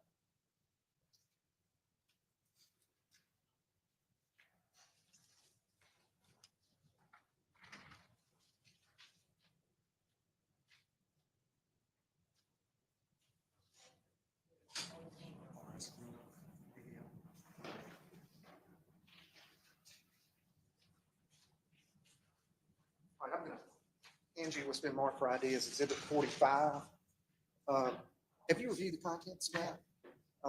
Is that the same video that back in October when you authenticated it, accurately depict what you authenticated back in October? Yes, All right. And did you review that exhibit this morning? I did. And verify that it was the same video? I did. Now then, when you did that, you signed and dated it, correct? That's correct. All right. Now, can you tell the jury whether whether you reviewed the timestamp and date of that I did. video? Was that accurate? It was accurate. Can you tell the jury how you determined that it was accurate? It's on the camera footage, it's timestamped, and on the receipt that we printed out when the customer brought the clothes in is also timestamped. They were consistent. Did you look to see whether there had been any issues with the receipt system and the surveillance system? Whether There they were no issues. No issues with it whatsoever. And the system that you have now, is it the same? It is. And is it accurate today? Yes. All right. Your Honor, at this time, the state would ask that that be received into. Okay. All Other right. than one statement, please. All right. It'll be S-45 will be admitted.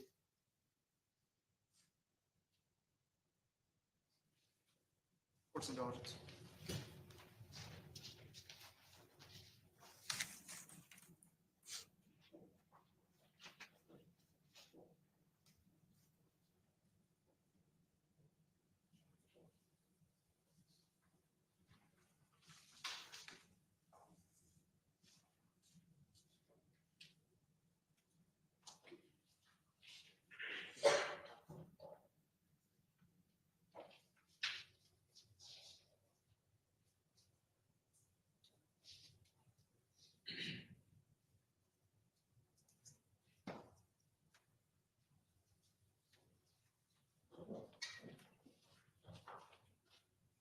The receipt that you used to verify the accuracy of the video surveillance, do you have that with you today?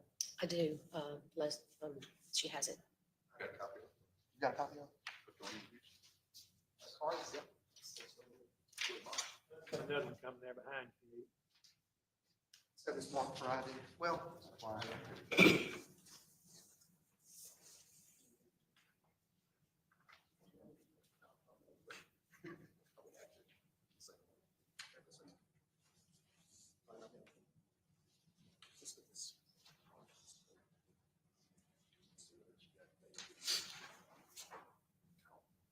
You'll do that as a- Kurt, you climb up on the ladder and fix our window shades last night. They look really good this morning anyway. I just want you to know that, yeah, I'm glad to have that in the courtroom anyway. You've done a really good job, and I'm going to commend you on it.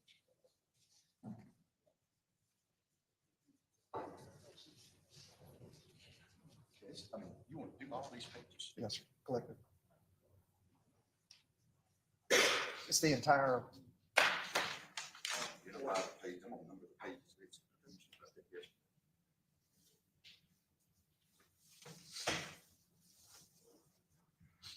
What'd y'all eat last night? Yeah, you tell us who you want to. I guess a better question, rather than the old audience, where did yours get sent to eat last night? Yeah, turn out okay? Y'all may volunteer to do it.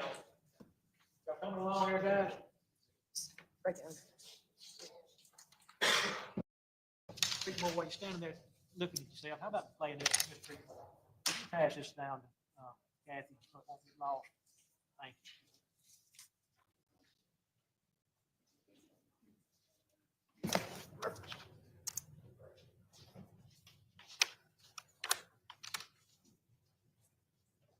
while he's reviewing that, Ms.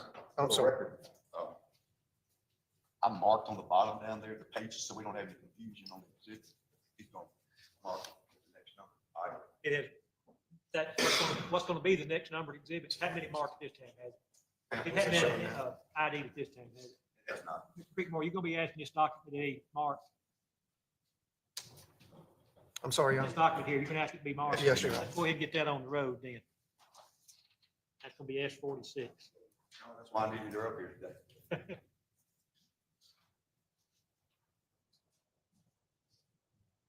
Are y'all looking at, the jury's looking at this, well, this has been introduced into evidence, I guess, but it's been displayed if that's what you're at. Yeah, the video being displayed has Sorry to been be seen. received. Okay, just making sure. Mark it, proceed. It had, set 45 has been admitted anyway. You got this one received. All right, Ms. Hood, if you'll look on your screen, do you see the image displayed? Is that from your business Yes, there it in is. Grenada? And you were able to identify the date, 7/8/22, 9/29/40, is that AM? AM, yes. AM? And you were able to determine that that was correct time? That's and right. date. All right. Now then, I would ask that Exhibit 46 be received in the. No problem. 8 pages, I think. Make sure. Somebody tell me what that is. I'm gonna retrieve it, so I'll make my notes here. It's the invoice records from the transaction. Invoice record from the cleaners. Tim here. Okay.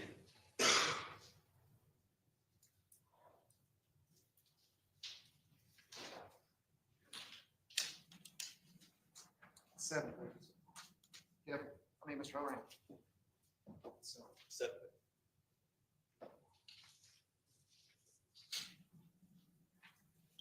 all right, I'm going to hand you Exhibit 46. Do you recognize that as transaction records from that day at your cleaners? That's correct.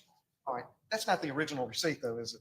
No, this is just a copy from, But you Here. printed that out recently? I did. And it has the new name of the business at the top, that's right. but it's the same system. Same system.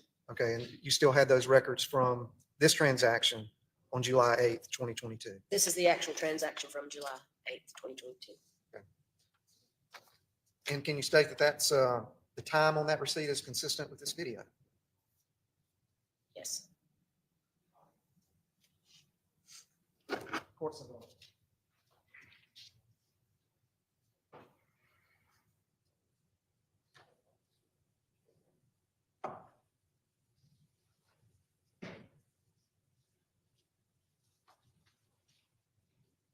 Ms. Hood, other than law enforcement coming to request any records from any transactions from July 8th, 2022, has anybody else asked you about those records from that day?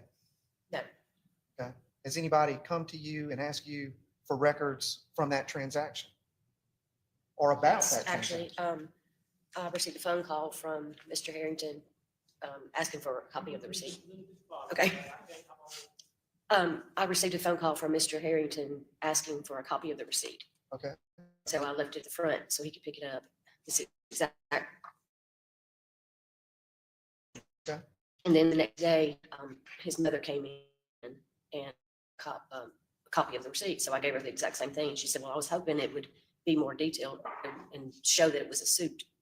And I explained to her that this is all we could produce, and that's all the computer would do. Did she ask you to alter or change it? No. Okay. Tend to the witness, Sean. Yes, ma'am. So that's an active account though at that time. It's not, that wasn't just a unique, Timmy Harrington had an account there. He did. Okay.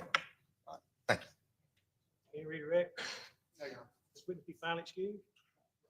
Thanks for being here, Ms. Wood. You're free to go. Thank You're you. welcome to stay with us. I'm gonna choose not to, but you're welcome to if you like. Have a good, safe trip. I think the defense cleared that up pretty good, because if he has an account there, then his parents coming in there the same day to get a copy of the receipt could just be for, bookkeeping. It doesn't What necessarily, college next week? Everybody good over there? Christopher Clean. it doesn't necessarily like say anything about a crime. So I think the defense kind of cleaned that up pretty good. K-L-I-N-C-K.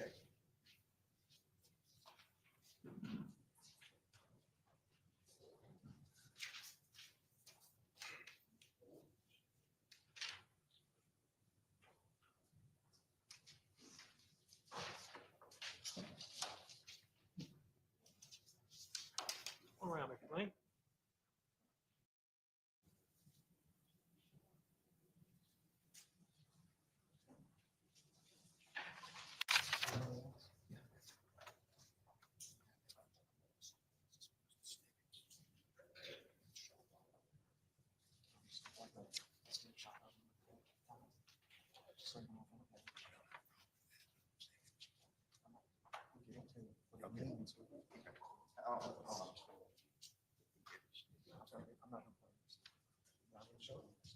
Okay. Okay, proceed. Yes, Your Honor, thank you. Tell the jury who you are. Thomas Christopher Klink, All right, and where do you live, Mr. Klink? 140 Broadmeadow Drive, Grenada, Mississippi. All right, now where you live across the street, your neighbor who lives directly across from you, The Harringtons, okay? Now, do you know Tim Harrington? yes, Did you see him in the courtroom today? yes, All right. Is it, living in across the street, when you say the Harringtons, are you talking about that's his mother and daddy's house? yes, sir. All right. Did Tim Harrington visit there frequently in the summer of 2022? Yes, Did you know who, you've already stated you know who Tim Harrington is, but if you saw him, you would recognize him, correct? yes, All right. Now, does your home have a video surveillance system? yes, All right. And back in July of 2022, did you have a home video surveillance system? yes. All right.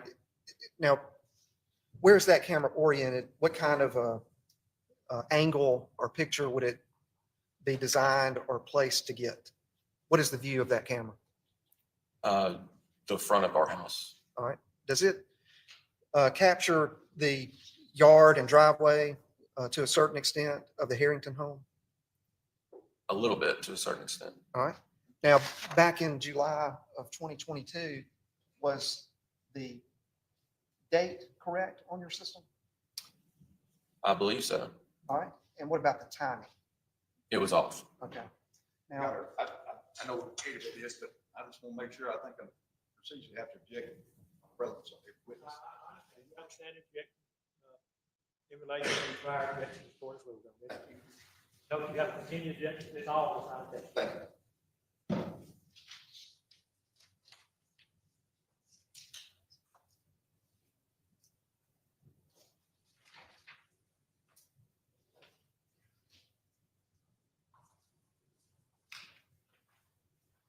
I'm going to hand you what's been marked as Exhibit 47 for ID. You recognize the image depicted in that exhibit? Yes, How do you recognize that?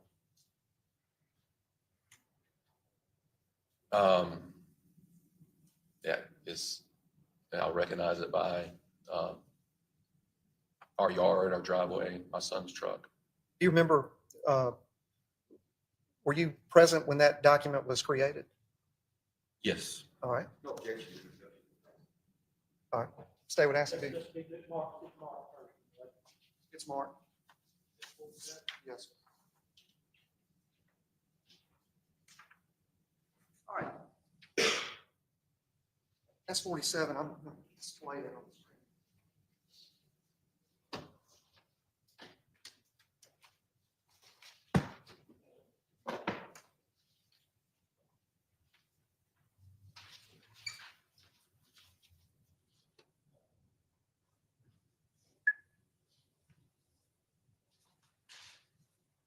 Got changed to Yeah, it should be on that. document.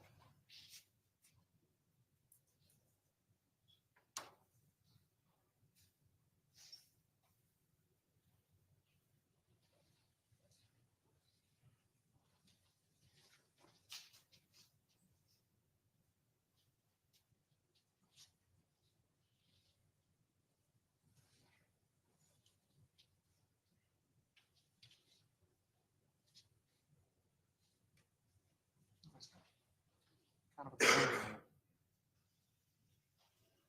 All right, is that image being displayed on your screen? All right, Exhibit 47. Now, this first cell phone right here, it's got a date on it of August 5th, 2022. Is that correct? yes, sir.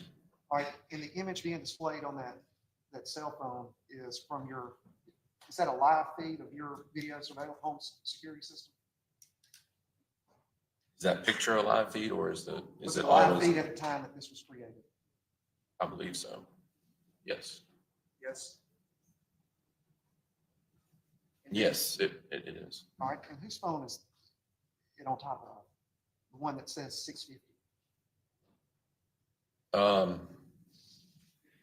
I don't recall, honestly. Was it depicting the current time at the Yes, time? Was it depicting the current time at the time that this document was created? yes, sir. Was that time 650 accurate? Yes, sir. All right.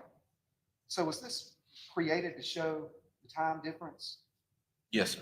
in order to arrive at the correct time for your videos, your home surveillance system, correct? Correct. All right. And that was done because law enforcement came out to find the correct time for your home surveillance system, correct? Yes, sir. All right.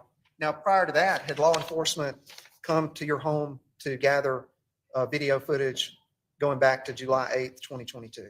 Yes, sir. Did you provide that to law enforcement? They had a warrant, yes, sir, so I provided it. They had a search warrant? Yes, sir.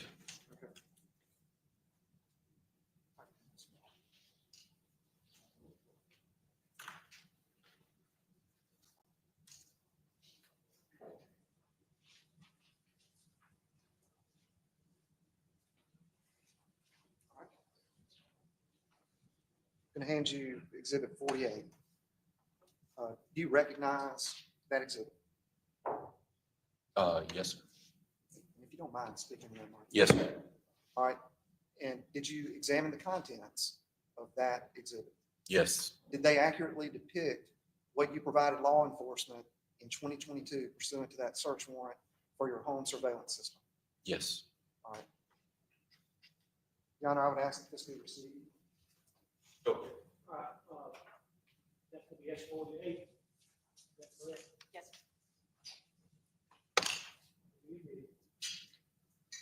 All right, if you'll just pull up that first clip.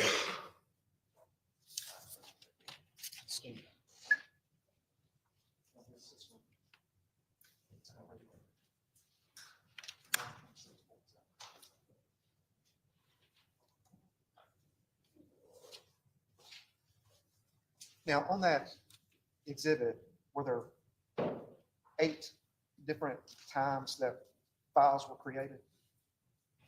Approximately? Approximately. There was more than one, correct? Yes, More than 5, yes. less than 10?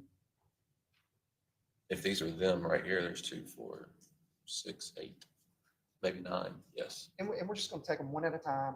We're going to display a still shot and just see if you recognize it, okay? Okay. Go to 9/26/47.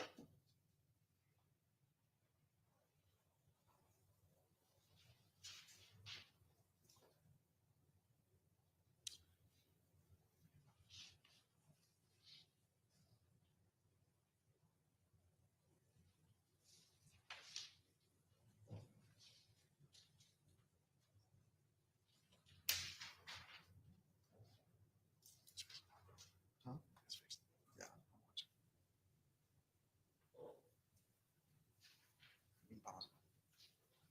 All right. Looking at that, that particular spot on that video surveillance, the time stamp right there is 9/26/46. Do you see that? Yes, sir. In order for you to arrive at the correct time, you would have to make a calculation based on this exhibit in 47, correct? Yes, To get the accurate time. correct. But the date, July 8th, 2022, that's accurate. I believe so. Was it accurate then? The date? I'm pretty sure it is. I'm going to ask you to look at Exhibit 47.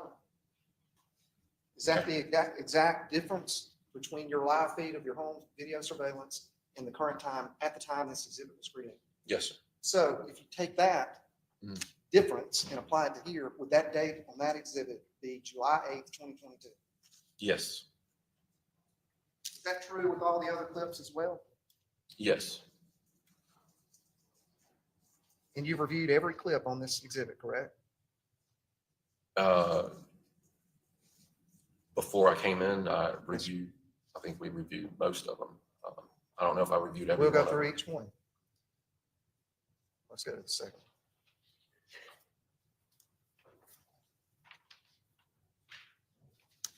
Same time.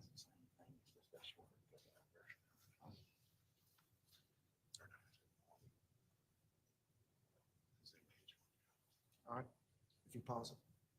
Now, this second clip, do you see how it's been zoomed in? And Yes. it doesn't have a date or time, does it? No. All right. But do you recognize the front yard there in the bottom right portion of the image that's being displayed on the second video file? Yes. Whose yard is that? The Harringtons. And do you see that box truck across the street? Yes. All right. Is that parked in the, on the curb by the front yard of the Harrington home? Yes. All right. Let's go to the third clip. I think that one's written down too. All right. Do we have a date? I mean, all right, pause. Same question. You recognize that front yard, the driveway, the truck? Whose truck is that? The white truck parked in in the driveway. That's my son's truck. All right. And that too is on July 8th, 2022. Yes. And you would have to make the same adjustment to arrive at the correct time based on Exhibit 47. And I submit to you that on that, looking at Exhibit 47, the your home surveillance system image being projected, it says 542, does it not? Yes, sir. Yes. And the phone underneath it says 650, correct? Yes. All right, so that's going to be a difference of basically an hour and 8 minutes. Yes.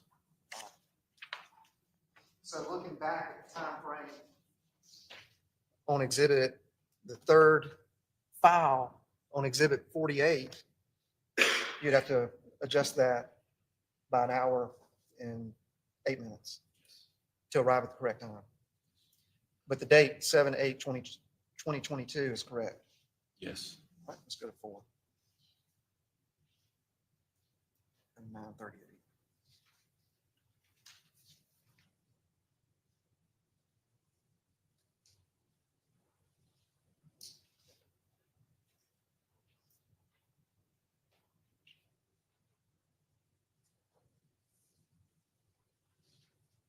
All right, same question. Do you recognize that? Yes. Did you provide this image to law enforcement pursuant to the search warrant? Yes. And the date on that is correct and accurate, and the time would have to be adjusted based on the differential in Exhibit 47, correct? Right. All right. Let's go to the 5th clip. Let's go to 6:32.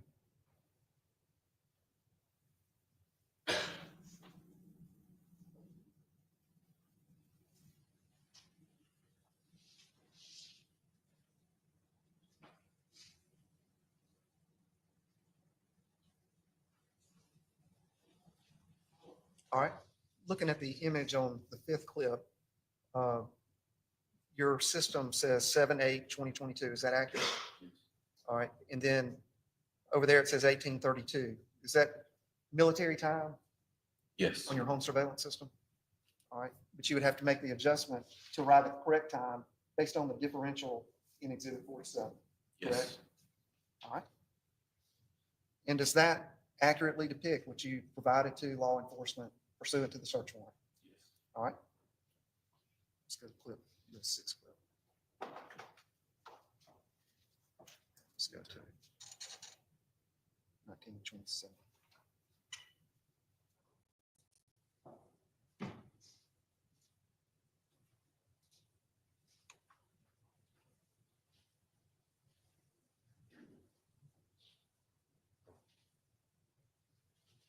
All right, pause. All right, looking at the date on the image being depicted from the 6th clip, the date on that, July 8th, 2022, is that accurate?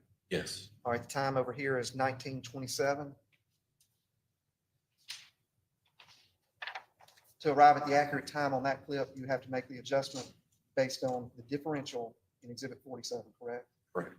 And does that accurately depict the video you provided to law enforcement pursuant to the search warrant? Yes. All right.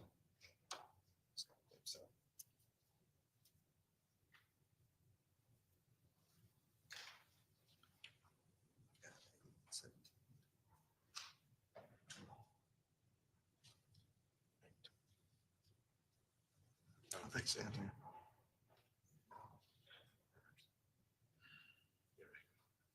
All right. Now, looking at the image projected on your screen on the 7th clip, the date on there, July 8th, 2022, is that accurate? Yes. All right, and the 2018 mark, that's military time based on your home surveillance system, correct? Right. But to arrive at the correct time, you would have to make an adjustment based on the differential in Exhibit 47, correct? Correct. All right. The last image on that exhibit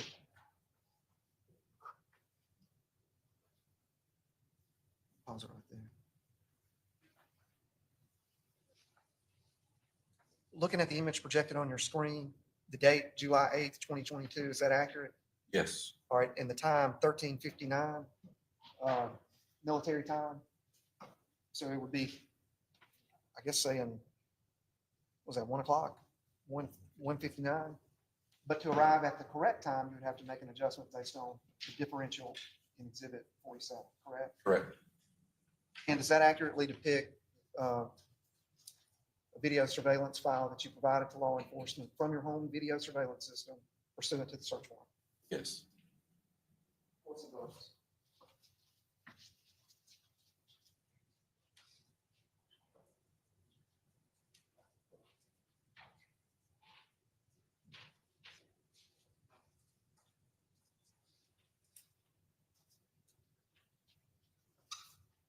All right. Thank you, Jerry. Yes. All right. Now, you stated that you know the Harringtons, correct? Yes. All right. In fact, don't you work for the Harringtons? I work for Grenada School District. Is Miss Harrington your boss? Somewhat, yes. Is it fair to say they're a well-known family in Grenada? Yes. All right. Tend to the witness, Your Honor. Good morning. Good morning. Mr. Clean,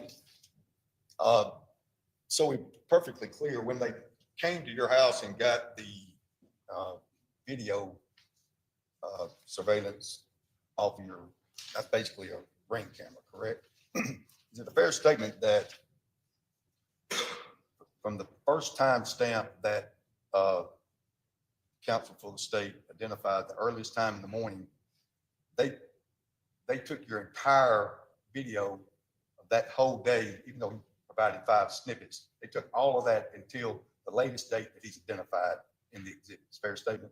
Yes. Okay, so you've got the entire day, and you've at some point in time viewed that entire video whenever you looked at it and watched it while they were downloading, correct? Back and forth. I know you weren't standing there by it. Back and forth. At the time they downloaded it, you started it, watched some of it, viewed it to make sure it was operating correctly, right? All that stuff, correct? Correct. All right, would it be a fair statement during a large portion of that video, while the box truck was parked out in front of the Harrington house, there were people riding bikes up and down the street, people walking down the street, things of that nature. Do you remember that? I can't recall that. I mean, to be do you honest. remember y'all had someone working in your yard, and I think your son went outside, was doing some yard work with the individual at your yard, correct? Yes, I do remember that. You asked and answered, he said he didn't know, then he started testifying for him. That's cross-examination, right? You recall seeing on the videotape, your son out in the yard and the individual in the hat. Who was that? The guy That in the hat. was me in the hat. Okay. And y'all work. Work team. That's what I work for my. I just want to clear that up. You're in the yard with your son working, and did you observe on that particular day, people, that's Friday afternoon, or Friday during the course of the day, people up and down the street on that particular day, riding bikes, things like that, and same time that Mr. Harrington came to the house? Yes. Okay. Now, correct me if I'm wrong, but TV driving that truck, box truck, on any particular day wouldn't necessarily be an unusual event, would it? No. Okay. And also, Timmy, driving that box truck and loading it up with stuff, whether it be weed eaters and stuff from the house, would not be an unusual event, wheelbarrow, anything like that. You've seen him do that in the past, haven't you? Correct. And are you familiar with the fact that his grandfather, and I think maybe his uncle, they rental property in town that Timmy has responsibility of helping take care of and do things along those lines? Yes. And I think he's been doing that for the family there in Grenada, even during his high school years, things of that nature, right? For a long time. Yes.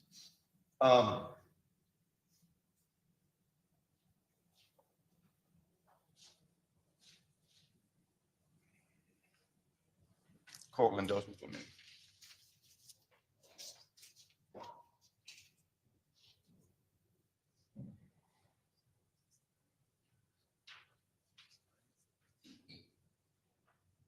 That's all I have. Mr. Klink, you seem to know a lot about Tim Harrington. Are you friends with Tim Harrington? We were neighbors, and we, when he was younger, he would come over to our house some, and we would, I know my kids and he and his sister jumped on our trampoline before. And yes, I would say You and Tim Harrington are friends. I mean, I haven't spoken with him much in a long time. But I know when the kids were growing up, we're around each other some. Tell the jury whether you've actually seen Tim Harrington load up a wheelbarrow into that box truck. Specific memory. I remember I remember seeing a wheelbarrow being taken to the box truck, but I can't recall if it was loaded in there or not specifically. Just that one time. There's been times where they load things on and off, garden equipment, lawnmowers, things like that on trailers and different trucks, and Trailers and different trucks. and possibly a boxcar before. Box car. That boxcar or boxcar I've seen at the house before, yes. You've seen it at the house before. But I'm talking about Tim Harrington loading up a wheelbarrow into that box truck. You've said one time, and that was on that day, correct? I don't even know if it was Timothy that day. I saw some activity that day. I noticed a person, taking a wheelbarrow to the boxcar, but I'm not sure if indeed it was Timothy or not. Of course it was.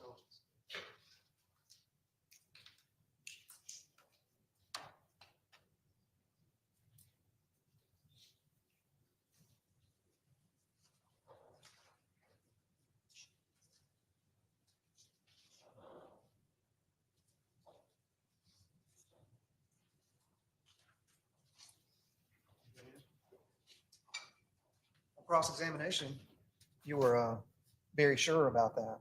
And now you're saying you don't even know if it was Tim Harrington, correct? Very sure about. Yeah, on cross-examination, you said you were sure that you've seen Tim Harrington load a wheelbarrow onto that box truck. When Mr. Horan was asking you on cross-examination, you said, yeah, I'm sure of it. But now you're saying that you're not even sure if it was Tim Harrington that you saw. There's characterization he's talking about on that particular day. That's not what you're talking about. Yeah. You can answer the question. He asked me if I remember my son working out with me in the yard. He asked me if I remember people going up and down the street. I remember seeing the boxcar. He asked me. He asked you if you were certain that you had seen Tim Harrington driving that box truck. And you said yes. I don't remember him asking me that. If I remember seeing Timothy Harrington driving the boxcar. Now, you've been reluctant to provide testimony, even you wanted a search warrant rather than cooperating with law enforcement. Is that let me finish the question. Is that a fair characterization? That you've been reluctant to come provide? Anybody would be reluctant to be involved in something. There were various reasons why I wanted a search warrant. I'm not talking about anybody, I'm talking about you. Have you been reluctant to provide testimony, provide evidence in this case that could be relevant? If the court decides it is? It's my right to have a search warrant I understand that. I'm just asking if you're reluctant. to provide any evidence to any law enforcement. I don't want anybody coming into my house, going through my video without a search warrant. I understand that. It's not. I'll give you an reluctance. opportunity to explain. Question, yes or no, and then you can explain it. Is it safe to say that you are reluctant to provide testimony and potential evidence in this case? Define reluctant, please. That you don't want to? Because you're, No, because that's not that I don't want to. are you afraid because, No, I'm not afraid. are you, do you have any fear of any retaliation against you? No, none at all. Any objection? You just brought it back up. All right, this week we found you. Again. And when you go, what's that? It's going about an hour. If y'all want a break or y'all, how long can that witness gonna take? But let's get one more short one in if we can, okay?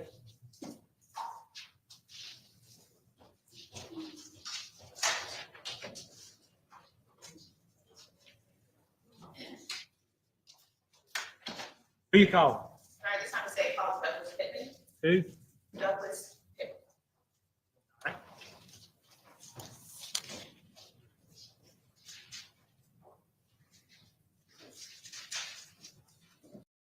Please.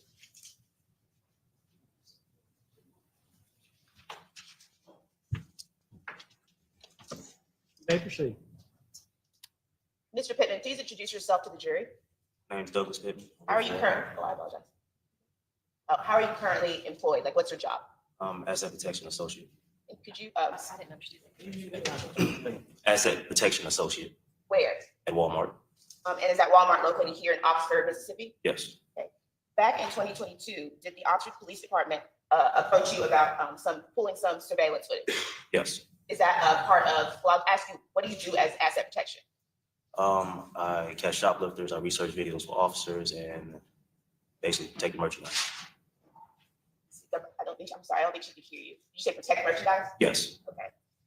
And so it is your job to keep up with the Walmart surveillance system? Yes. Okay.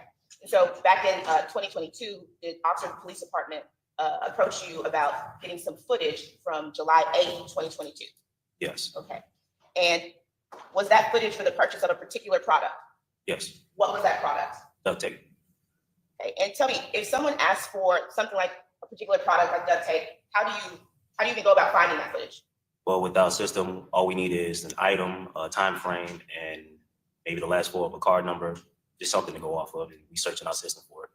And when you search in the system, once you find it in the system, how do you find it? What does it give you? It gives you the time, the registered number, and the item. Okay, so it gives you the time, the register number, and the item. So here, did Oxford Police Department give you a time frame and a product? Yes. Okay, with the time frame, it would be safe to say between 6:30 and 7:15-ish on July 8th, 2022? Yes. Okay. And were you able to find the purchase of duct tape during that time? Yes. Okay. How many purchases of duct tape were made during that time? It was only one. So a single purchase? Yes. And were you able to find footage of the register where that duct tape was purchased? Yes. Okay. And when you found that footage, did the police find the suspect that they were looking for? Yes. They indicated to you that that was Timothy Harrington. They said that was the suspect they were looking for. That's Yes. what they were looking for. All right. And you were able to pull that and provide it to them. Yes. And once they did that, once they found the register footage, were you then also able to follow that person around the store? Yes. So on July 8th, 2022, you were able to follow the person who bought the single duct tape around the Walmart from 6:30 to 7:15, sometime in there. Yes. And before you came in today, did you have an opportunity to review that footage? Yes. Okay.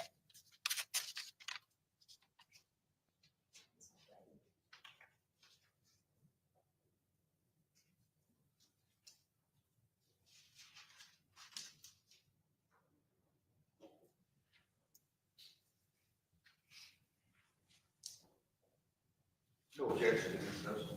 All right. I'll go ahead and get Mark, if you don't mind. It's marked for ideas, it's 1449, I believe, 49. and it's just been entered into evidence. S49, we admitted, that's a video call.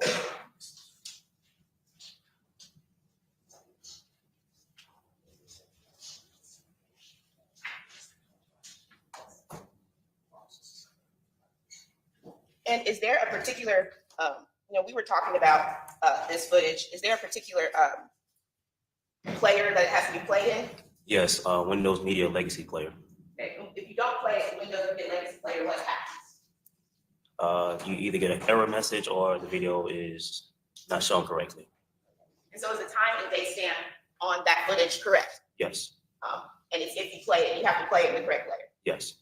And I believe you were saying to me something about Walmart having an encoding system, or explain that. Yeah, so with our video system, they have a certain encoder that they use so that not everyone can just take our video and use it somewhere else without their permission. And that's why it has to be played in legacy player, Yes, or I guess the within player for it. yes. Okay.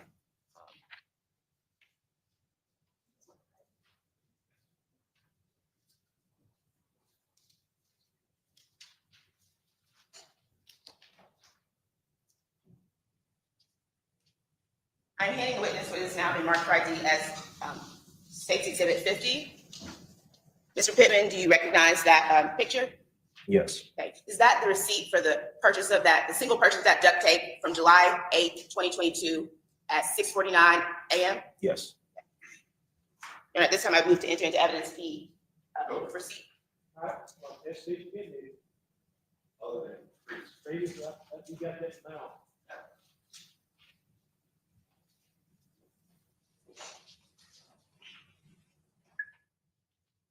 Oh, Your Honor, may I publish the jury? You may. And Mr. Pittman, is that the receipt that I just showed you? Yes. And the time stamp right here, July 8th, 2022 at 6:49:07? Yes. And that would be the accurate time of that day. Yes. Brief indulgence. No further questions, Your Honor. False nomination. Yes, you can be found accused. Yes, Your Honor. Have a good day. All right, next week is gonna be longer.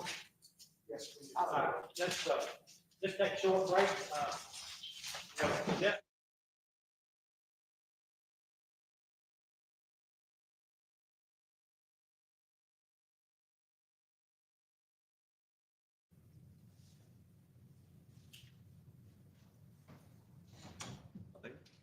You got 10. We won't start without you.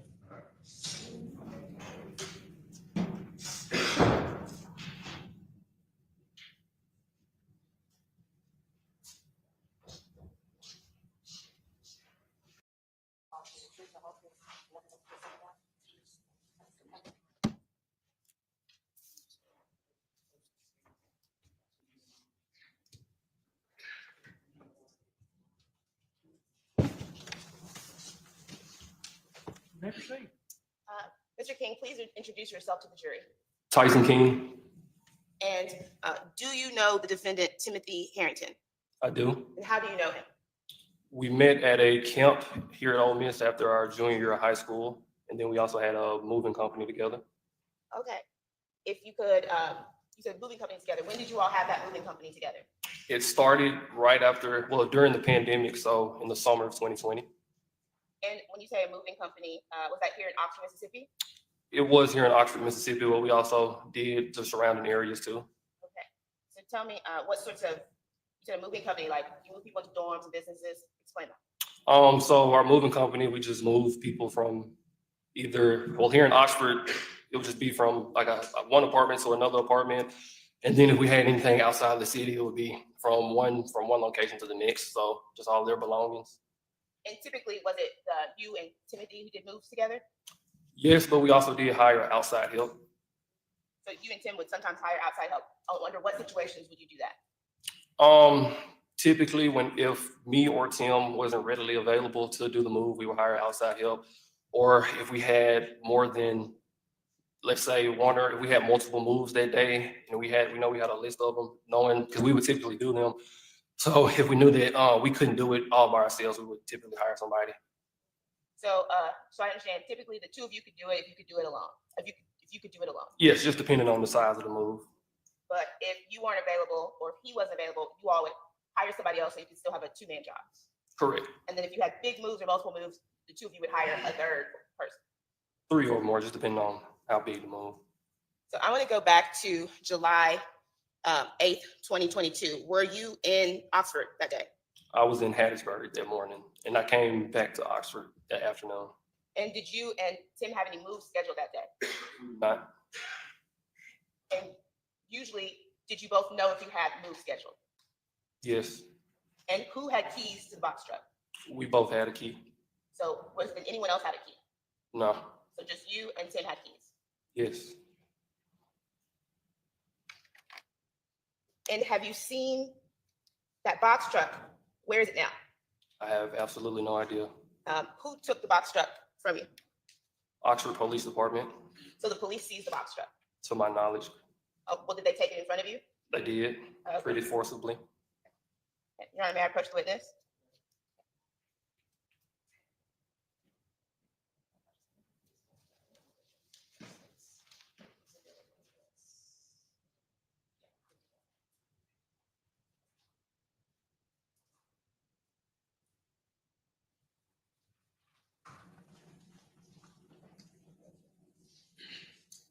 Mr. King, please look through these photos. I'm handing the witness what's marked as State's Exhibit 51.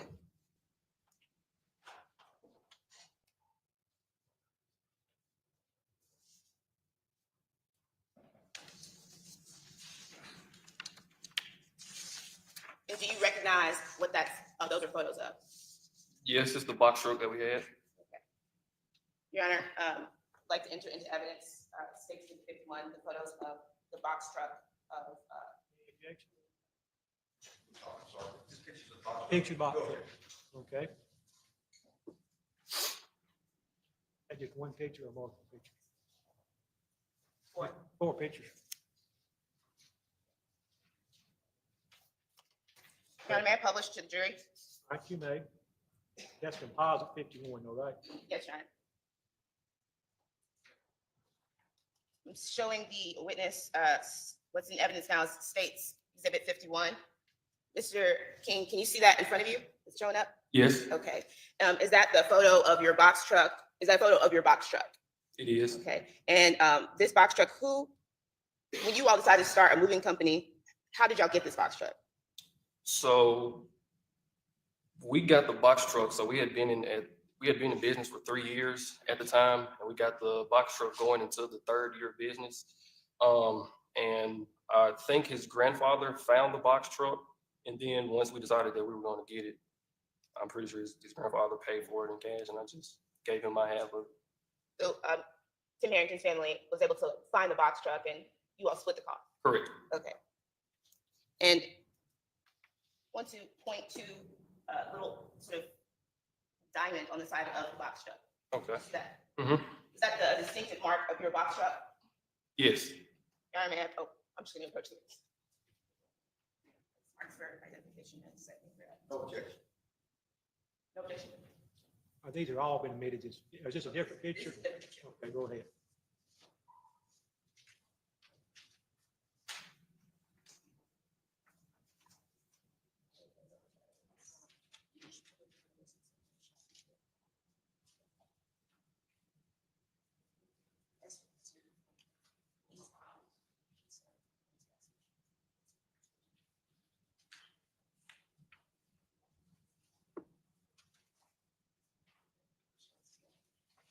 Handing the witness what has now been admitted into evidence as State's Exhibit 52. Mr. King, you recognize that photo from when I showed it to you earlier? Yes, Okay. And do you recognize the box truck driving in the photo? I do. Okay. That was an accurate representation of your box truck? Yes. Your Honor, may I publish to the jury? Okay.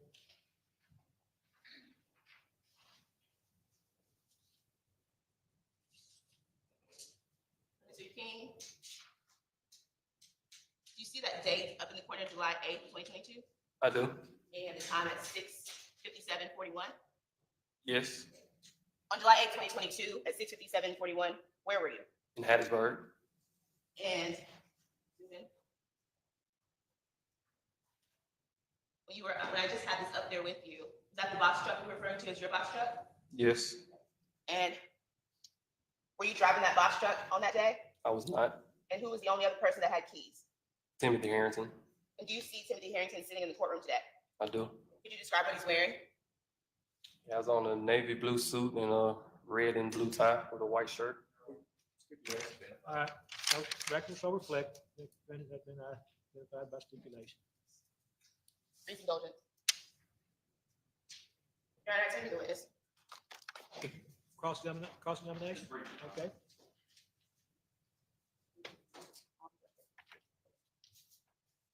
Morning, Mr. King. How you doing? I'm good. How about yourself? Doing fine. I want to take you back to the time that you previously testified to around July the 8th. You testified that you were in Hattiesburg. Is that correct? Correct. Had you talked to Mr. Harrington that day? On the 8th? No, I don't believe so. What about on the 7th? Yes. What was the basis of that conversation? We had done a previous move a couple of days prior and they left some screws or something with us. And he texted me about the screws to try and return them to the person that we had moved. Okay. Where were those screws located? In the box truck. And at that point in time, the box truck was parked where? At the links. That's where you lived? Correct. At the time? Correct. Okay. Where did you say? The links is an apartment complex here.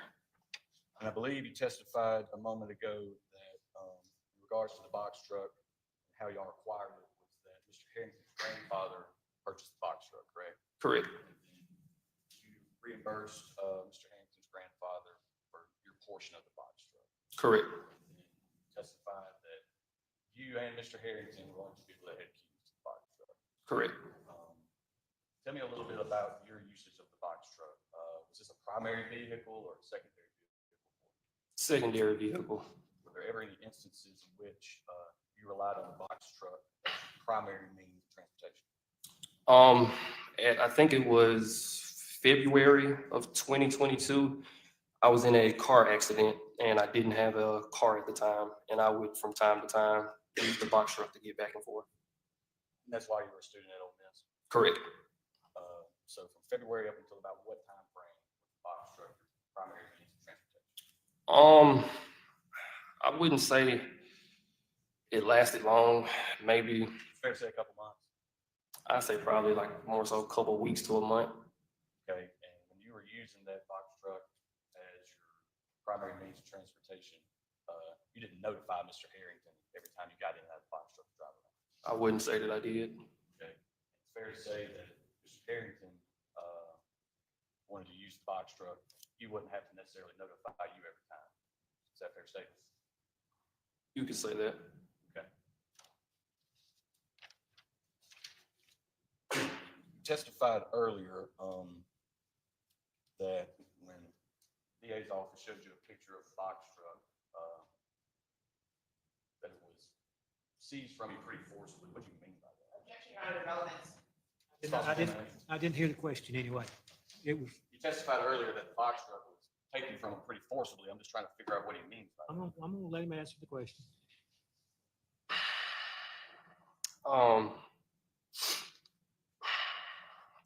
Do you recall that day when it was taken from him? I do. What happened on that day? I was in the middle of a move and I received a couple of no caller ID phone calls. And once I answered those phone calls, it was what they told me were that they were detectives at the time. And I was bombarded with questions about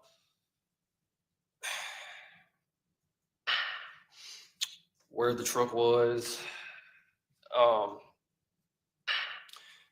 And so at the time, I just told them that I wouldn't, have any problems answering any questions that they wanted to, but I wanted to, have a lawyer present. And maybe not even a minute after that phone call, I was surrounded by police. and they just came and took me out the truck, detained me, had me out in broad daylight, about 30, 40 minutes. And it's the last time I saw the truck. Objection, Your Honor, to relevance. Don't you objection for the record? Brief indulgence, Your Honor.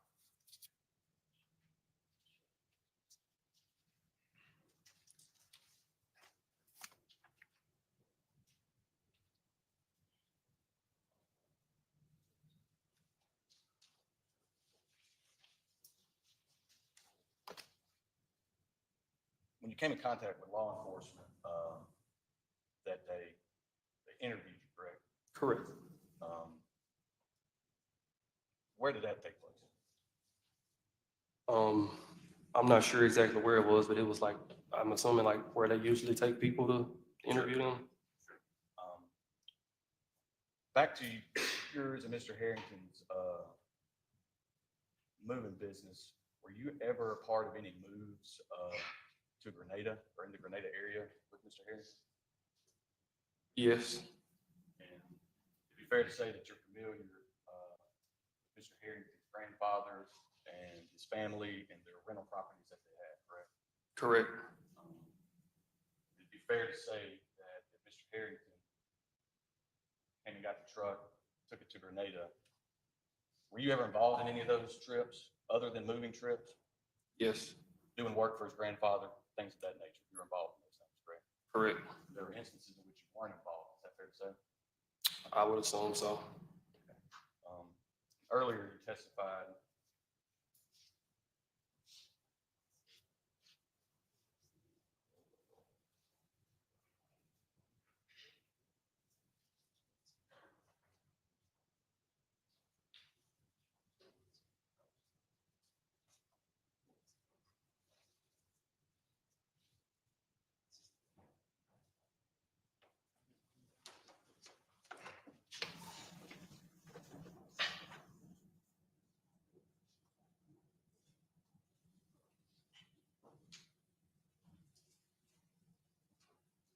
it's a mix. I must have smart for identification.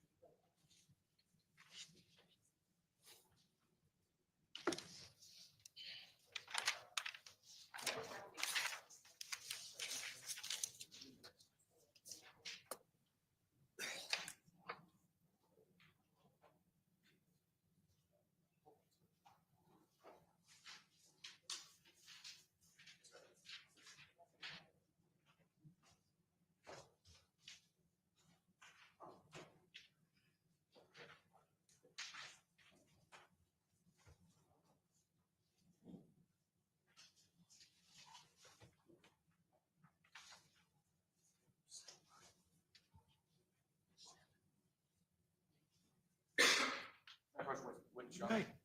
Mr. King, I'm gonna hand you the document.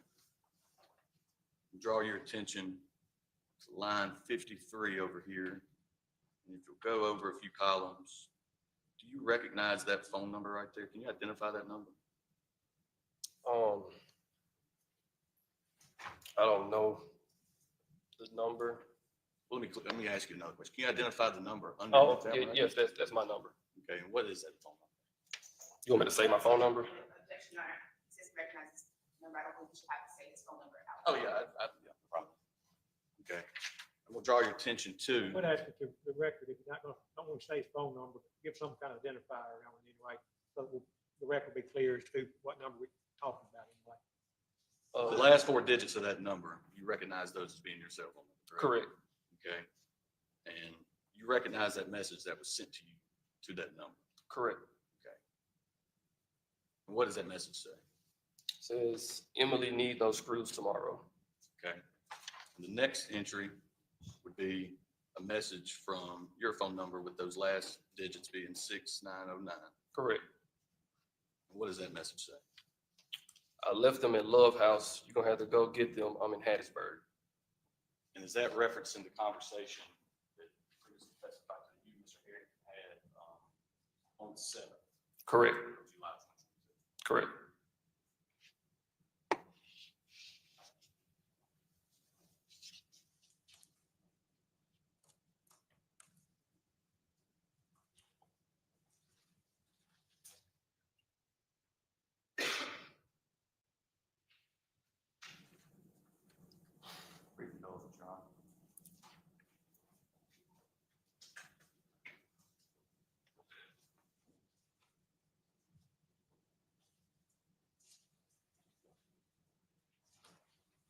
ask you this question, Mr. King. In between July 8th and the date in which you were apprehended by Oxford Police Department interview, did you and Mr. Harrington happen to go on, have any moves together? You said together? I believe we had one move together between then. I wouldn't tell you, I couldn't tell you an exact date, but I believe it was maybe a week before he was arrested. Okay. So that would have been somewhere in between July the 12th and July the 20th, or excuse me, the 22nd, in that time period. Yes. Y'all remember talking about that move?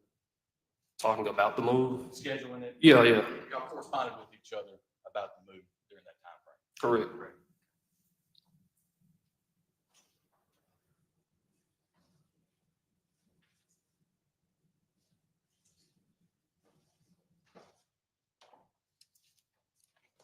Nothing further, no. All right.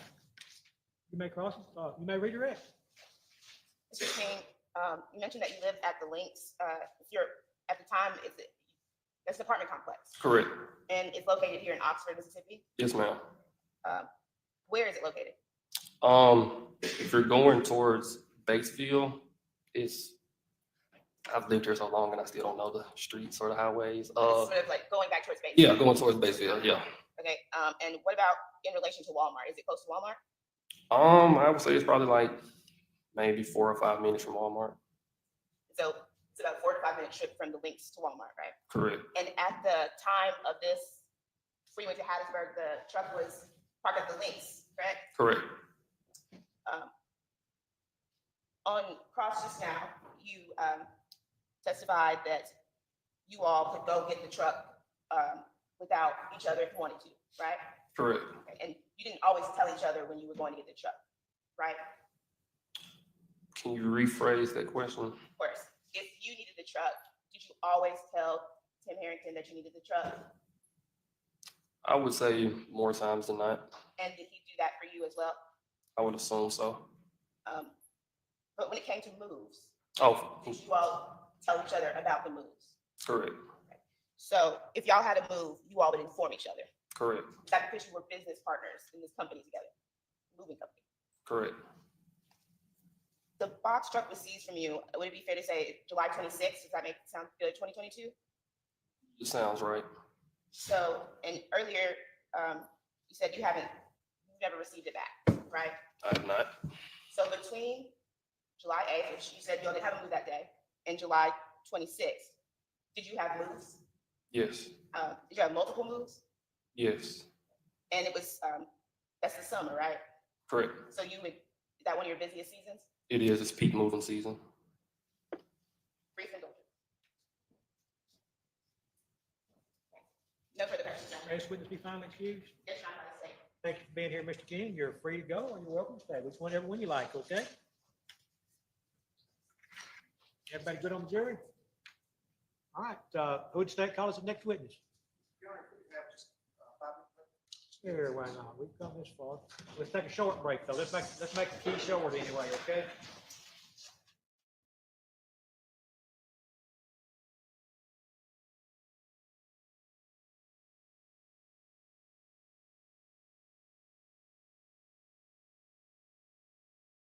Examination, it came to light that there had been some continued criminal investigation since the indictment from law enforcement officers, some searches that had taken place. And my understanding was, the court can correct me if I'm wrong. I told them to tell you what they were and when they were. I told tell you what they searched for and when. I told them to tell you what they've done since then anyway. That's right. Your Honor, in addition, they did, in fact, Mr. Creekmore gave me in an email, a text of where they searched, the locations. I think there were 2 locations, I believe. One here in Oxford and one down in Grenada. But I thought I was going to get a report with some information of who did those searches and stuff like that. So I did not get any of that. I'm not faulting Mr. Creekmore. He said he gave me what he had, but I'm going to ask the state to get somebody working on a more detailed prior, detailed, He has represented to me that there was no evidentiary value resulting from the searches, but I believe the testimony was at that time that they were continuing to search for a body and hadn't found it. Right. Body and evidence. But I would, I just like to have. I would like somebody from the state to be working on, find out what agency has performed searches, where they were searching for, and where they were searching at, and what they were searching for, and what if anything's been found. And if, I don't think they've done anything else other than those two things according to Mr. Freeman. I'm gonna direct that be done, okay? Before we bring the jury in, I think I don't know who the next witness is, but sometime probably today or tomorrow one, there's gonna be, I suspect, law enforcement witnesses that we took up late at the jury had been released yesterday about the procedure when the defense was cross-examining those witnesses, particularly about crime lab submissions and the returns from those submissions, and generally what was not found instead of what was found. And when I sat out there and set up here, it was judges handled it different about once I'm going to allow you to cross-examine the witnesses about what was and was not found based on a crime lab report, but whether ultimately that crime lab report will be able to be admitted into evidence to go back to the jury or not. Judges handle it both ways back when I was out there and stood up here, and I'd like to know what the right answer is. So if y'all won't get to somebody spinning the wheel trying to figure out the correct answer to that question, I would like to know that answer anyway. All right. Who would state? Let's go. Everybody ready? If everybody ready, show the jury in.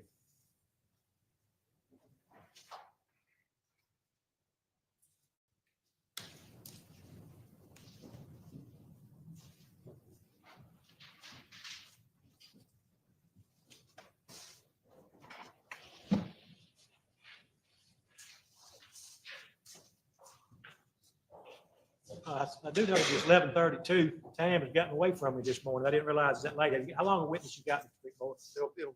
We'll have to take a break during his All testimony. right, we'll go till somebody rings the lunch bell. Whenever lunch gets delivered, let us know and we'll take a break shortly thereafter. I don't want y'all eating cold beans. If you haven't eaten beans for lunch, you want to eat them hot. Who would you call your next witness? Shane Fortner. Shane Fortner. Somebody bring Mr. Fortner.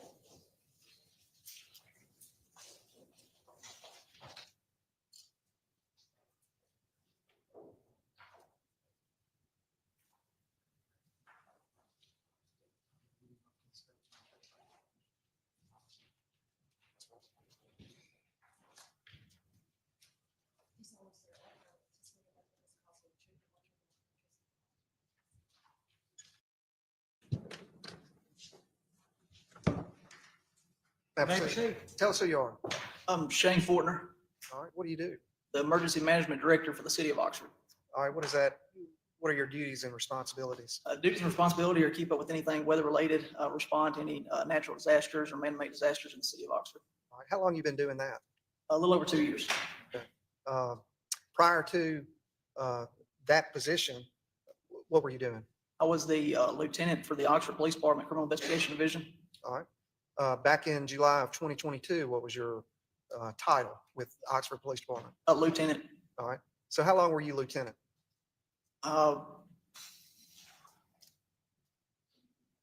Between a year and 2 years. I'm not sure exactly how long. About 2 years. Yes, sir. And just tell the jury what your duties and responsibilities as lieutenant at OPD entail. So my role was to supervise the Criminal Investigation Division, manage the budget for that division, also the personnel, and any active investigations that would go on, I would be involved with. All right. I want to direct your attention to July of 2022. Okay. When did you first become aware of a missing person involving Jay Lee?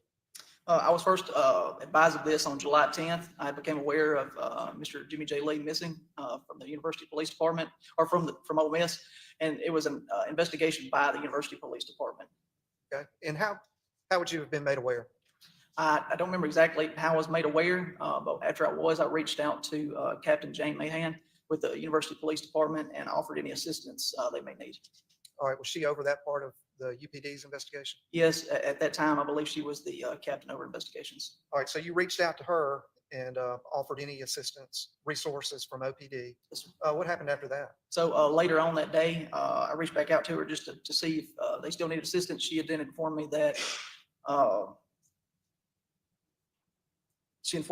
they believed the student was off campus. So at that point in time, we discussed OPD getting involved. So I reached out to Detective Ryan Baker and Detective Mike Burks and asked them to respond to the University Police Department to meet with their investigations and get a brief on the case. All right, they got briefed by UPD.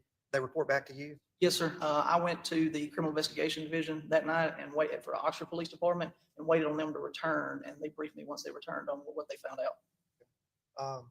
All right, so July 10th, you're notified. What happened the next day? You sent the 2 investigators over there, Mike Burks and Ryan Baker?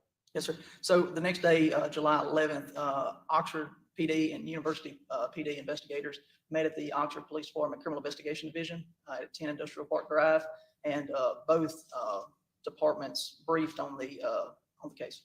All right. Now, what was going on with you at that time? At that time, I actually, on the 10th, had started becoming sick, so I did not go to engage with anybody. Tried to stay away on the 11th while they actually briefed out in the bullpen area. I stayed in my office not to pass on any sickness I may have. Thought you might be contagious, so you limited your contact? Say it one more time, sir. You thought you might be contagious, so you limited your contact with the Absolutely. investigators? But that was between UPD and OPD? Yes, sir. All right. And at the time, they knew that Jay Lee was missing, and had they gathered the footage from Campus Walk Apartments where Jay Lee lived? Yes, sir. I believe they had. All right. So you were aware that they knew that he had left the apartment in the early morning hours of July 8th, 2022? Yes, sir. Do you know approximately what time that was that showed Jay Lee leaving the apartment? And I represent to you that it's already in evidence. I don't know the exact time. I do know he comes back to his apartment from what I recall, and then he leaves. I'm not sure of the exact times, no, sir. Approximately 5:58 a.m.? Yes, sir. That sound about That right? would sound about right. Okay. Yeah, I like that there. That's fine. All right. What happened after that? Later on July 11th, I went to seek medical treatment to see what was wrong. Ended up coming down with the flu and had to leave, take leave of absence. Leave of absence. You were out of commission for several days. Yeah, the rest of that week, yes, sir. The rest of that week, were you still being updated on any developments? Yes, sir, I was. All right. And then when you reported back for duty, what happened personally for you? So when I returned back on July 20th to the Oxford Police Department Criminal Investigation Division and was updated on the case, and then more development started to occur at that time. All right. So when you reported back, what happened?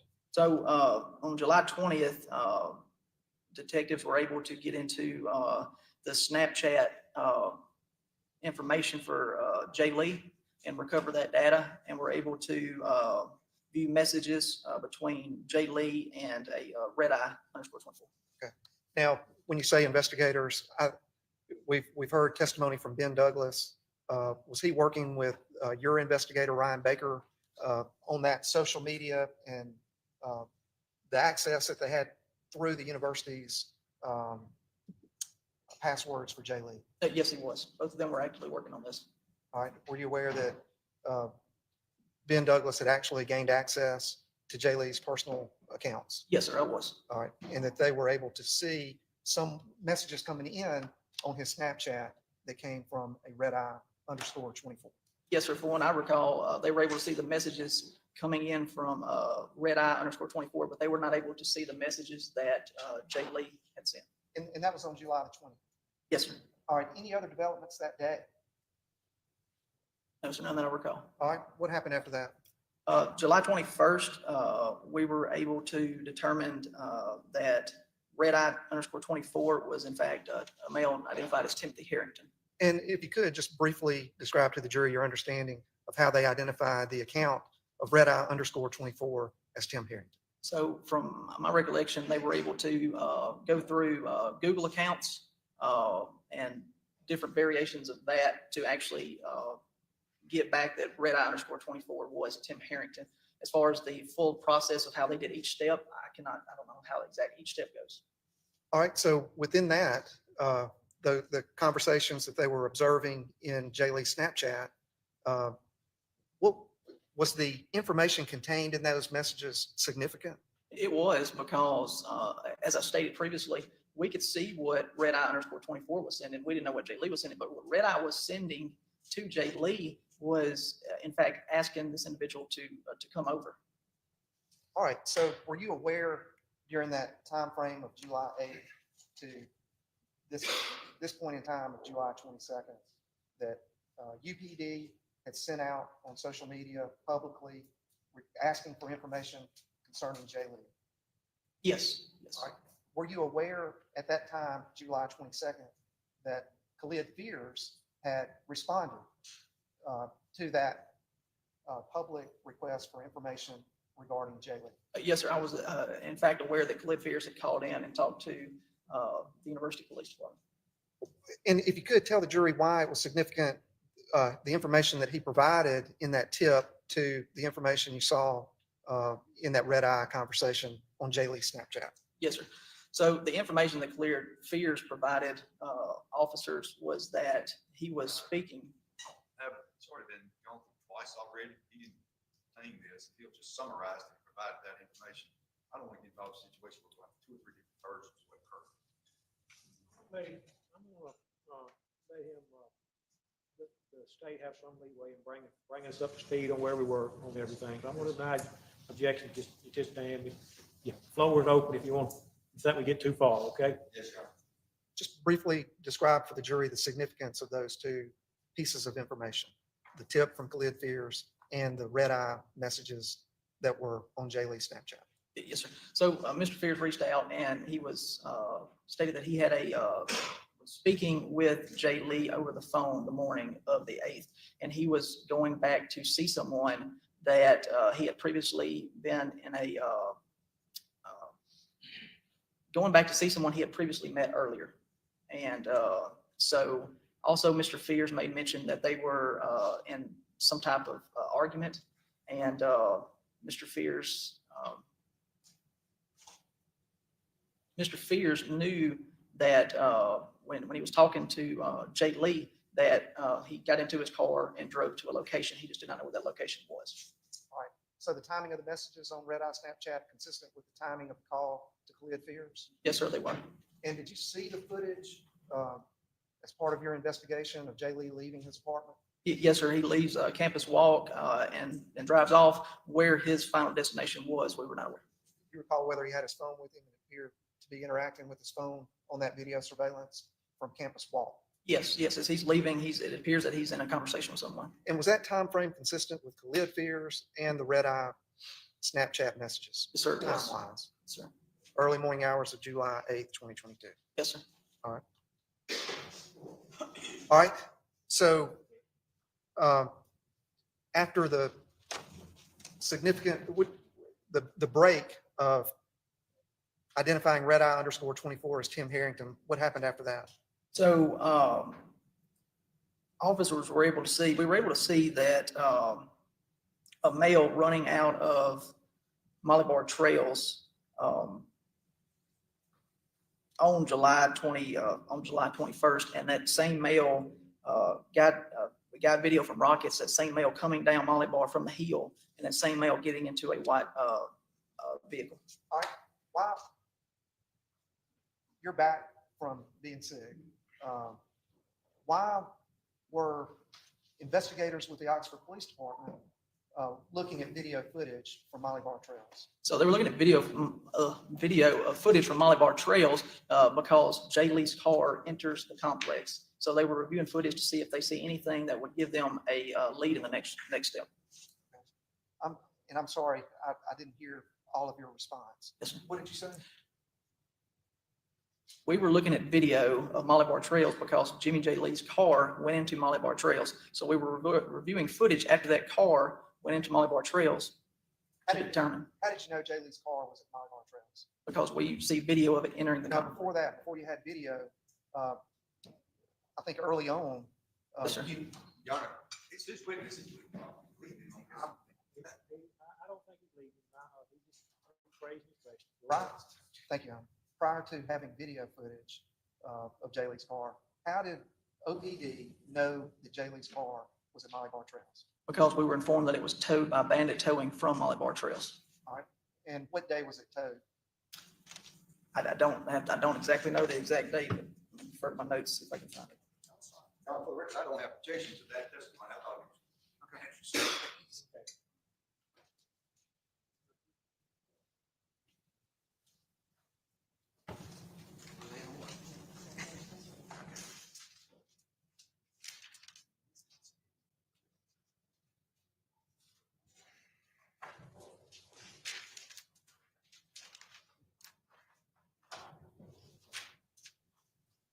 All right, I'm going to hand you what's already been received into evidence.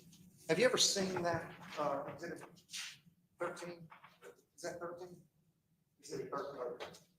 You seen that before? Yes, sir, I have. And is that the receipt from Bandit Towing where they towed the Jay Lee's vehicle? Yes, sir, Bandit Towing's right here in the top left corner notated. All right. And the date on that? The date on this is July the 8th, 2022 at 1:50 p.m. Okay. So, you know Jay Lee's car is there. The footage that Oxford Police Department was looking at Molly Bar Trails was from what date? July the 8th. All right, so OPD is gathered all that footage and is looking through that. About how long did your investigators look through footage from Molly Bar Trails? I don't know the exact. July 8th, 2022. From July 8th, 2022? The footage from July 8th, 2022 at Molly Bar Trails. So they review the footage, and after the car comes in, they review the footage, and then approximately 9 minutes later, individual seen running out of Molly Bar Trails. Okay. Was that significant? Absolutely, yes, sir. Was it significant? Because of its significance, what did y'all do? We watched the male as he got to Molly Bar Road, and then were able to determine that he turned right on Molly Bar Road. And then knowing that Rocket's gas station was down from there, we went down there and retrieved video footage. All right. And from that footage, what did you observe? We observed that same individual come through the intersection of Molly Bar Road and McElroy Road. He goes past the gas station behind what appears to be an 18-wheeler trailer, and then a white car that was going the same direction pulled into the gas station. That individual that was seen running out of Molly Bar Trails and down Molly Bar Road then gets into that white vehicle. What did you do after you identified that white vehicle? So how did you identify that white vehicle? So we looked at the car, zoomed in, tried to see if we found any descriptors on the car. The University Police Department was actually able to find that car later on.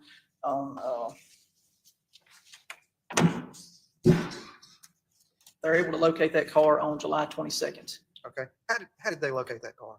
It was parked at, they located it through, once they found the description of the car, they located a similar vehicle at Campus Walk. Okay. All right. Did you say that it had a university sticker on it? It had a Ole Miss tag and a university student decal on it. All right. And were y'all able to find sufficient information from that? We were able to match up the car from Rocket's video to the car that was seen in Campus Walk. At that point in time, we took the tag number of that car and put it in our report management system, and were able to identify that a traffic stop had occurred with that car on July 8th, shortly after the male seen running out of Molly Bar Trails gets into that white car. And so we went into our the Oxford Police Department Axon evidence viewer to see the body cam footage of the officer that made that traffic stop. Once we reviewed the footage of that traffic stop, we're able to identify the driver as Keziah Carter, and the same male seen running out of Molly Bar Trails, running down Molly Bar Road that gets into that white car was seen in the passenger seat of that vehicle. All right. So after that point, y'all were looking for Keziah Carter. Yes, sir. Can you describe for the jury how y'all were looking for Keziah Carter, and did you find him? Yes, sir, we did. We were able to locate Keziah Carter. Once we located him, we brought him down to the Criminal Investigation Division, where he spoke to myself and Detective Baker. Keziah Carter, we showed him footage and asked him about, who the individual was that he picked up, and he identified that individual as Tim Harrington. All right. So the day before, you had connected Red Eye _24 to Tim Harrington. Yes, sir. All right. And then how long was it from then until, because Carter, you're interviewing him, and he says the individual that was in the passenger seat with me was Tim Harrington. It was the very next day. All right. Do you know how many hours that was? I don't know the actual hours. I would approximately put it in between 15 and 20 hours.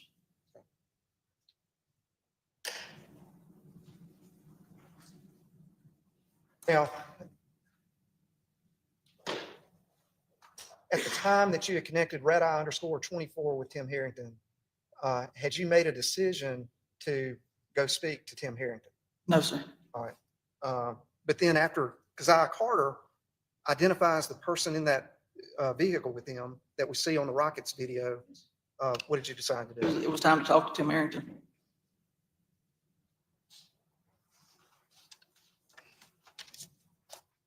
Your Honor, may we approach?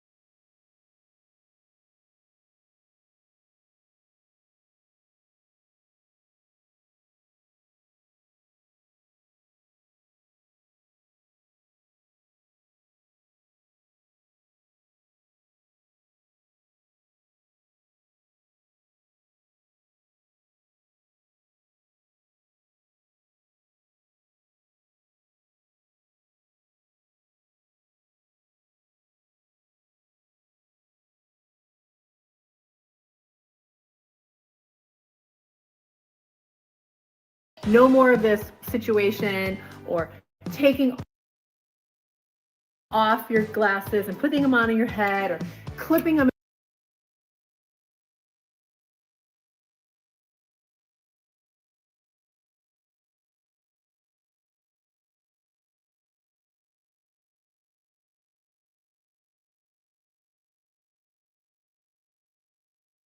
All right, no, Tiffany, I was not talking. I was not talking, but I am here. We are actually on lunch right now because guess what, good people, we have caught up. We have caught up with the live stream, and yeah, we could just go to live view at this time, at this point in time.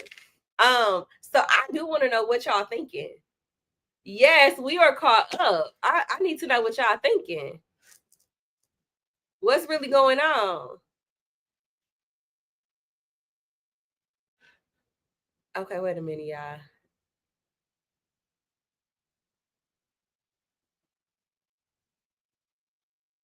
Let me go find Mr. Mitchell, because Mr. Mitchell was watching too. Dr. Mitchell's watching too. Come through. I knew we was gonna catch up today, though. I knew we was gonna catch up today, though, because yeah. Now look. Now G been on our butt because we've been all in the chat like, okay, now it looked like he done did it. It like he done did it. But here's the thing about cases, y'all. 9 times out of 10, they only have circumstantial evidence. And what I think makes a difference is the way the prosecution team decides to present that circumstantial evidence. You have to be able to tell a story, right? You have to. Y'all need to take it before we get started back. Ooh, here we go, y'all. I don't think Kevin told me there was, but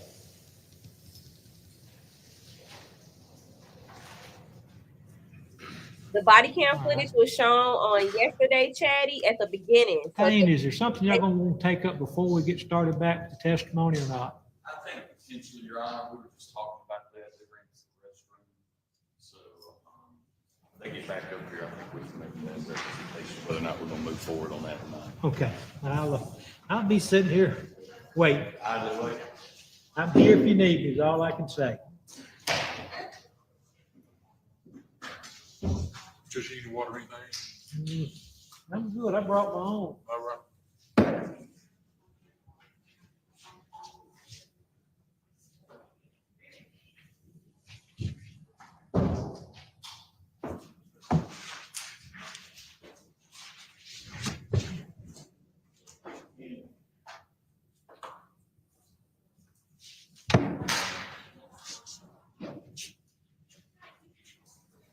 Yeah, let me talk to them when we get started. When Kevin gets back here, I'm gonna tell them.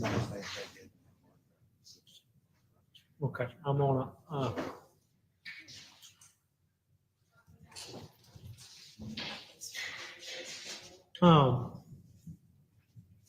Kevin and being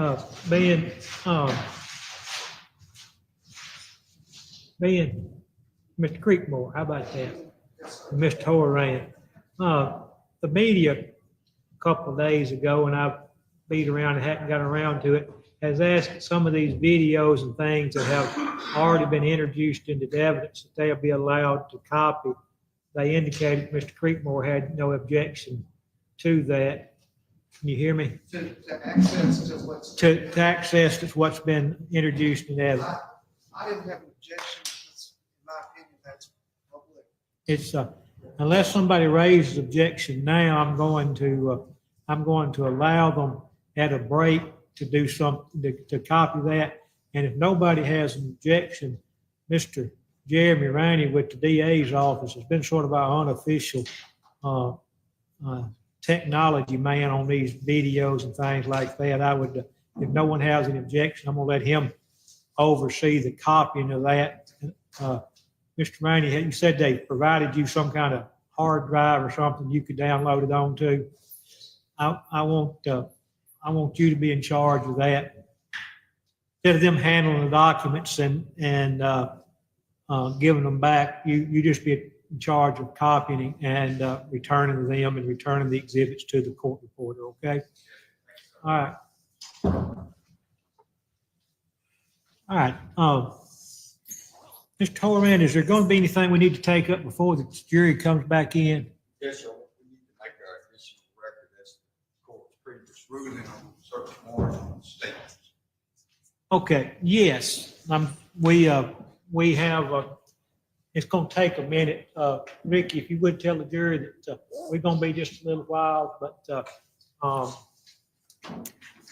did I believe at some point, let me back up here and bring us up to speed. Last Monday, we had a hearing on the suppression of the search warrant of Mr. Harrington's apartment, and I believe his laptop and phone and such as that. During the court, and I denied the motion to suppress those search warrant. During the time of that search warrant, there became a Miranda issue, and I believe at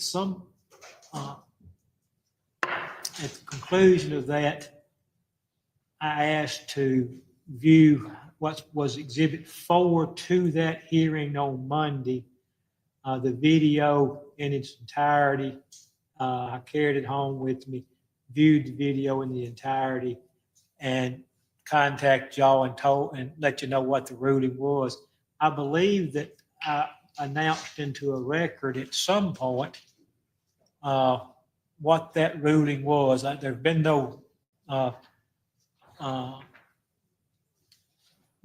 written order found, because it's been bam, bam, bam. And but I believe that I have stated in the record my reasoning for finding for my findings.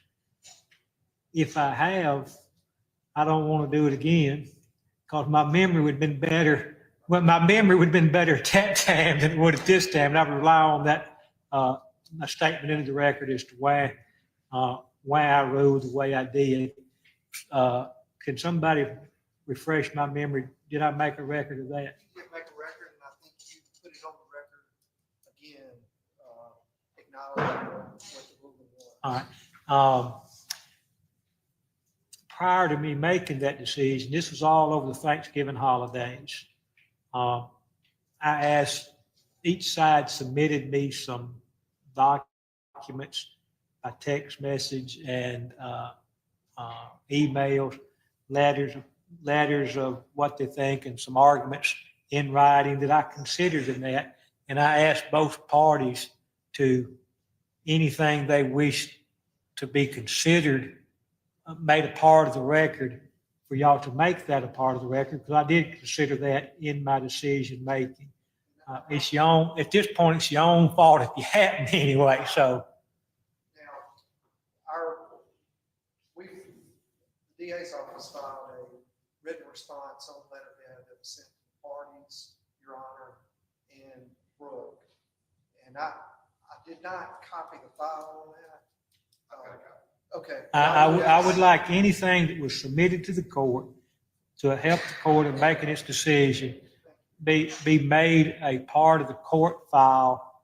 And I have repeatedly told the parties that I'll give you an opportunity to make a record, because most of what we done was not on the record. And now it'd be a good time as any to each side make a brief statement as to what their objection was in response thereto, okay? Mr. Dagnall's going to argue or reiterate our position that I believe that we put in the record in Ripley. I don't know that it, I think it might have been, but A little bit. little bit, but I'll give you opportunity to expand on that today. Yes. Your Honor, I drafted a motion in limine, and I probably need to talk about this afterwards. I just want the court to be aware of the fact, and state to be aware of the fact that I drafted a motion in limine, did not file it as to the actual statement that I anticipate that the state will attempt to introduce includes a portion. You talking about the pre-handcuff statements or what? Video. The video of the station. pre-handcuff statements? No, Your Honor, the video of the custodial interrogation at the police department or wherever they took it. After that, I have not seen that video. Okay. Well, Do what? Oh, okay. No, we I've didn't only do that. seen the video at the department. It's the only video I've seen with Mr. Harrington Bond. I've made no rulings on that. On any police department interrogation. I just want to let the court know, should the court find that that interrogation is admissible, which I don't represent, there would be any other ruling on that statement. I've not been asked to, but if I will, okay, go ahead. The video has a portion of it at the conclusion where Mr. Harrington invokes his right to counsel. The motion in limine would be to redact that portion. That will, if the rest of it comes in, that is generally redactable anyway. I haven't making no rulings on wheels, but if I do let the rest of it in, that will be redacted. Scholar, the motion limited that I originally had, but also to redact the conversation between Fears and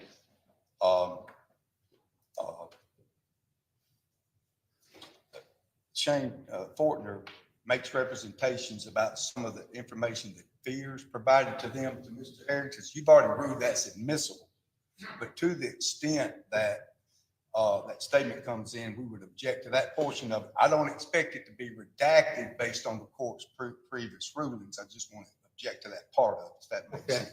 My only redaction is going to be the invocation of the right to counsel. All right, that will be granted if it becomes relevant, okay? But have you made all the record you want to on the Miranda issue, or go ahead, Mr. Dagnall. Yes, Judge, just briefly. As of course, where we had our suppression hearing, and then afterwards we supplemented our arguments via email, and just for purposes of putting that on the record, Judge, during the course of the suppression hearing, based on the court's rulings on the Miranda issue, as far as it related to the Harrington interview that occurred as a department, just so we could be clear on this, there was essentially two portions of the interview. The court made the distinction of basically a pre-handcuff and post-handcuff. Pre-handcuff and post-handcuff, Judge.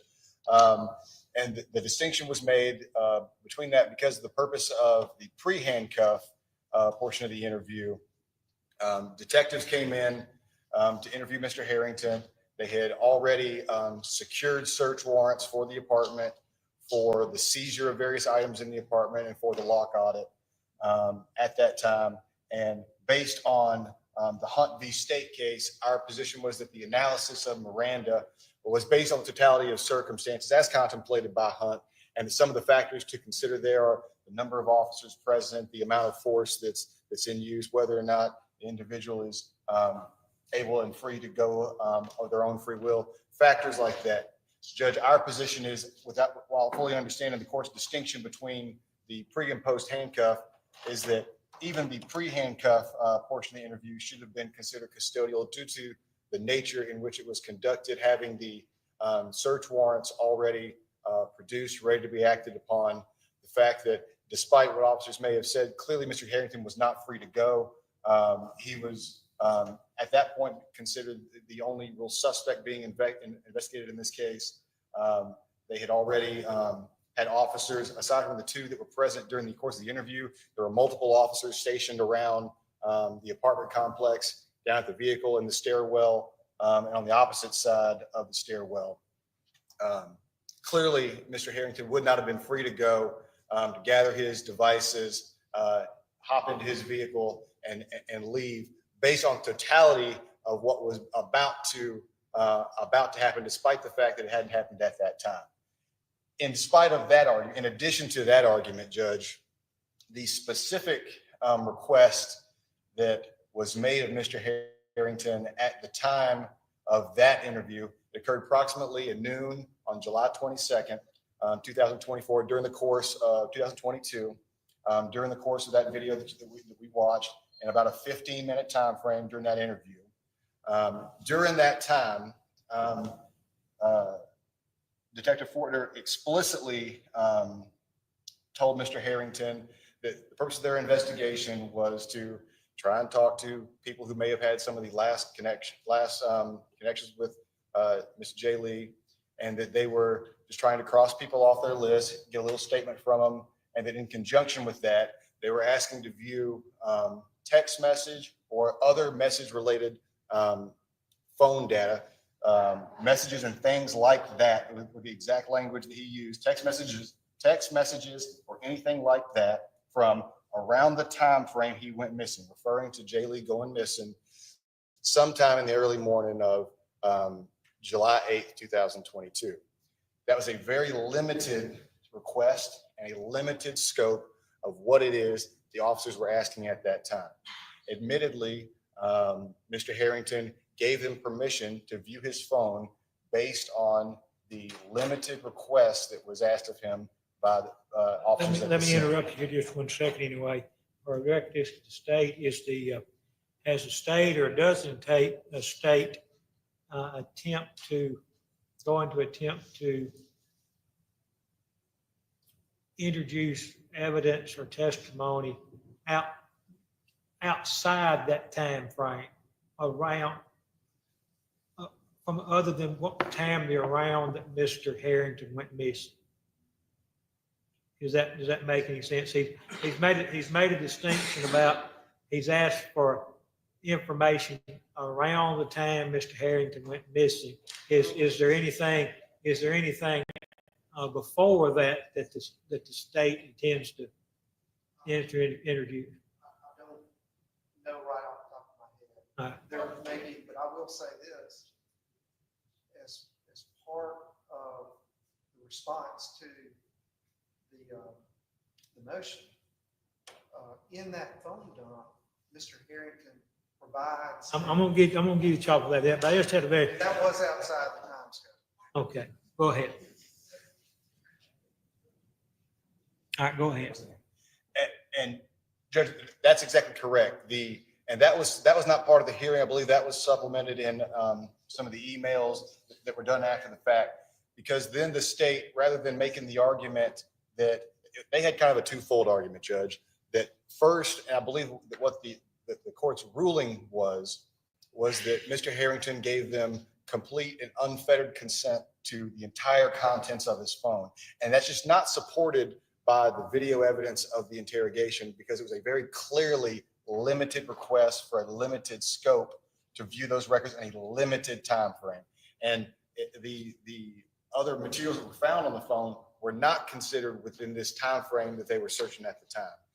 Then after that, then aside from the argument that the consent was a complete unfettered consent to the full contents of the phone, the state also argued that because, and I believe this was not on the record, this was the supplementary portion, is that because there was a text message contained somewhere else in the phone during a different unrelated time frame from the request that was made of him at that time, he had sent the password to his computer so that the contents of the computer would then fall under the inevitable disclosure doctrine.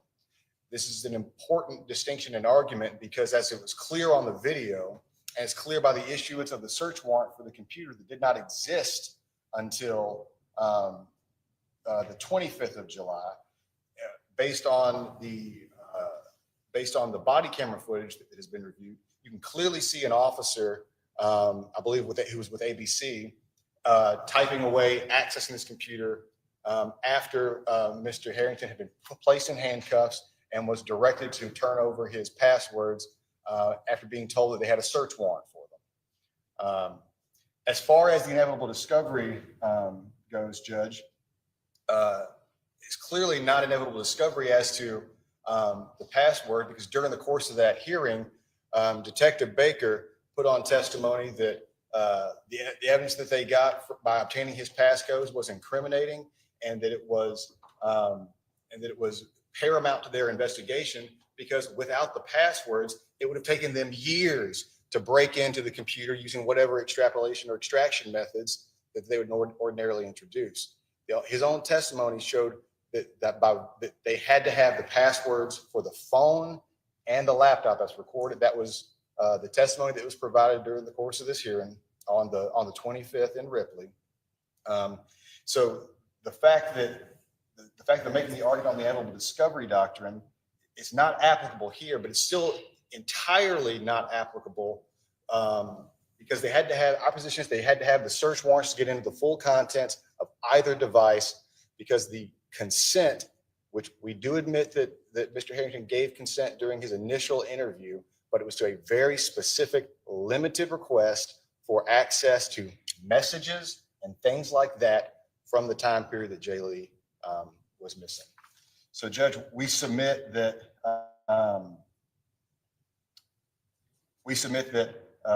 any consent for the purpose to extend beyond that would have required a search warrant to go into them as to the phone records and the computer. And Judge, this is a copy of the email supplementation that I provided on behalf of the defendant, and I'd offer to add that into the record as far as it went to the hearing we had on the 25th, Judge. Do y'all want this made an exhibit to this, the next numbered exhibit to this trial testimony? What's better for you? As to go back and relate it back to that Monday a week ago hearing, or just make, I'm just gonna make it the next numbered exhibit? Judge, I think that I would probably request, since the creation of these documents were directly after that hearing, that these be exhibits to supplement that hearing and not this trial. That would make more sense. Working it out in practicality. I'm gonna do both. Yes, Judge. How about we do both? Abundance of caution is always better. Abundance, too much caution is better than, let me,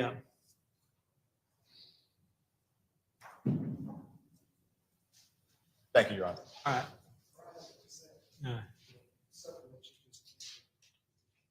Does either party,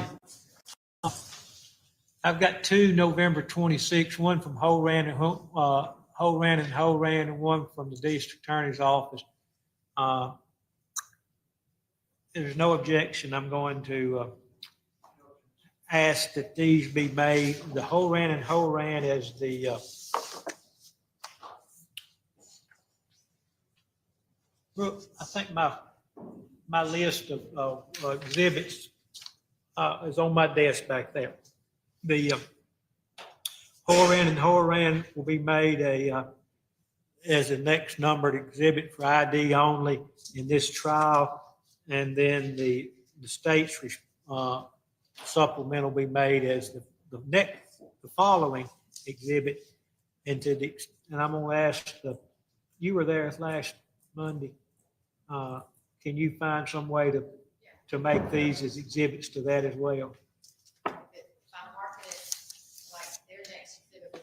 Can you put two stickers on them? All right. The Horan is going to be D54. I'm going to call it memo for Miranda.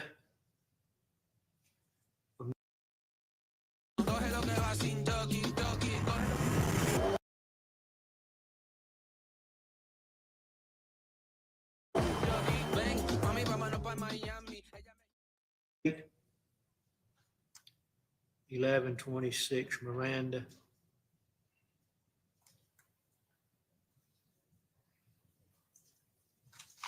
I remember the video that y'all asked me to look at was exhibit number 4. This may well be 5 and 6, but you'll just determine what the. Her, would you pass these down to her? All right, I'll hear from the state. As far as we disagree with characterization that it was for a limited time frame. And if the board recalls from the interview with Tim Harrington at the apartment on the 22nd, he opens his phone up and hands it to them. To me, that act is even more important than verbal. If you've got an iPhone today and you open it up and hand it to somebody, you're handing them everything. And included on that phone were passwords. All right, I'm going to, court has previously announced this ruling. The video does, I have made a ruling before that once Mr. Harrington was placed in handcuffs, that was his statements after that time were custodial interrogation. Any statements he made prior to being placed in handcuffs were non-custodial interrogation. The arguments about the number of officers, show of force, and things like that, the video will show that the officers went to great effort, including on the video, making other officers leave and get out of sight before they went into Mr. Harrington's apartment. The blinds were closed. There was no indication or any way, court doesn't feel any way that Mr. Harrington knew that there was any officer involved in his questioning other than the two officers there. And it was pretty much one officer doing all the talking. It was very low-key, congenial, consensual court feels. It was non-custodial interrogation. I think whether a person is in custody or not in custody, I think would be in the mind of the detainee or thereof, and I don't see anything that indicated to Mr. Harrington that he was in custody at that time. And any statements that he made prior to being put in handcuffs were non-custodial. Mr. Harrington did open his cell phone and hand it to the officers and say, "Here."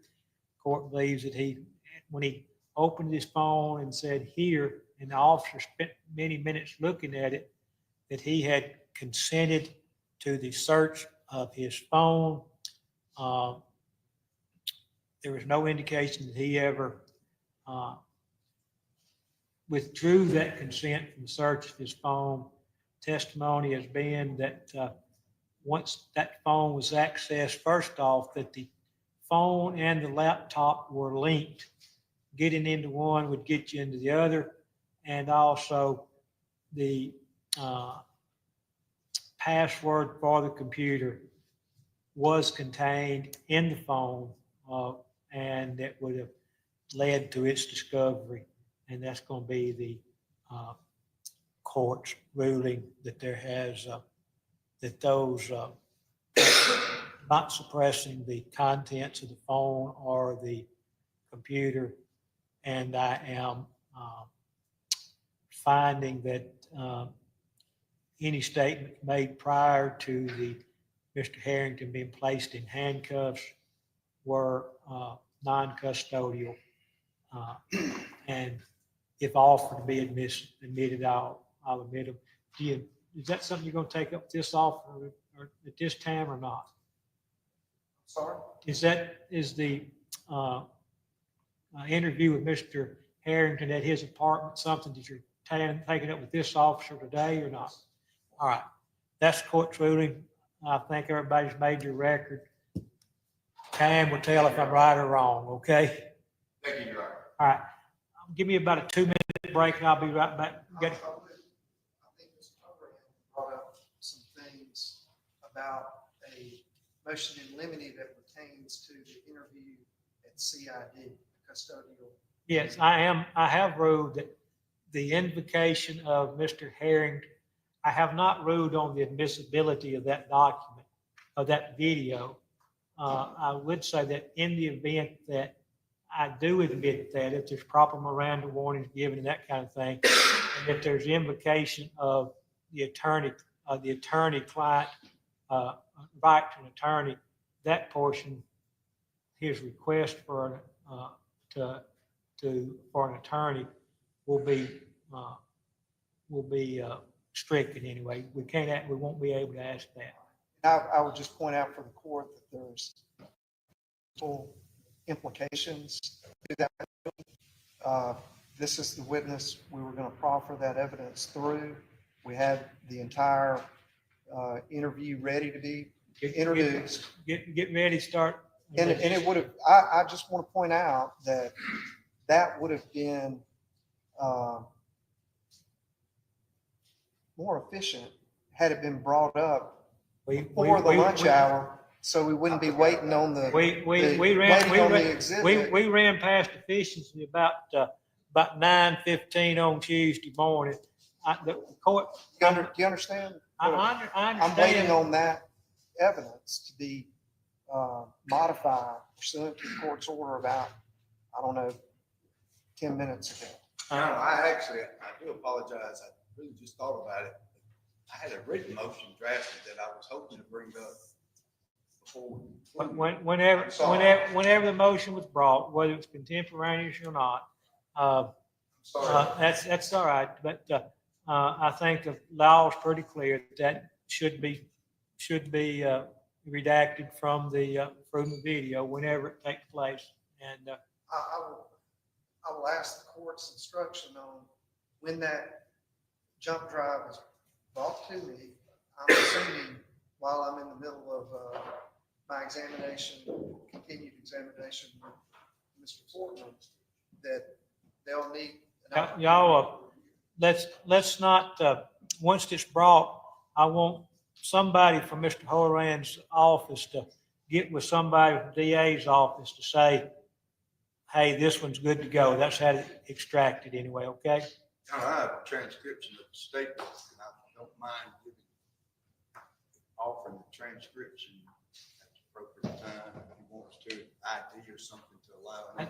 At this point, get somebody, if you wish to introduce that video. I haven't ruled on its admissibility, but if you work on the assumption that it is admissible, get somebody to taking that portion of the interview. And I don't know if that's the end of the interview, middle of the interview, or what anyway. I don't have any way to know, but I just know that it's not admissible. All right, somebody get to work on that. I'm gonna take a quick break and get talking about back to this witness anyway.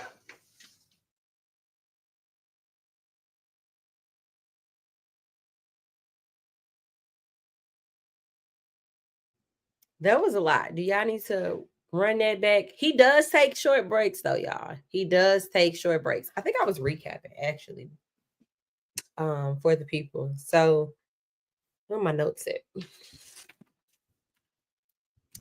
Where my notes at?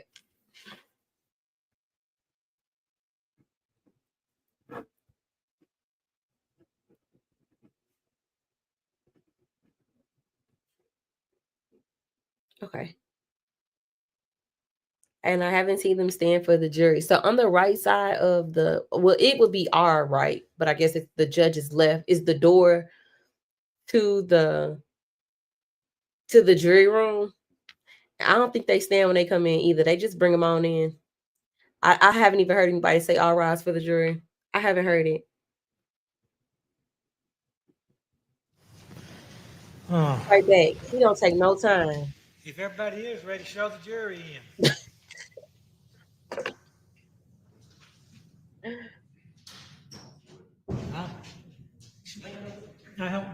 She must be in. Just not going to tell Ashley to show the jury in, please.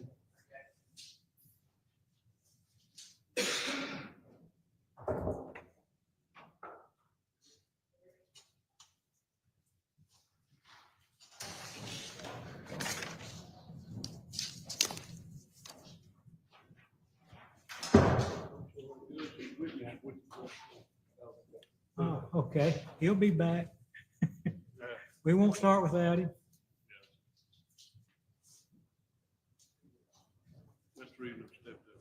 All right, yeah.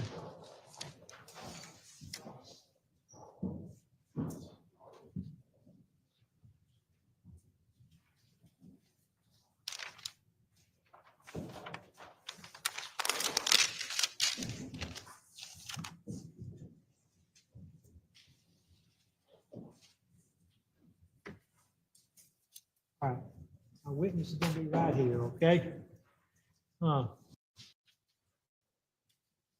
3 o'clock, I'll be ready for a Coke. If y'all are too, y'all let me know, okay?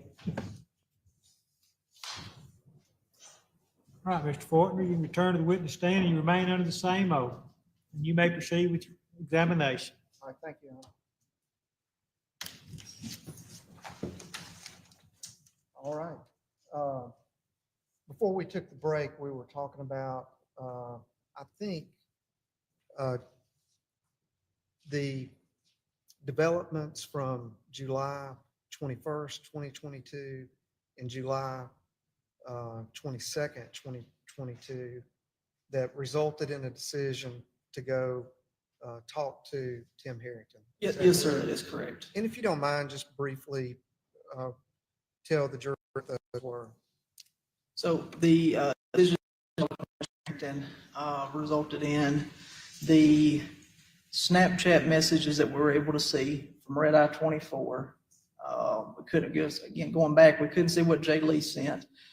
Red Eye 24 was identified as Tim Harrington. We have a Jay Lee's car going into Molly Bar Trails. See a male run out of Molly Bar Trails. He runs down to Rockets gas station on Molly Bar Road, and then he's. We just gear him back up after the lunch break.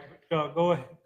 Sort of like when you're watching TV, watching those ad thing on TV when they always give you just a little bit of what you had before you start back. So let's make it real brief anyway. Real brief. You're about done, I think. I was almost there, yes. Male around Molly Bar Trails. He runs down to Rockets where he's picked up by an individual later identified as Keziah Carter. Keziah Carter then, once we make contact with him, tells him that he picked up Tim Harrington and took him back to Lafayette Place. All right, so I believe on the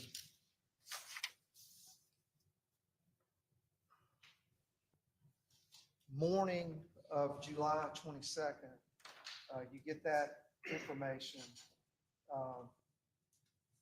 With that information, what preparations did you make and why?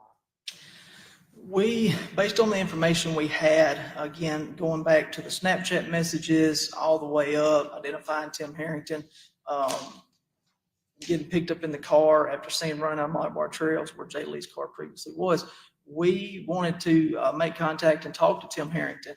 And some of the preparations made in advance of that was to prepare a search warrant for Tim Harrington's apartment. So what did you do in that regard to try to get a search warrant for Tim Harrington's apartment? So search warrant.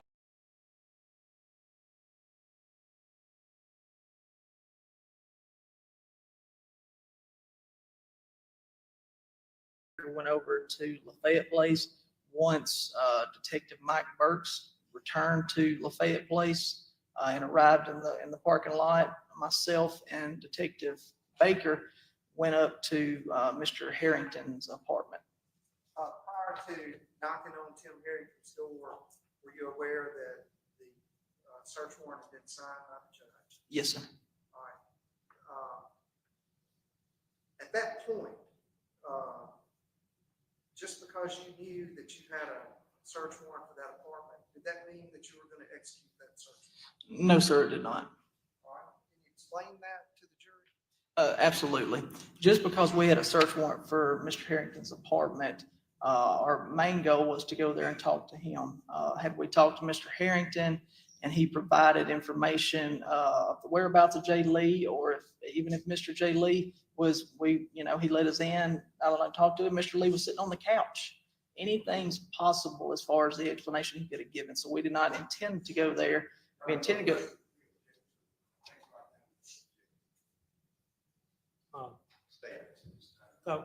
Okay, I know, note your objection for the record, anyway, by about previous reasons. You were explaining to the jury that just because you had a search warrant didn't mean that you were going to execute the search warrant. Absolutely not. And can you, if you want to finish that for the jury?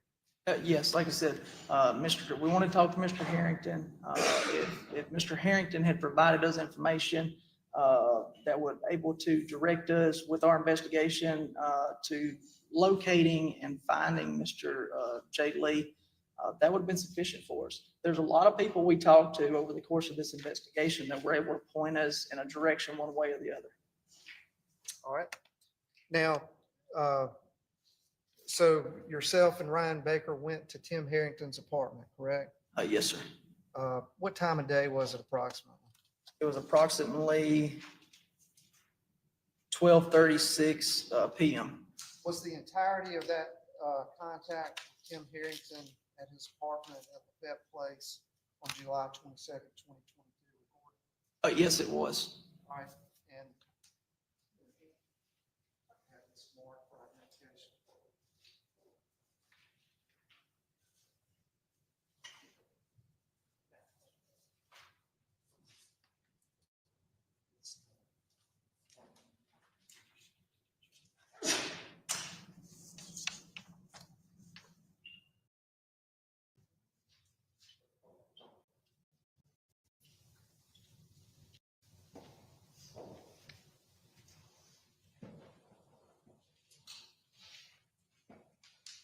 All right, this jump drive that I removed from this envelope, have you seen that before? Yes. No approach right quick anyway.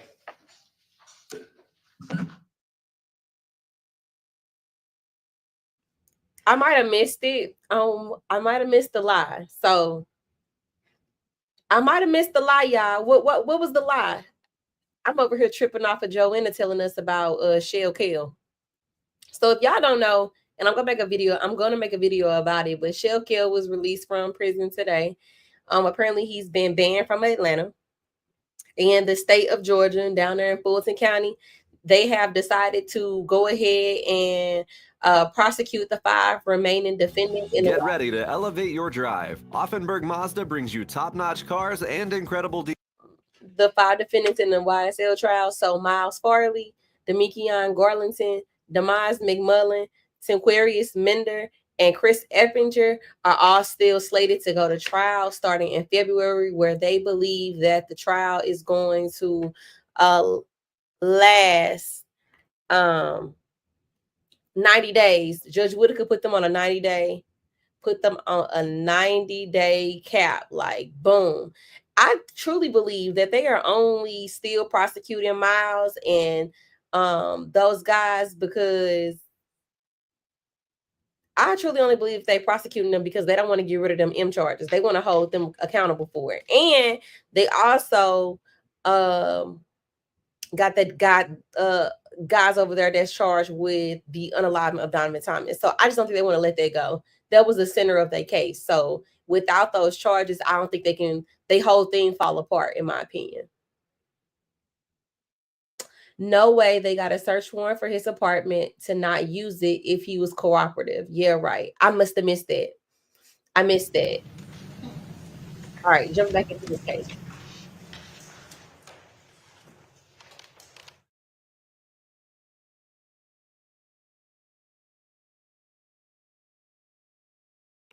Okay, Shell Kill has a new case that was indicted in September of 2024 for more felony charges.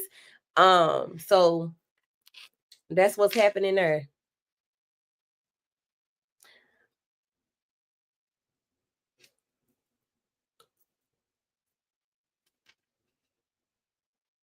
And Farley's lawyer is filing to have his charges dismissed. So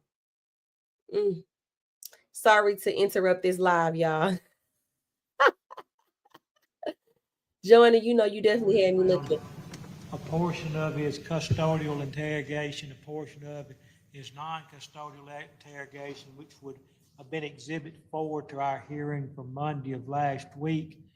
Before we started playing, I wanted to make sure whether the parties were agreement for it all to be played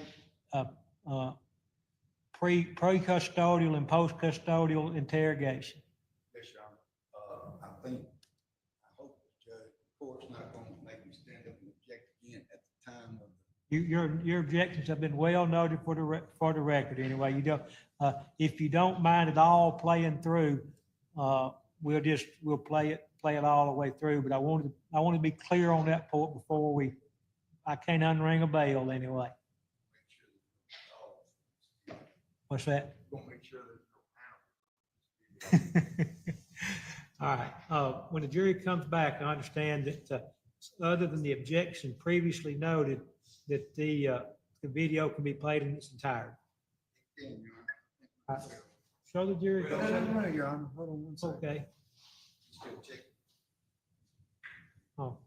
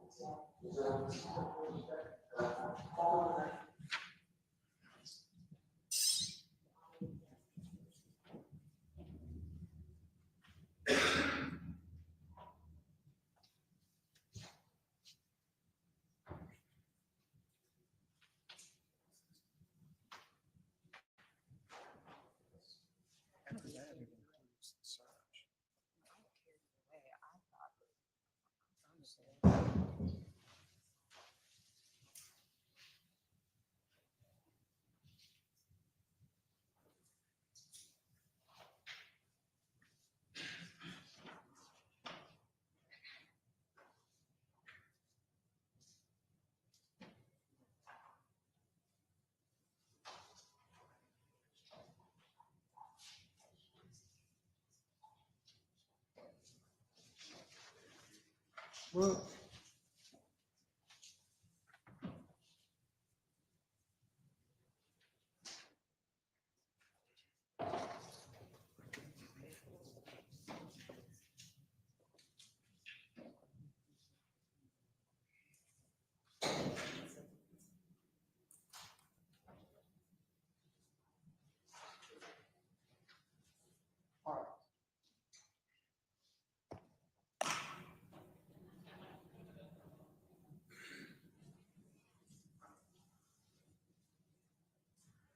You have notes on this particular Question number we have.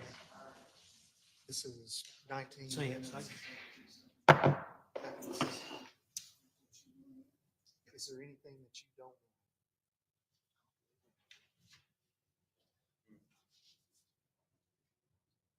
Where does the video end? Where does the video end?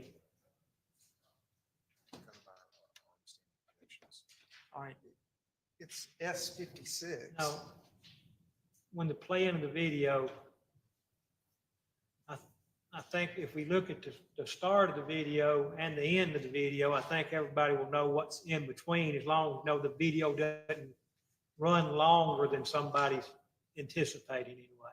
Well, they don't have any objection to the full thing. There's activity before contact with Tim Harrington, and there's activity after he's placed in handcuffs. That's what they've said. They don't have any objections to that, but I want to make sure we know where the video starts. We're all agreement on that. I want to make sure somebody looks at the end of the video so that when everybody's agreeing, they know exactly what they're agreeing to. Because I've looked at the entire video, what I believe to be the entire video. But,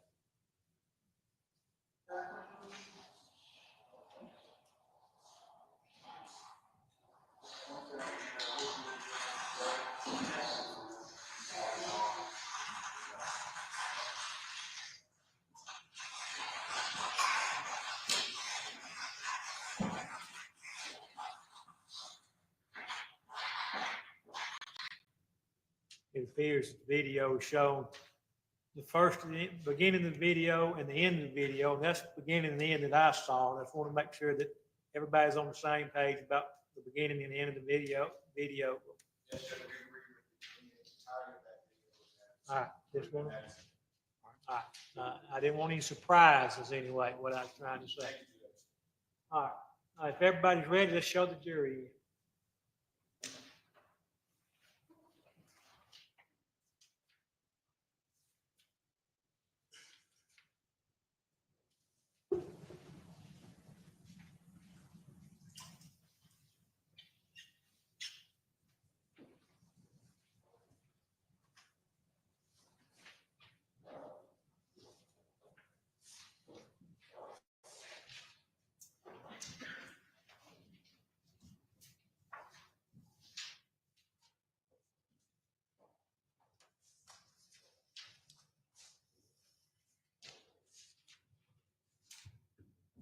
Ladies and gentlemen, Jerry, as young man knows, I'm quick to give a compliment, but I'm quick to call somebody out too. You know, this morning I was complimenting the clerk on his fine work on our shades anyway, but you know, I'm gonna have to retract my compliments anyway.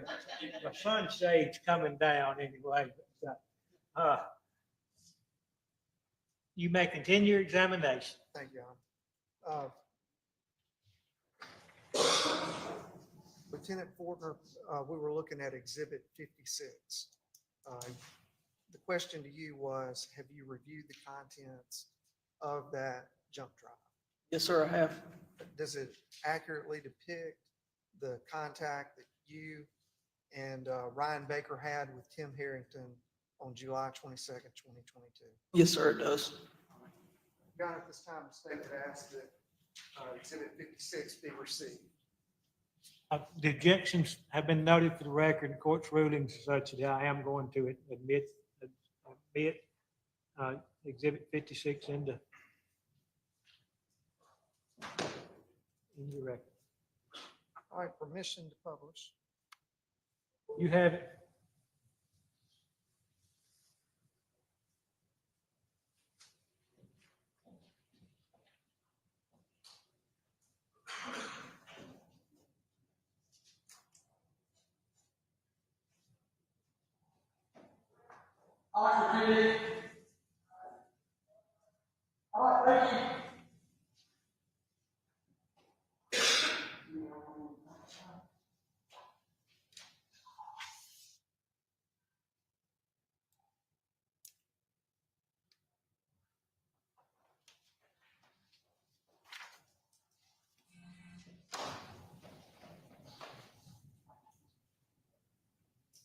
All right, where are you right there? In front of Timothy Harrington's apartment.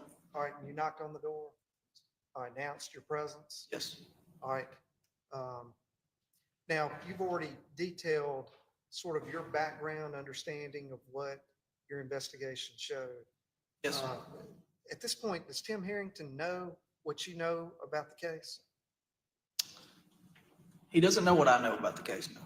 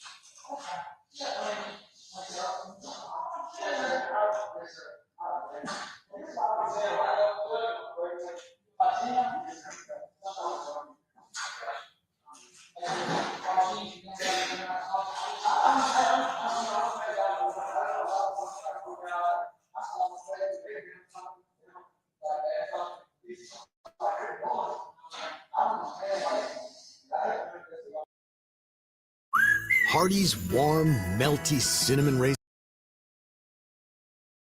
biscuits are back to sweeten your holidays.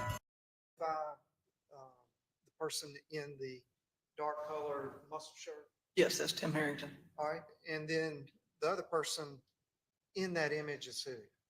Myself. All right, now, it appears that this is being recorded by a body cam? Yes, sir. And who's wearing that body cam? Detective Ryan Baker.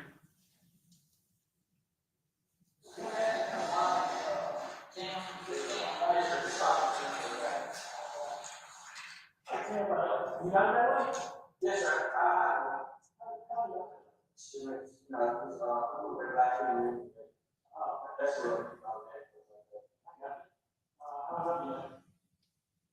All right. I just want to inquire from the court, is that audio? Not the best. Are you able to hear that? I can, but more Make sure. post question, can the jury hear it anyway? Y'all hear it? We good? It's a little muffled, I guess, would be a good way to, I do believe the audio system here is better. So if it becomes a problem, if the court wants to allow. I'm on you listen, and I'm gonna let you make your own decisions about where you play it anyway, okay? What's that now? One screen's not working. We got one screen that's not working. Let's try to get that going before we continue. Yep. We got one screen that's not working anyway.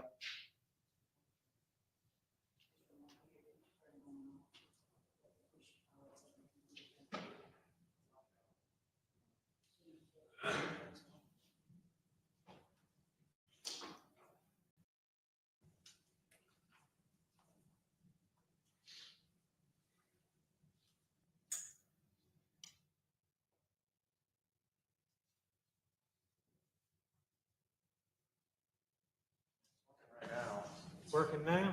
Well, that's all we're worried about now. All right, thank you. I'm gonna let you make your own decisions about where you wish to play it at, okay?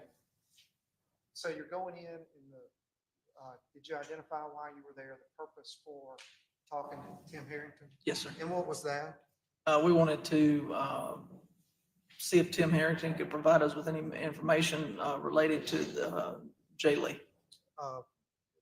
Missing person?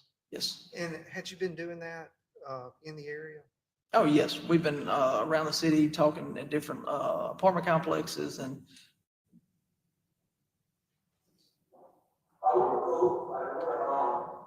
Like, I would say we were like best friends, or we were like,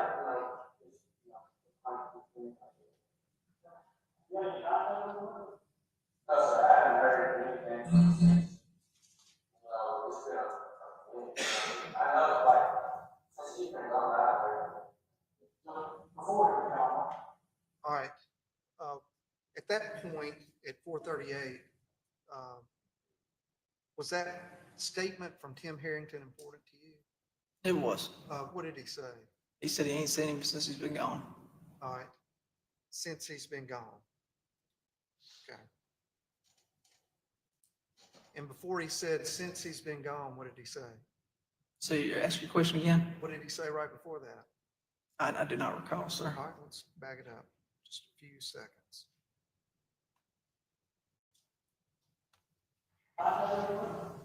No, sir, I haven't heard anything. It's been,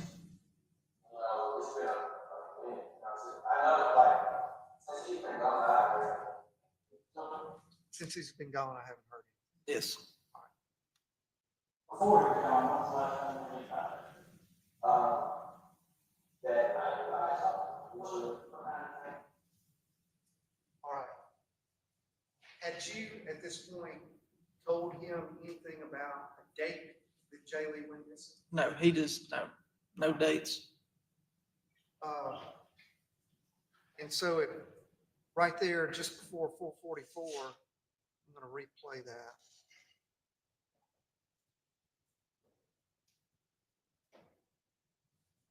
His statement there about since he's been gone, and at this point, does that indicate to you that he knows when he went missing? I abstain the objection. I know, like, since he's been gone out there. So before he was gone, what's the last time you were out there? That I talked to. I'm not sure what it was, but it was like. He wasn't sure of the date, according to him at that time, but he did say that night. That night, he specified that night. I'll sustain the objection. Don't leave your witness. Was he sure about the exact date here on the interview, according to him? He said that night. I would say, so I'm not sure exactly. Like, yeah, we were here. Now, we were, at least he came outside. And you right now, we were talking, still we want something, you know, old friends, actually, the first one is Yeah, I did see him, so like, he came over, like I said, we were cool, so like, we were just chilling, like, he came by and started like, we were just chilling, so like, we went back to his apartment. I don't know, it was like, we were talking, so, we talking morning, afternoon, early morning. This is like, nice, I'm not sure what time it was, but I believe it was. It was dark. I don't want to say wrong, but it was not. Yes, sir. Yes, sir. We're trying to bear it out and stuff like that. So.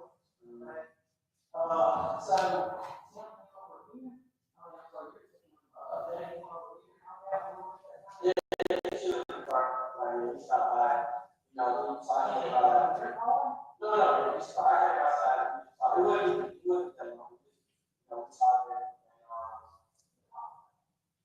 and he just said, like, he regressed, but I'm very about town, so I'm here in town, so he just came and just shot, like, talking, yeah, so we just talking, shop, no, just talking. So, because I'm here, so I'm like, that's very good for me. So I have a job, and that's why I said this, I'm in the process of doing.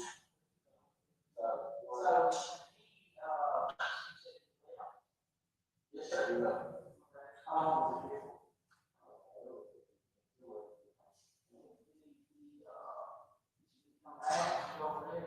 Nah, that's the same one right there. I saw him, and that's why I was like, I didn't, you know, I didn't like really believe my first time, but I was like, saying, I'm like, All right, I'm gonna stop it there. What he's talking about is that night. And that's gonna be when the day that Jay Lee went missing, correct? Yes, sir. Had he said anything to you at this point about?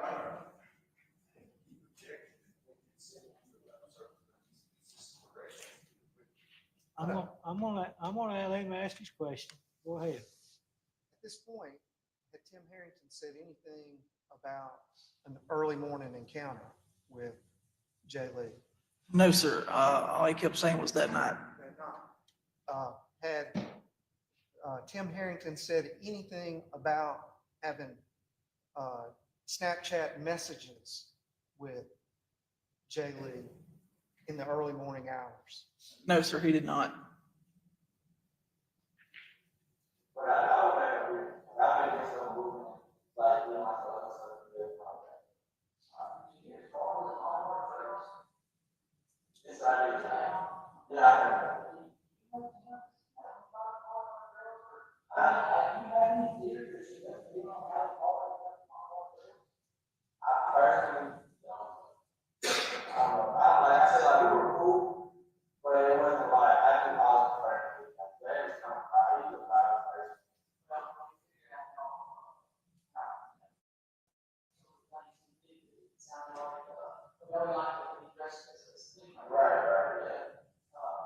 All right. Now, right there, what information had you provided that you knew about your investigation? That the vehicle had been found at Molly Bar Trails, and Mr. Jay Lee liked to dress as a female. So going back to the car, what was the question that you asked? Did he have any gut feeling on how that car ended up at Molly Bar Trails? And his response was what? No.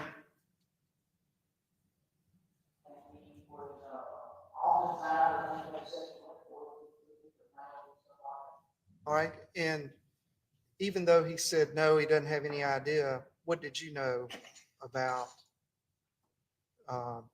Tim Harrington and Molly Bar Trails? I knew that Tim Harrington ran out of Molly Bar Trails the morning of the 8th and went down to Rockets and got picked up by Josiah Carter and taken back. So I knew Tim Harrington was at Molly Bar Trails. Okay.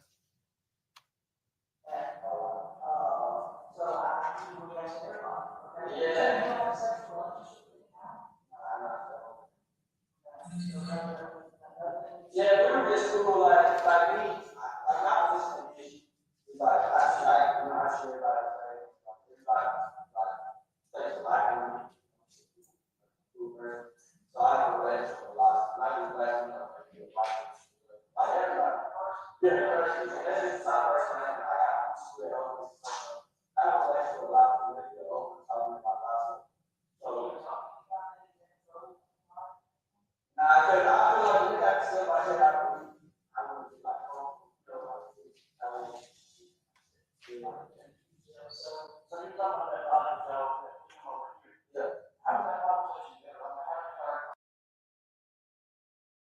At NGA, we believe our diverse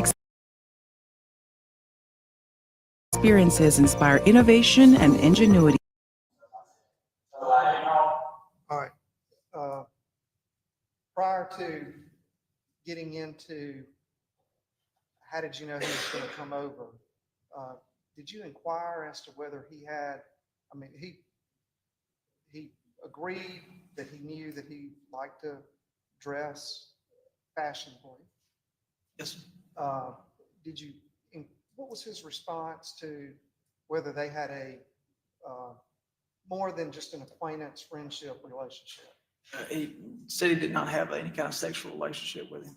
All right. At this time, did you indicate to him that you knew what their messages were about on Snapchat?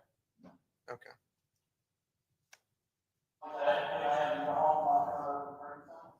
Yeah, he had something earlier, and so I started like,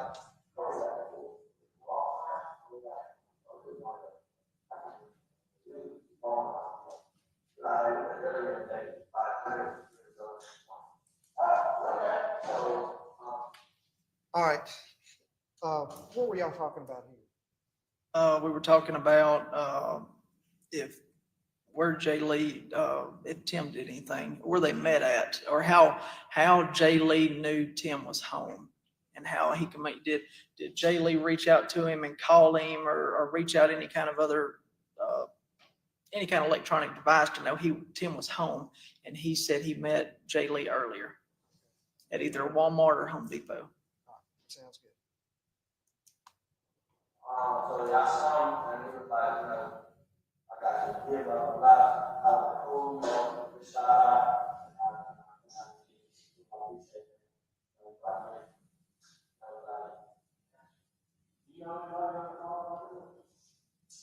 No, sir. Other than like also in the drill, I'm at home. That's like the outside.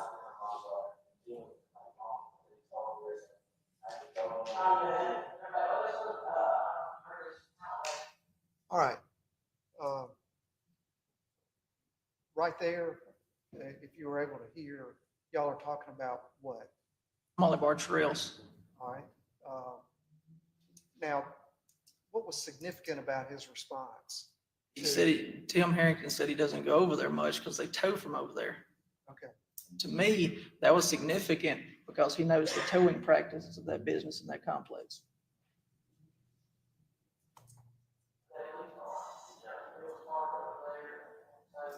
Yeah, so I personally don't go over there, but I got down.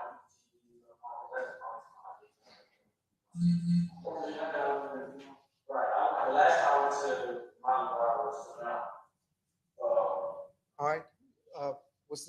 Was that additional information that he provided significant to you about Molly Bar Trails? Oh, absolutely. Tim Harrington said he ain't been over there in a few months, but we were able to find video of him running out of the complex that morning on July 8th.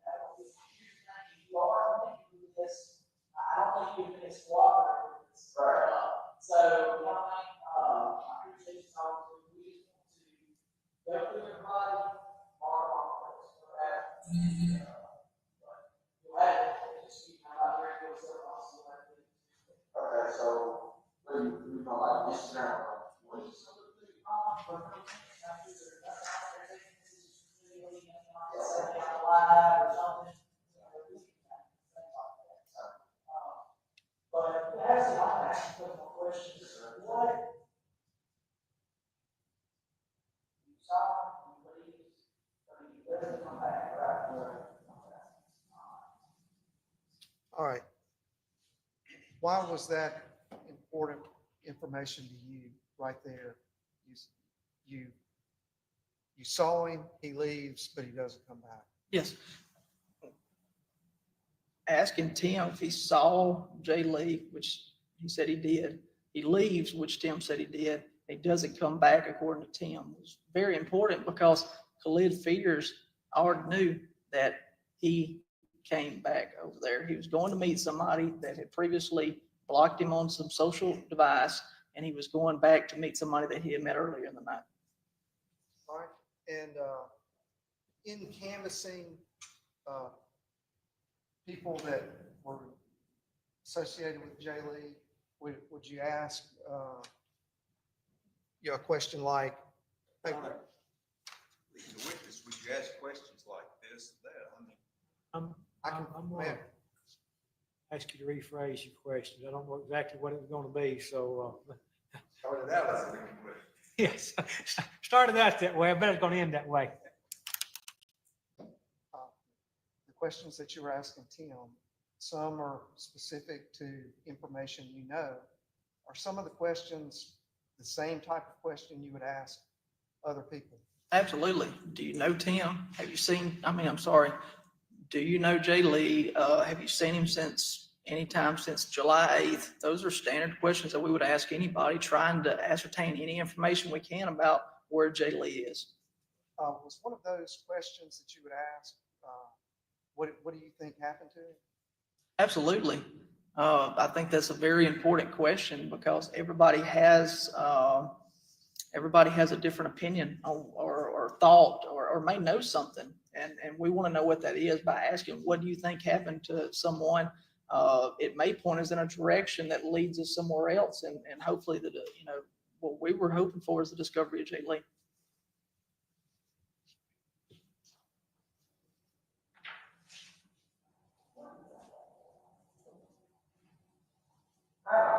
You said that we have the same, like, out of there.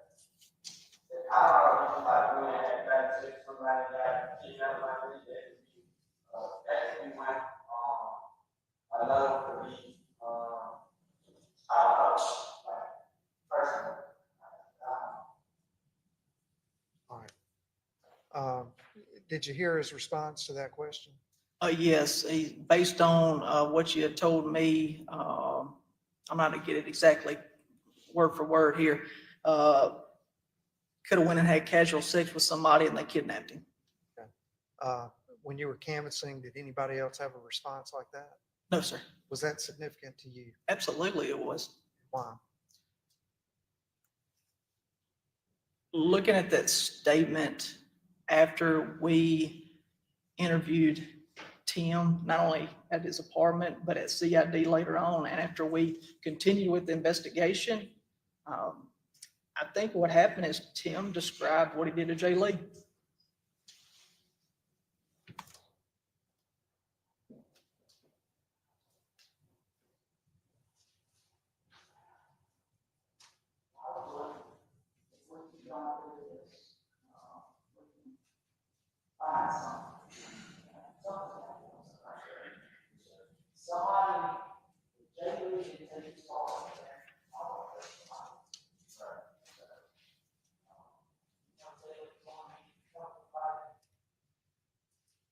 All right. What was that last question? Do you know if Jay Lee was going to talk to anybody? Then right after that, you talk about, I think you make a statement about how Jay Lee's car got to Molly Bar Trails. Yes, sir. Somebody took it over there and we want to find out who that was. And I think you told him there that Jay Lee didn't take his car to Molly Bar Trails. Yes, sir. Do you recall what his response was? You may play it. I don't remember, sir. Okay.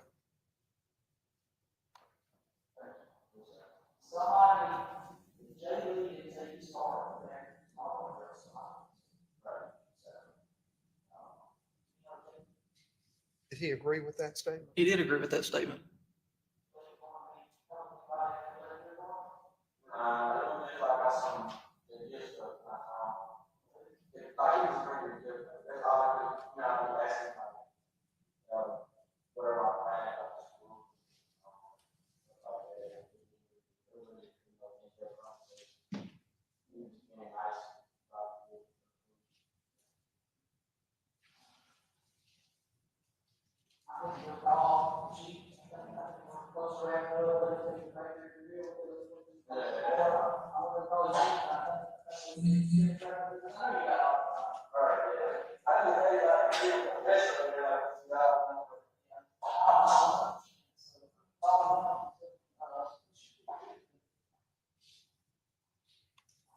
All right.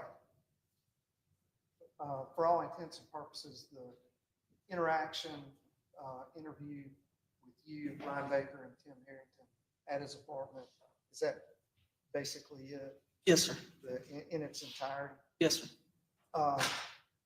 And at that point, you said you're gonna have to go call somebody. Yes, sir. Talk to the chief, I think is what you said. I did. And, yeah, he was not aware that you had the search warrant. Game days are better together. Game days are better with Canes. Raising Canes chicken fingers, one love. It was important to go talk to Tim Harrington and find out what he knew. Again, he could have led us in another direction and that would have been super helpful to us. But based on the information that he gave us, that we knew we could, was not accurate. Going back to, you saw him, he leaves, but he doesn't come back. And, he hasn't been to Molly Bar Trails in a few months, but yet we got him running out on July 8th. We decided to move on and execute the search warrant. All right, and did he ever enlighten you about any of, or give you any assurance that would explain the bits and pieces of evidence that you had already developed in your investigation? No, sir. So a decision was made to do what? Execute the search warrant, detain Tim and take him to the Criminal Investigation Division for further questioning. Now, if I can have this mark. Mark it. 57. Rights waiver.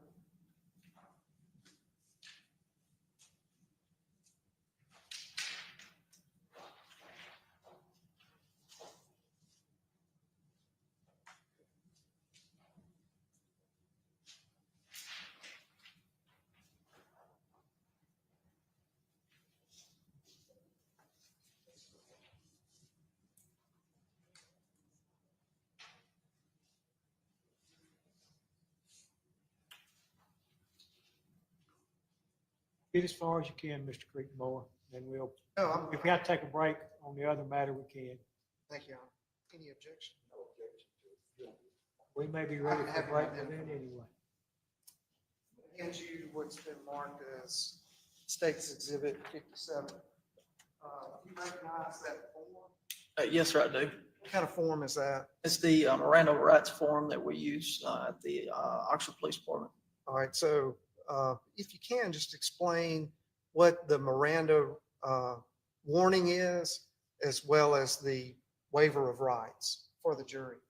Yes. So the Miranda warning, we want to inform an individual such as Tim Harrington of his right to remain silent. Anything he can or he says can be used against him in a court of law. We want him to understand all of that.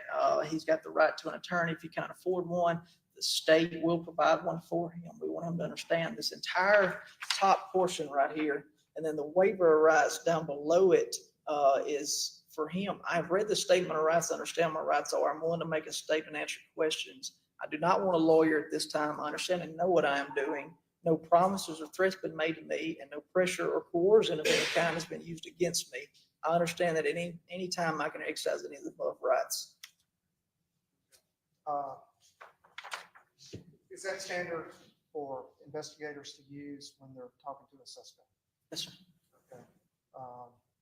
Now, did you make a decision after the interview at the apartment, around 12:30 on July 22nd, 2022, to take Mr. Harrington in custody down to CID. Yes, sir. And then he was presented with this form. Now, that entire contact between yourself and who else was with you? Ryan Baker? Detective Baker was, yes. In the interview room, is that recorded? Yes, sir, it is. Was the portion where you went over the Miranda rights and the waiver included in that? Yes, sir. And you can clearly see Mr. Harrington signed the paper. All right, and do you recognize that exhibit as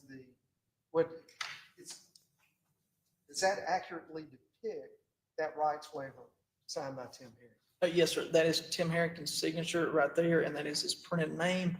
And then below it, the first witness is myself, Shane Fortner. The second one is Ryan Baker, Detective, Oxford Police Department. Say would ask to be received. All right, any objection? All right, rights waiver will be received is 57. All right, Your Honor, can we approach just for a second?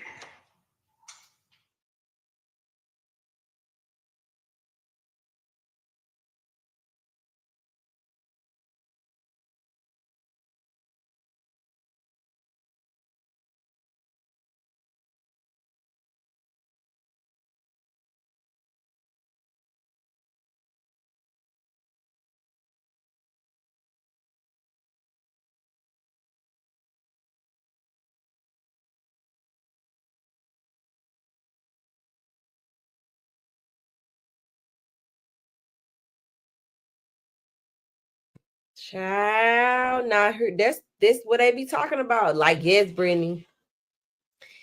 They Mirandized him. He signed it. Like, he thought he was in the clear. But here's my thing. You sat there and told on yourself. He said,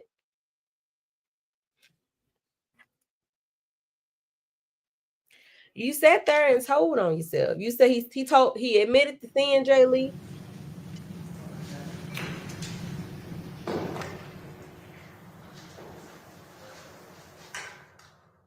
You ain't got You to know what, play. Your Honor? You ain't got to play. I can give it away. All right, we're gonna take a little break right here, whether need to or not, anyway, okay? And that's when you blame on me if you want to, okay?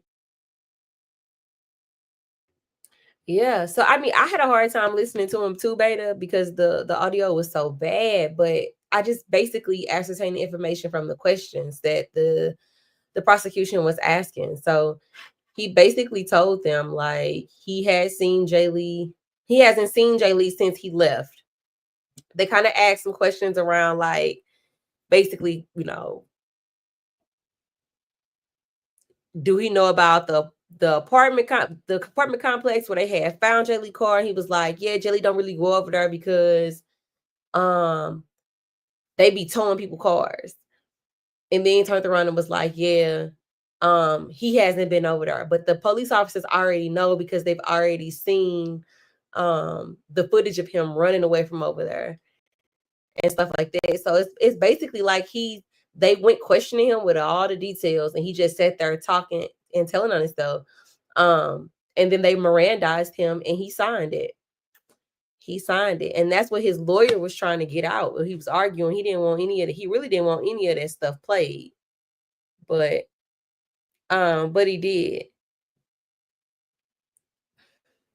All right, so just a quick update on Shell Kell. So Shell Kell has a new case that was indicted in September 24. He has criminal damage of property in a second degree. He's got that 3 times, and then possession of a firearm during the commission of a felon. He is being prosecuted by Fonnie Willis's office, and that's what's happening there. And then we've also got the other. We also have the other set of guys. Excuse me. We've also got the other set of guys who are going to be going up for trial. So Chris Eppinger, Miles Farley, Demekion Garlington, Demise McMullen, and Tinquarius Mender, who is Nard. All right. The state of Georgia, by and through Fonnie T. Willis District Attorney of Atlanta Judicial Circuit, and undersigned Chief Deputy District Attorney Adam Abbott. Abbott, I don't know how you say his last name, hereby submits the state's motion for a specially set for trial the remaining YSL defendants in the state of Georgia versus, and then all of their names again. A final plea hearing is presently scheduled for December the 17th of 2024. The state respectfully moves that this matter be specially set for trial with proceedings to commence on February 24th. This request is made to ensure adequate time for resolution of any outstanding motions that may be filed by the 5 remaining defendants, as well as to facilitate and coordination of witnesses, appearances, and transportation.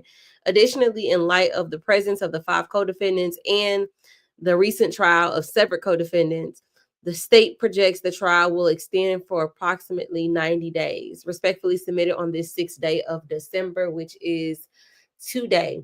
What is notable is that Mr. Abate is taking lead. So we know that Love is not the lead prosecutor on this case. It's going to be Mr. Abate or Abbott, however they say his name. They are kind of saying that there's no more plea hearings, but they will have their they have to go in front of the judge and announce that. Put that on, that has to get put on the record that nobody else is accepting pleas. And I would suspect that if any plea offers were made or offered and were rescinded, I would expect the same, that they'd read them to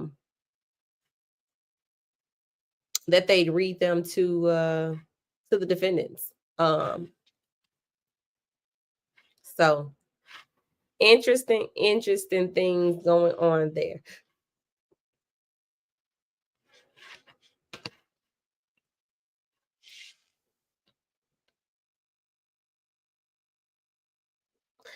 TK, leave me alone.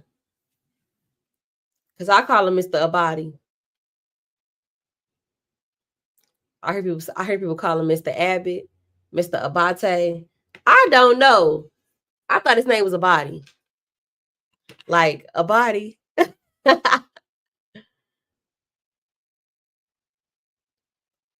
right, let me scroll back up. Hey, Tay. Hey, TK girl. I was wondering what happened in this case. We lived in Oxford for 3 years and then moved to Toluca afterwards. People close to the victim stated he did it. Ooh. Yeah. Yeah, I got family from Oxford, TK. Like my entire family is from Oxford. Well, my mom's side of the family is completely from Oxford. My grandfather and my grandmother moved up here from Oxford. That's how I'm here. But yeah, I don't know if you know any Piggies or Goosebees, but those are my family members, girl. With the same evidence we just seen. What baby need a nap? I hope Paige give a directed verdict for Miles. I don't think she's gonna give one, Kiki, because the thing about directed verdicts is that it has to be basically like, no, the burden is so low, like basically the fact that they're gonna show Miles getting out of the car and that they're gonna show the car at the light is enough evidence to put in front of a jury. So I don't think she's gonna issue a directed verdict for that. Same evidence. Yep. And this trial can be used to impeach witnesses, so they better stick to the same script, same story. Does this set all have public defenders? You know what, TK? That's what I'm gonna do. I'm gonna make my Taylor Talk video about the next defendants, who they are, what their charges are, and who their lawyers are. I'm gonna do that, TK. That's gonna be my Taylor Talk. I need some paper. I'm gonna make that my Taylor Talk video, because I was sure thinking like, what I'm gonna do? I need to do a Taylor Talk. All right.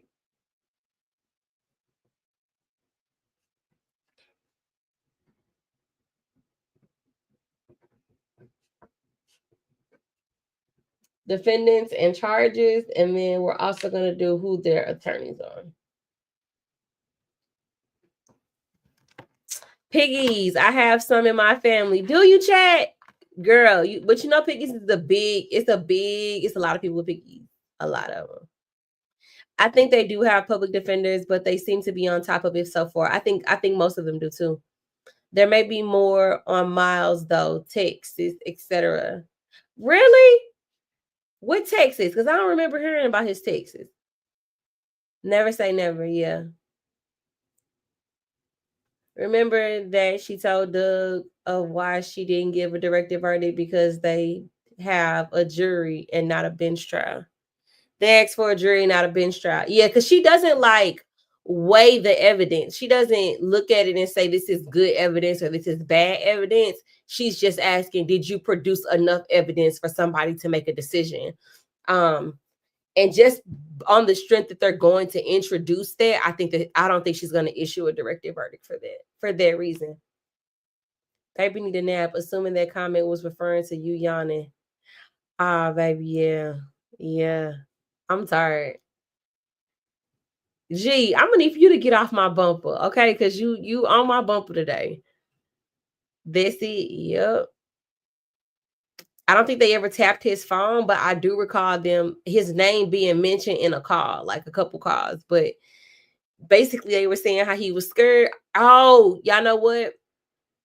They were saying how he was scared, how he got how they was trying to protect him because they was, people was trying to jump on him in jail, and how they were trying to tell him to keep his mouth shut. I think that they've got enough that it's gonna have to go to a jury. She's not gonna be able to give a directed on it, in my opinion. Remember, all these people were on one case. They got severed from the case, so it would be the same evidence. Absolutely. I have no idea what they have, but I do know they didn't show all the evidence. Yeah, I don't think that, but I don't think that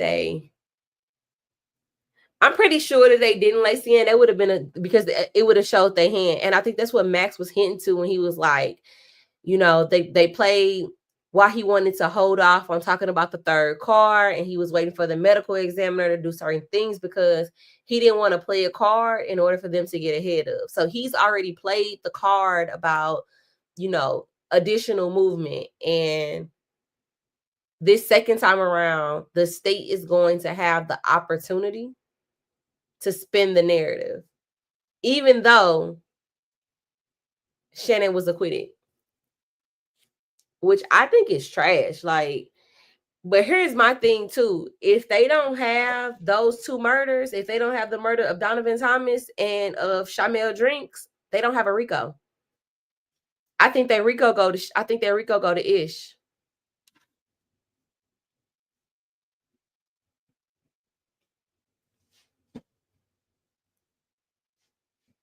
I do pray they all get found out guilty. I think that RICO I think it go to the dumpster. So I think they really need them because those are the center of their retaliations. Well, I'm not gonna say the centers of it, but I mean Donovan Thomas's is I feel like their whole case revolved around it. You never know with a jury, you never know. And we heard how people was talking. Baby, you heard how people was talking. So I'd be terrified. Miles is the last person that needs to be there. No, Priors was a passenger in Nichols' car, and all of the fashion designer and college graduate, if I'm not mistaken. Yes, he is. And that's the other thing that they brought up about Miles, right? About him creating the merch. He created a lot of the slime merch. So they kind of, Miles should be, But 9 times out of 10, y'all, they probably didn't offer them something reasonable. You live in Oxford, Alicia? Yes, girl. My family stay down there. They are Piggies and Goosebys, girl. We are from Oxford. I do have a cousin. I think Brittany stay up in Memphis. Well, she's married now. She was a Bonner though. Her name was Brittany. I'm putting all her little business out there. She's a Lee now though. She's not a Bonner anymore. I got a cousin down there. I got my other cousin down there, Trey. He's a Piggies. I got a lot of all my family down there. They wanted me to go to Ole Miss. I was not going down to Mississippi. I was like, no, ma'am. I couldn't stand going down there for the summer.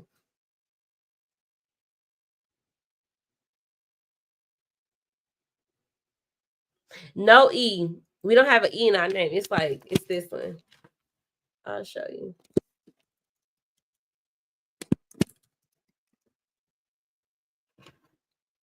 It's like that.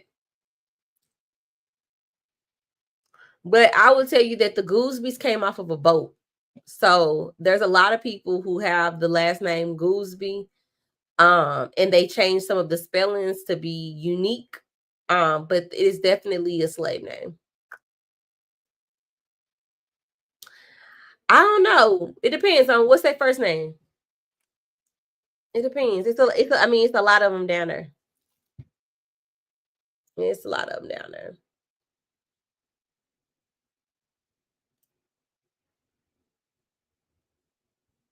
The last name is Goldsby. Okay. Okay, Goldie. Now we see where it's coming from. I see you, Goldie. Baby, yes, this cameraman got he got a little Parkinson's, baby, because the camera ain't stopped shaking yet.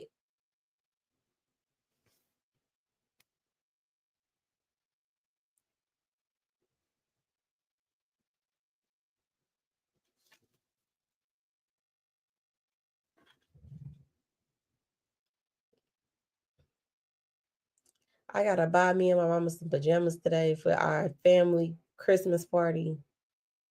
And the headache I have talking to her is ridiculous. They having a best pajama.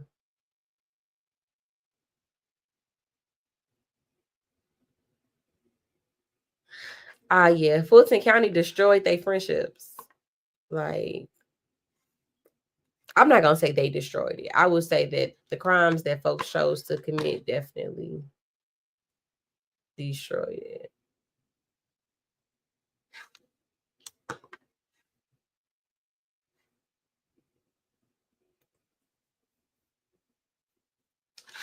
I do need to chat with support real quick. Yay.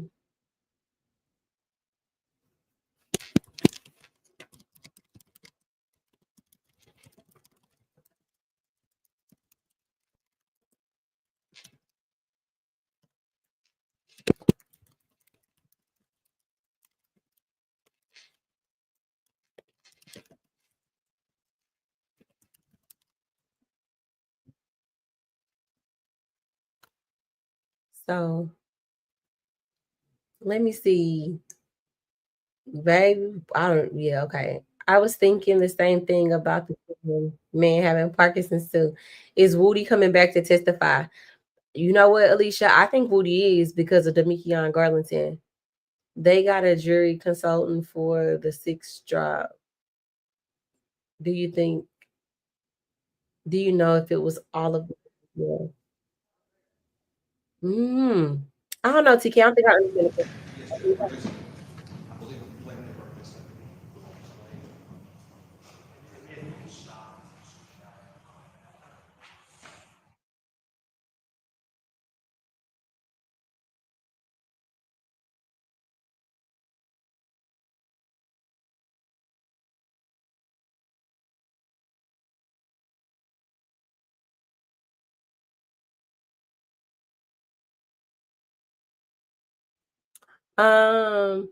Where are you going shopping at, Taylor, for your PJs? Well, we're going to be reindeers. So I found us some reindeer onesies. I got us some antlers. I need to find us some socks. I want us to get like a red nose because it's a costume. And then I found us like a choker bell necklace. I just want to make certain that I'm on the same page with everybody. According to the argument or request by defendants, motion in limine, or a tenant's motion to exclude. Maybe just letting you know, everybody. Okay. To exclude the conclusion of the custodial. As I understand it, the defense moved to exclude the invocation of his right to an attorney from the interview I've granted that. I think it's reversible error not to. I do have a case to cite to Your Honor, but if you've already made your decision. I'm going to, I'm going to exclude the, when the defense, when the defendant invoked his right, I think there's some, we got some US constitutional law that says it's a reversible error, not to, the court's opinion I anyway. can withdraw from state of let me take a chance on it. I think I'm obligated to raise it at the program. I would just point out, you know, I'm going to exclude it. I'm going to exclude it anyway. the way it stands, I think the jury is need some sort of explanation that gives them why it stops the way it does without violating the ruling of the court to play the portion of him invoking his right to counsel. Is there any, is there anything going to be played after that? No, sir. That when that stops it, I'll make a statement to the jury that's where the video stops. Right. Court made a ruling, that's where the video stops. Thank you. Judge, we can just stipulate that would be the end of the pertinent information included in that. Yes, sir. I didn't understand that. We can just stipulate that would be the point that video stops is the end of the pertinent information included in that. All right, sounds reasonable.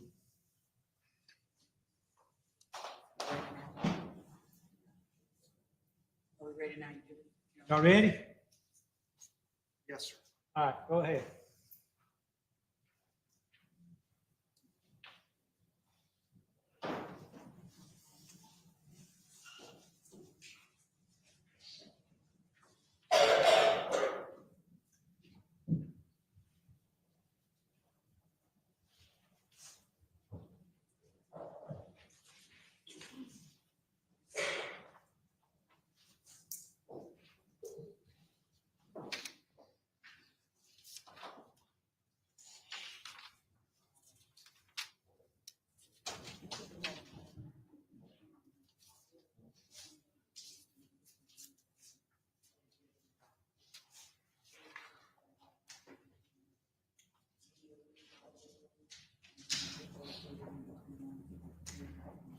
The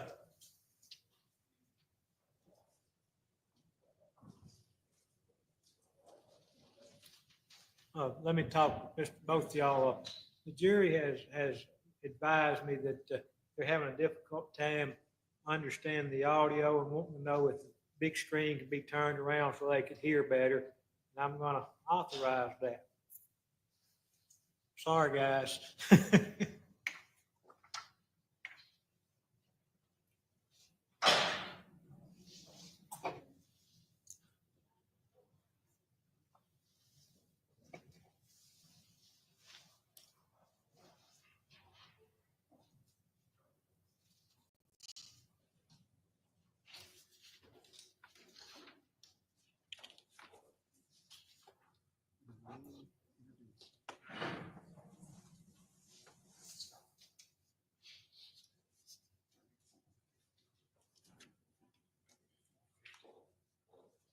And that's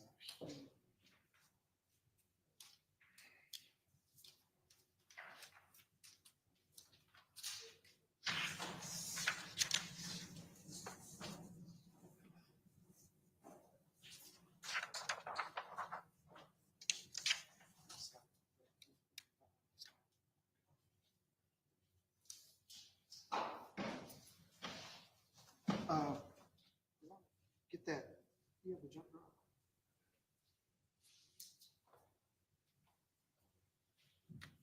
All right.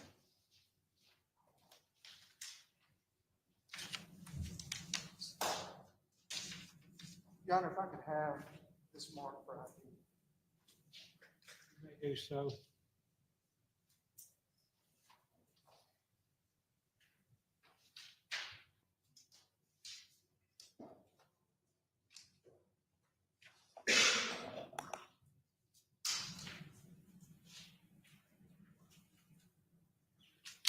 right, so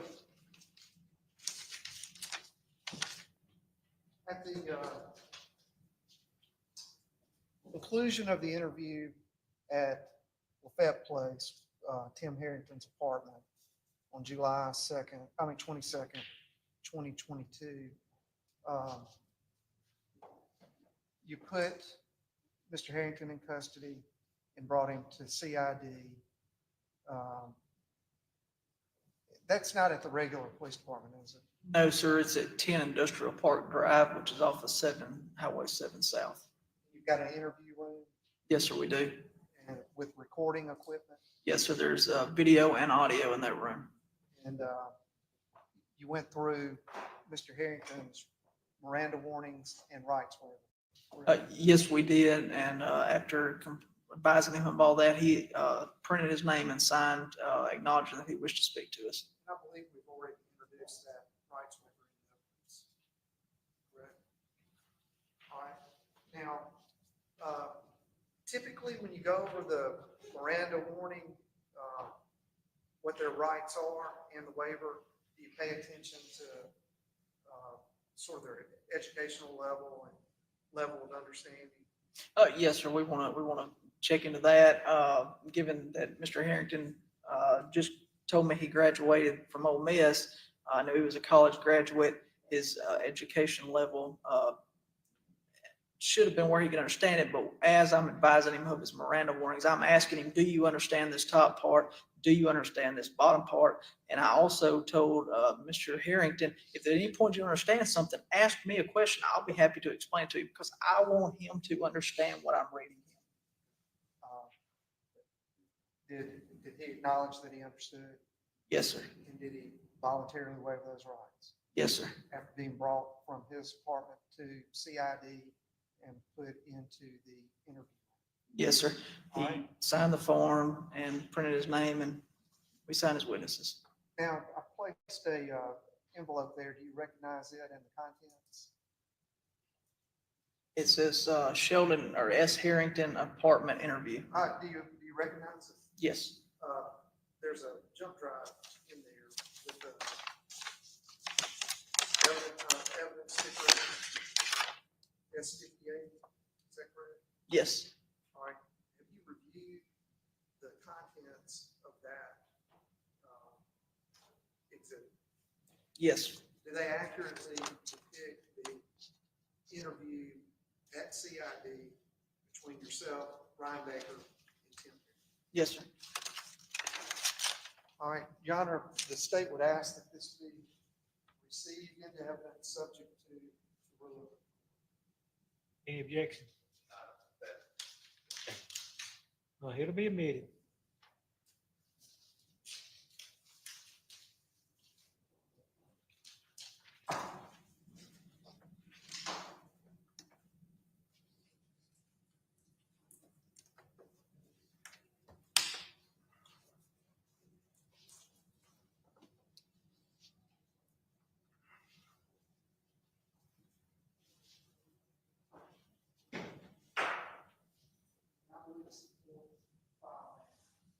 Is this just gonna be on the big screen and not on the small computers?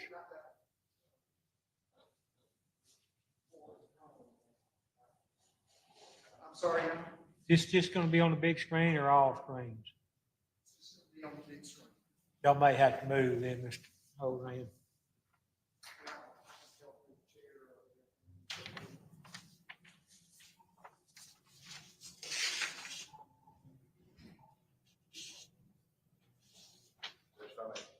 Yeah, make yourself at home, man. We might even drag you up the chair.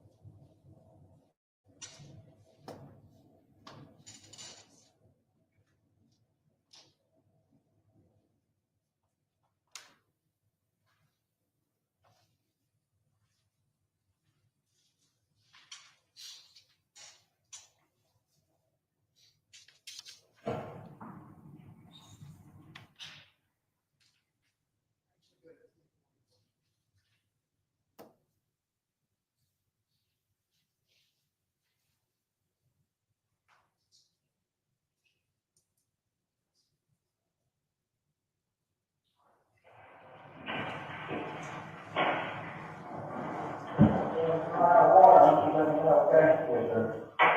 And the name, my name's Sean Ford, okay, with the criminal investigation for officer. Okay, Brian Baker, all right, Brian, we're working on the case on, January. Also, goes by January, it's just kind of started, okay?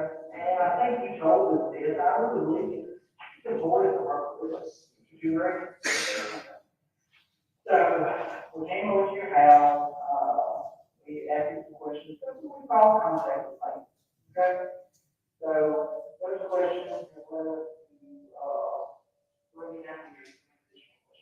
Yeah, is everybody come up here? So we have all the people down here, okay? We've already asked you to hear this stuff. Proof, nothing, okay? Nothing wrong. But, the one thing, I want you to try to remember this entire time, we treat everybody fair. If you say something, we treat you fair, don't think we did anything wrong, you did proof. Okay? Really expect the same. Honesty, still everything, okay? We have a question. We have a lot of stuff we've done over the investigation started. We have some stuff out to deal with you. Okay? But we're going to share everything that we can that concerns you. Okay? And when you're answering these questions, I want you to be open and honest. Okay? We want the truth. Alright? If you tell 99.9% of the truth, what is it? Then, still alive. Okay? Tell 100 today. Okay? I told you out there at the apartment when we walked down the stairs, my goal is to bring you down here and take this later interview and get you out of here. Okay? It's still my goal. Okay? But we need to ask questions. We need to figure out what happened. Understandable? Okay. You're taking crime shows now? I'm not having any crime shows. Crime shows, you've seen on TV where they, read people their constitutional warning, hey, you have to remain silent and all that. Okay. So anytime we bring somebody down here to you, like this morning or any other people, we want to make sure they understand the constitutional protection of the board too. You agree? It's important, right? I mean, there were other things years ago. You need to make sure everybody understands. Okay? And we're going to be fair for you to tell you what they were. Okay? So what we're going to do here today is I'm going to go through the constitutional protection for the board to you. Once that's done, Sam, you do one of three things, okay? You can sign it, answer none of our questions, sign this form, answer some of our questions, or sign the form, answer all of our questions. Does that make sense to you, Tim? Okay. Doesn't do trick you up, trick you or anything like that. We want to be open, honest with you, fair, like I talked about. I thought we were fair at the apartment. We have to do certain things. Okay, Tim. Is that understandable? You agree? You feel like we're fair so far? Okay. Have any questions that I want you to ask me, okay? Don't be afraid to ask me. We're going to go through this together, okay? So again, we're at the Oxford Police Department Criminal Investigation Division. I'm gonna come down, if you have no objection, I think, I've never seen this, I think it's important for the court to know what's staying, and it's plenty loud, but that don't mean I can understand, and I'm gonna get closer because in case there's any objections. I want to be able to not have to replay it 2 or 3 times. Say it, but, I think the court knows what's being said, I'm asking rule on things, so. Do I need to turn it down?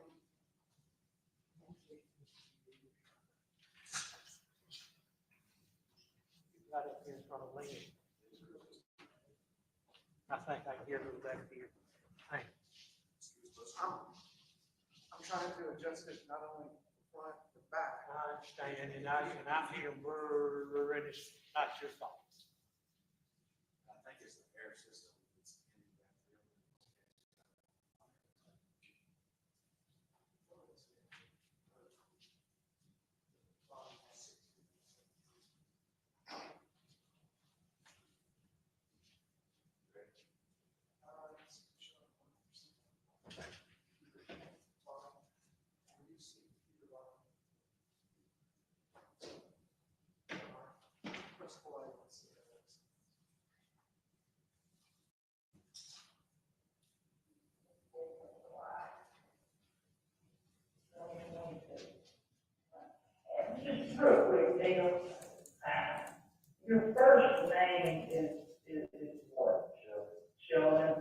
Sheldon, Timothy, Harrington, the second or third?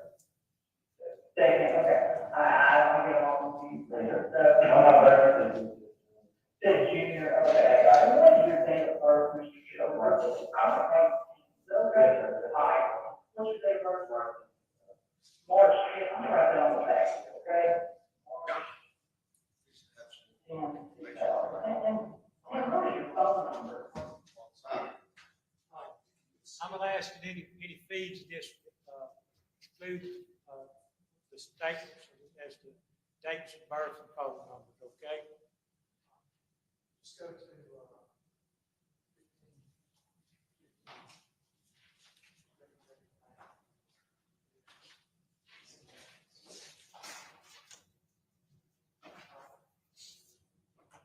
Single, okay, any kids, no kids, okay, all right. Well, I said, I'm gonna read these conversations. Time right now is approximately 1:35 p.m., okay? All right, then, before we ask any questions, you must understand your right, you have the right to remain silent. Anything you say can be false. You have the right to talk to a lawyer or advice to ask questions, and then you are answering your questions. How a lawyer wants to be appointed for you for your questions. If you decide to ask a frequent mistake, the right to stop answering anytime, you also have the right to stop answering anytime. Well, you understand this, this top part? Okay, waiver right here at the bottom, you know, I read the statement, right, I'm a right guard, I'm going to make a statement, questions, I'm a lawyer, I don't understand why I'm doing it. No promises and pressure things, or pressure reports, and these kind of things. Pretty much what that means, clean teaching.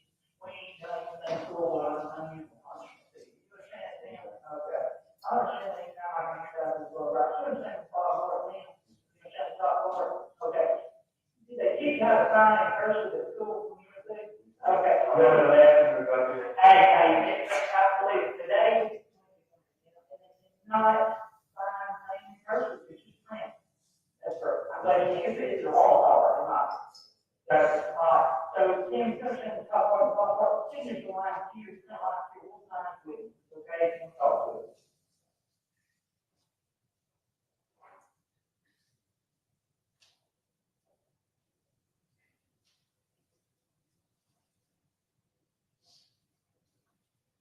All right, now I'm gonna take Tim back, I'm gonna sign it, and we'll get Tim Baker to sign, okay? All right, Tim. So, we came to your apartment, we asked you, told you kind of what we were doing. Okay, say that. And you know that, correct? You told us that you know him from school. Okay, talk kind of what we take you to JD, knowing your friendship and all that. Very cool.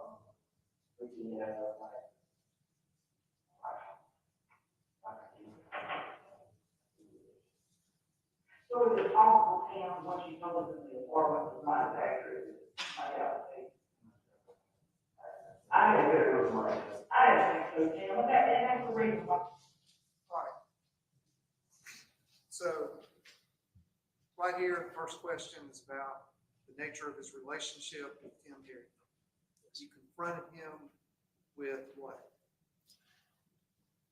I wanted to better understand the relationship between Tim and Jay Lee, and Tim tells us it's a deeper relationship. So that led me, based on the previous interview at his apartment, to ask him, Tim, are you being honest with this, or is it the information you told us accurate? And he admitted it was not, which told me he lied about what he said at the apartment. All right, and what did he tell you at the apartment, the nature of their relationship? We had acquaintance. There were a few others that he mentioned in there. They were cool. They were students at one time together, I believe, but it wasn't a deeper relationship.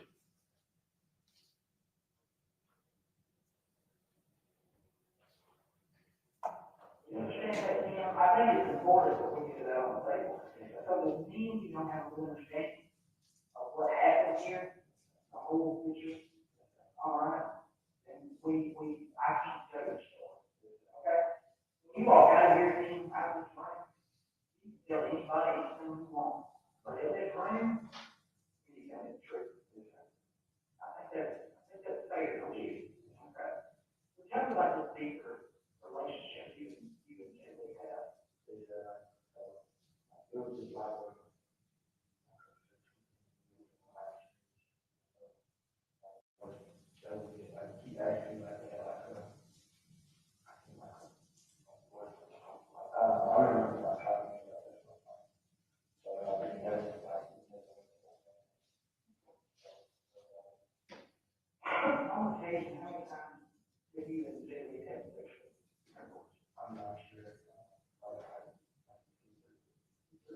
And it was, I guess, Is that significant to you? Absolutely. I think it shows a pattern of sexual activity between Tim Harrington and Jay. Again, goes away from what he said in the apartment about just being acquaintances. And that was consistent with what you knew from the Snapchat messages. It was consistent, further in the investigation, but it was, yes.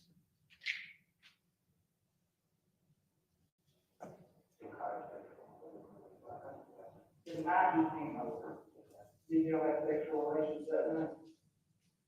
Yes, sir. Okay, talk me through this. What happened? And again, you walk out of here, you do everything home. I want the truth. The truth is we didn't have it. I'm fine with that. I'm fine. I worry about you guys don't take care. I worry about guys and girls. We have people sitting here, guys and the animals, okay? I do not care. So what happened when you were come over to the park? We kind of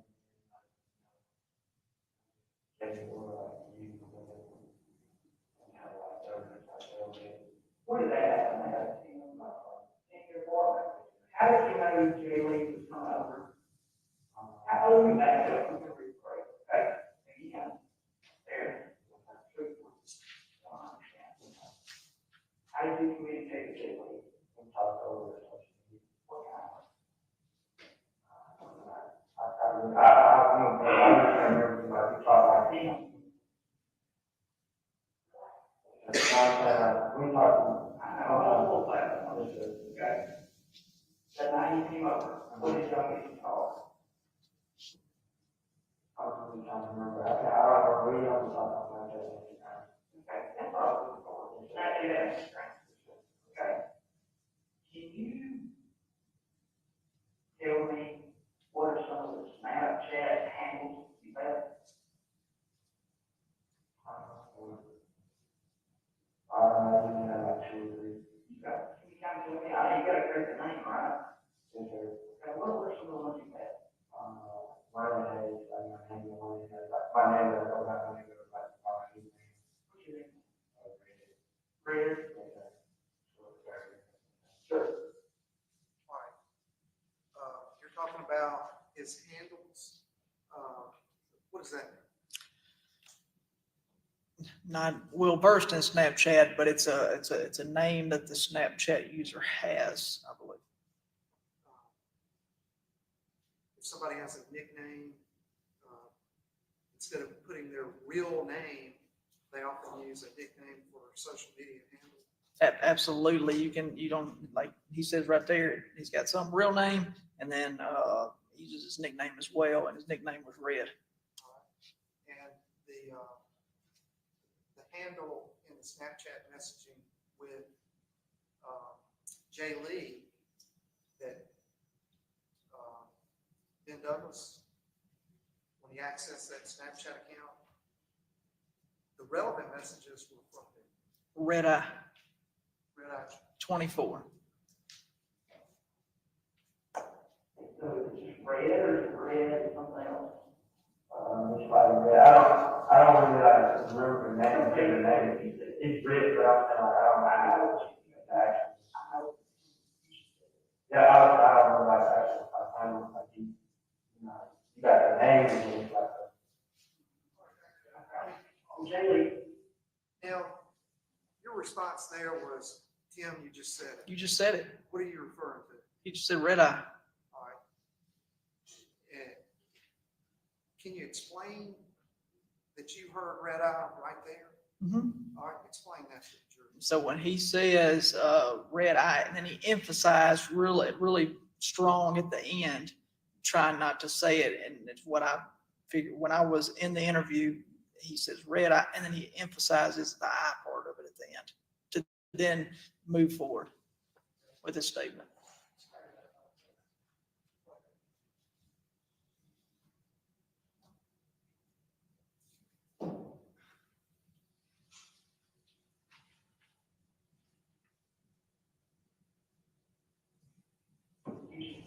yeah, I don't know about actually like him.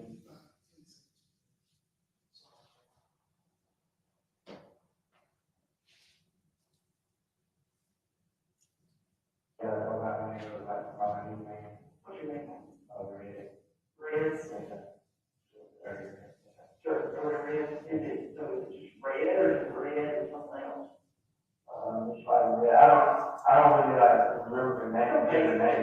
He's red, but I'm saying, like, I don't know. Is that what you were talking about? Yes, sir.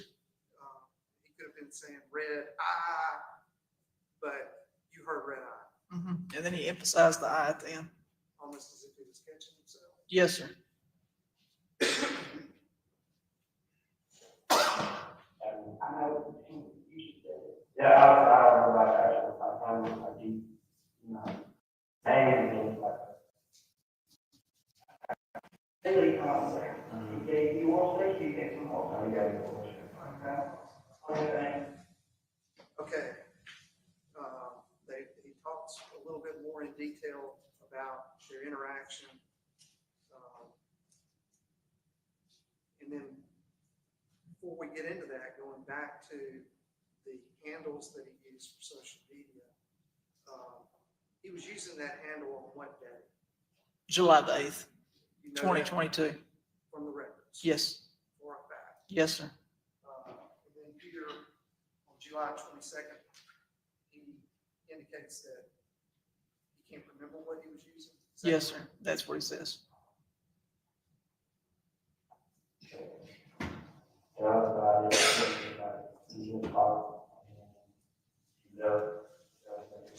So during the start of the investigation, Now, comparing that statement with the interview at his apartment, was anything significant there? Absolutely. So at the apartment, he says, Jay Lee comes over, gives me a gift. We talked for a little bit and left. And this interview here, he says, Jay Lee came over, gave me oral sex. We talked for a little bit and we left. He's saying the same thing.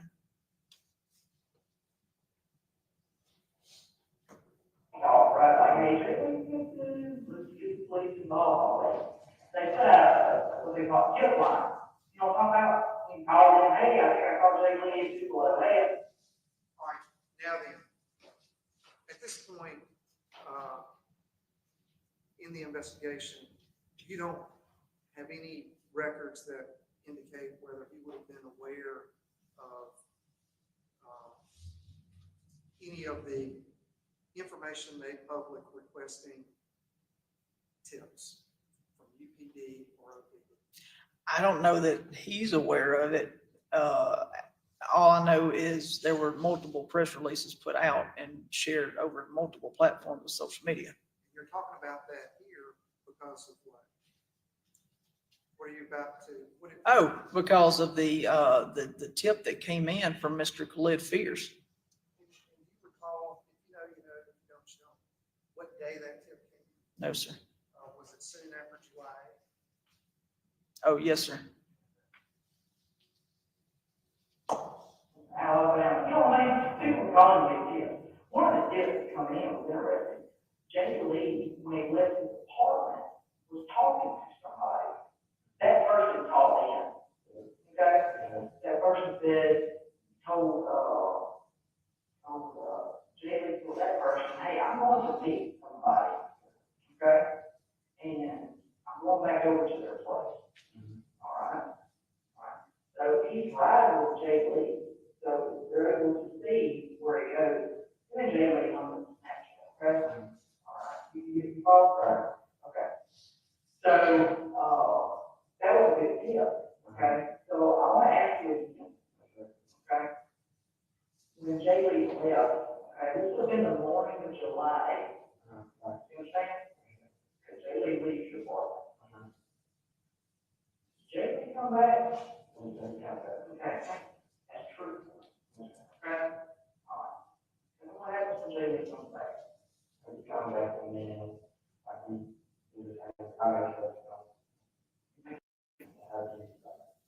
Oh, tell us okay.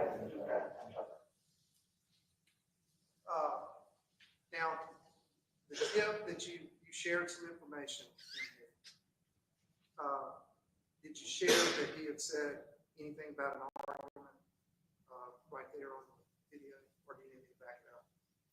I don't recall if I said anything about an argument at that time. Okay. And then right here, when he talks about, you're talking about what? Oh, Jay Lee going back to the apartment. Leading him all over the place, they're having a conversation, suppositions, things of that nature. let me hear your question. What is the topic of conversation right here important to you? The topic of conversation is whether Jay Lee went back to see Tim Harrington. And what was his response? He does. And what does he say about what Tim Harrington does when Jay Lee comes back? He gives him oral sex. Jeremy, can you play that back for a second?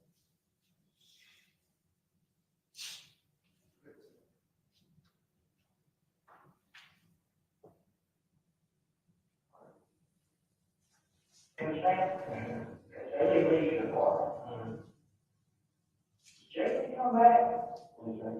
Okay, that's true. Okay, all right. And what happens when Jay comes back? He comes back and then I can do the same. I make sure. What was the exact words he used? I made it up to him. All right. Did you talk to him about an argument? Not at this time.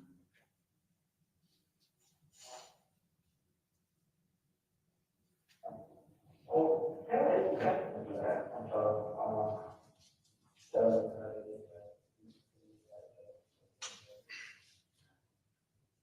He left, how did he leave? He was cool, like he was just like, he thought I was going to do, like, I don't know. You don't know? I don't know, I thought you were kind of reciprocating the performance he gave earlier. So when that guy called in, and this was the only thing I think where you can tell, okay, him over. He told the guy from the tips, Jay Lee had told him that he was going back over to see the guy, and he didn't say the name, okay? The guy was going to do something that he's never done before. So is that what he's talking about? He also said that the guy, and you help me out, okay? You all want to kind of know, okay? We're still digging, but it's better to come straight up there. That I think Jay Lee and how we block you on Snapchat, or did you block him in reality? Something about. All right. You were talking about information that you had from figures. Yes. And that was in regard to the Snapchat conversation. Yes. All right. What he says here about being blocked by Jay Lee, was that consistent with what you found later in the digital records from the phones? Yes, we did find that Jay Lee did block Tim Harrington, and Tim Harrington reconnected with Jay Lee through another Snap name.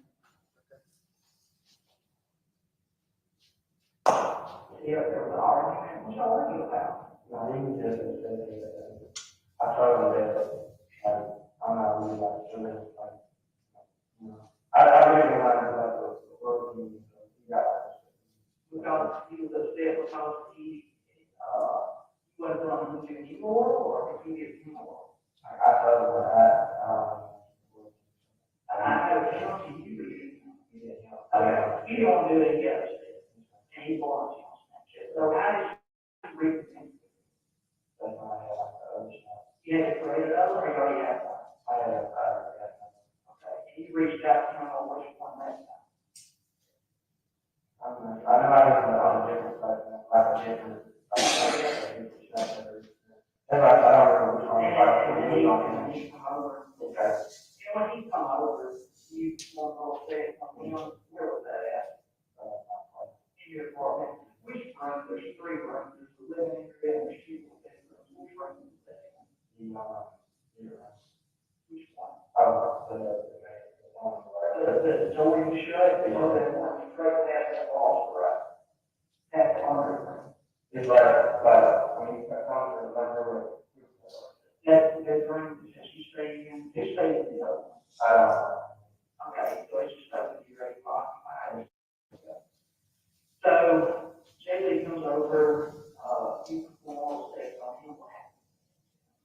And like, that's really, like, we can share and talk for you. We already talked about it. Yeah, also do like a baby and something to keep, like, do like, there, something. This is already 1 hour. So where did he, what happened? That needs to be, like, he said, yeah, he'll do something like, or something. All right, so the topic here is what happened after Jay Lee came back to Tim Harrington's apartment, correct? Yes, and then with Tim Harrington giving Jay Lee oral sex. All right, had you given any information to Tim Harrington about what type of job Jay Lee was at the time, in July of 2022, involved in? No, we did not. Right? And what did he say about Jay Lee? He said Jay Lee had some kind of, I believe, baby thing he had to go do. And then he may have had something, he left and may have had to go do something with his job or an internship. Now, later on, you found out that Jay Lee was actually doing an internship program with CPS, or what we think you and I have always referred to as DHS. Yes. Child Protection Service. So how did he leave him? I was cool, like, we just,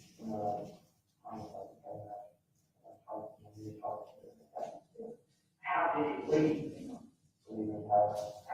Like, it was, it was walking the jail. So he left the apartment, walking. Yeah, okay, walking. How did he walk out of the complex? Right. Now, earlier, he talked about making it up to Tim Harrington. And then, when you're asking him about how did he leave, was his response there have any significance to you? Oh, absolutely. If he would have told us that Jay Lee went down to his car and left, that would have been very significant to us. But he had trouble formulating an answer on how he left.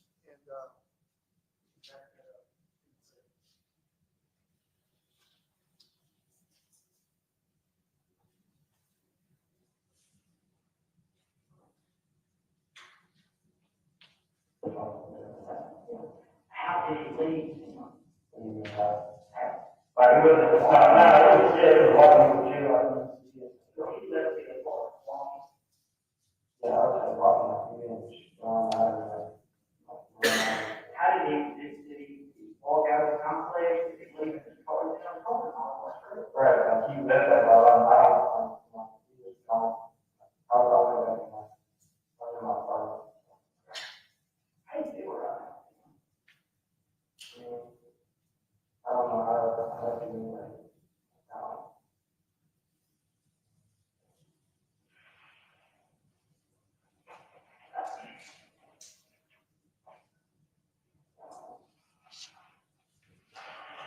So he leaves after you give him all this. And do you have any contact with him from that point forward? I was telling me to talk about me. And next time, did you have physical sex with him on the shoulder? After he leaves, did you reach back out to him on the phone call, Snapchat, Instagram, Facebook? I'm sure they'll go all over there, you know, Twitter, I don't know, they back like around, did you reach back out to him any other, on any platform where they have text message or something? I just don't know about it. Okay, so I really did.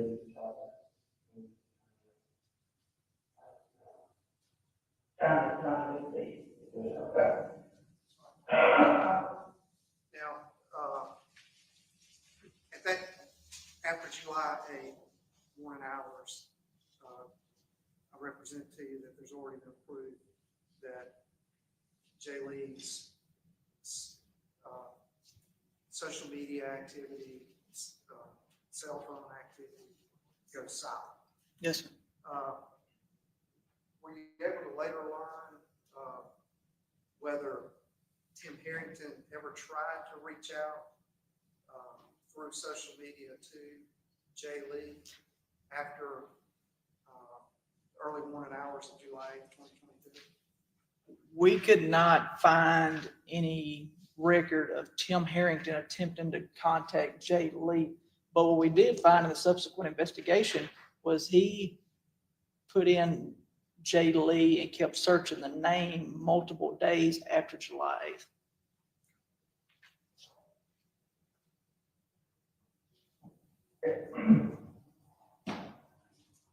Did you leave the apartment after Jesse left? Did you go anywhere? I don't know if that's wrong.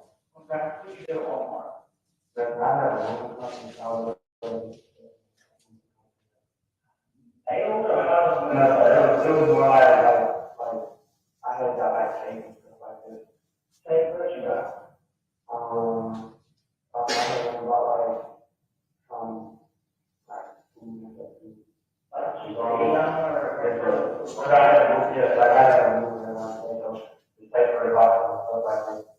Awesome. And then, right there, you're talking to him about what he did after Jay Lee left the apartment. And he responded with, he was going to Walmart. And, did he indicate what he bought at Walmart? Yes, tape and some food, I believe. All right. Now I'm gonna hand you what State's Exhibit 50. Have you seen that receipt before? Yes, sir, I have. And, what is that receipt? This is a receipt from Walmart for duct tape. Item sold, one. All right, no food, it was just duct tape, right? Yes, sir. And I believe he said, tape, he didn't say duct tape, right? He says tape, yes, sir. All right, now, were you able to observe footage of Tim Harrington at the Walmart? Yes, sir, I was. And were you able to establish the time of day on July 8th, 2022, that Tim Harrington was at the Walmart? Yes, we were, and then we also were able to obtain the receipt, July the 8th, 6:49 was when he checked out at Walmart.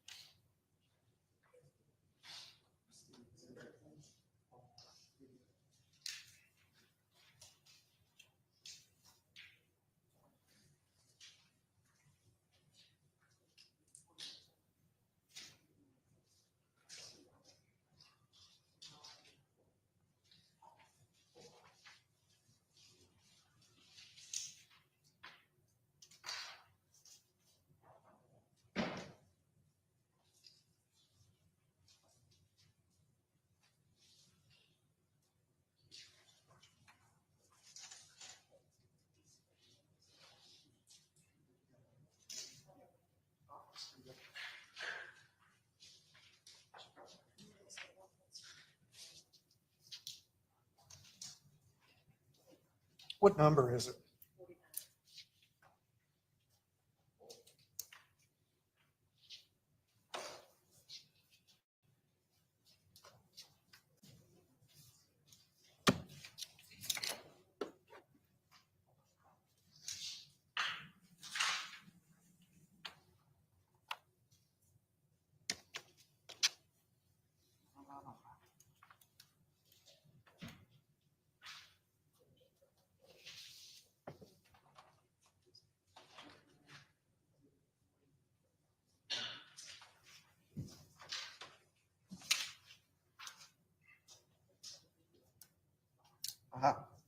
You ready? All right, we're gonna display on your screen, on the podium system, Exhibit 49. Have a video. Yes, sir. It's already been received. Right? I don't mind.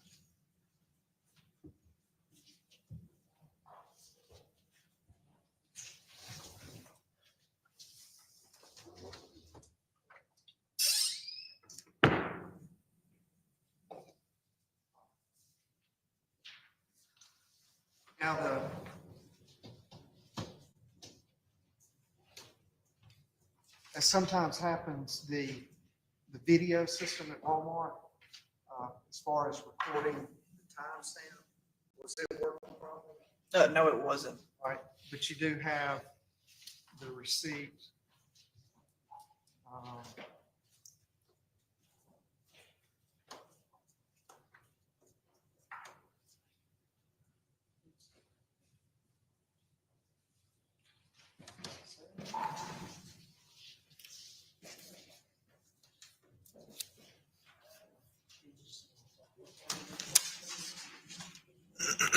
All right, it is consistent.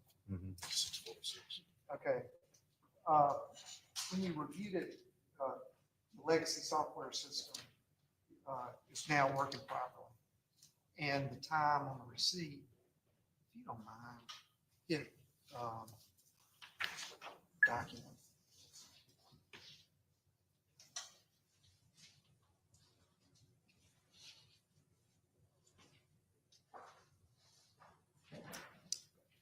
July 2022, 6:49. Yes. All right, so do you have the, on this exhibit, the car driving in? It's a different color. It's not gonna be on this. Let me go down. I just have to go through and see. Okay.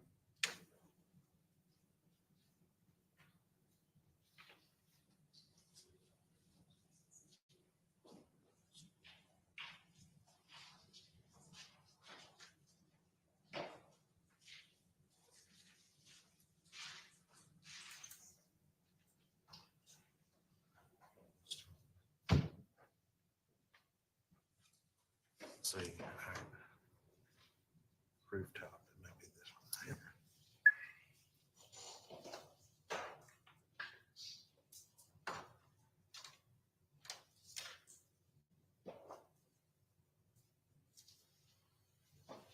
All right.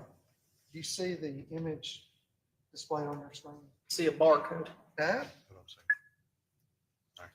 There we go. What about now? I see rooftop Walmart parking lot. All right.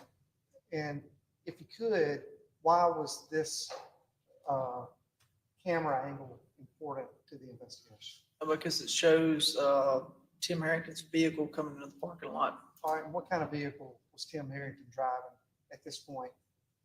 White Ford Escape. So we're looking for a white Ford Escape? Yes, sir. All right. Let us know as we play the video when you see that vehicle.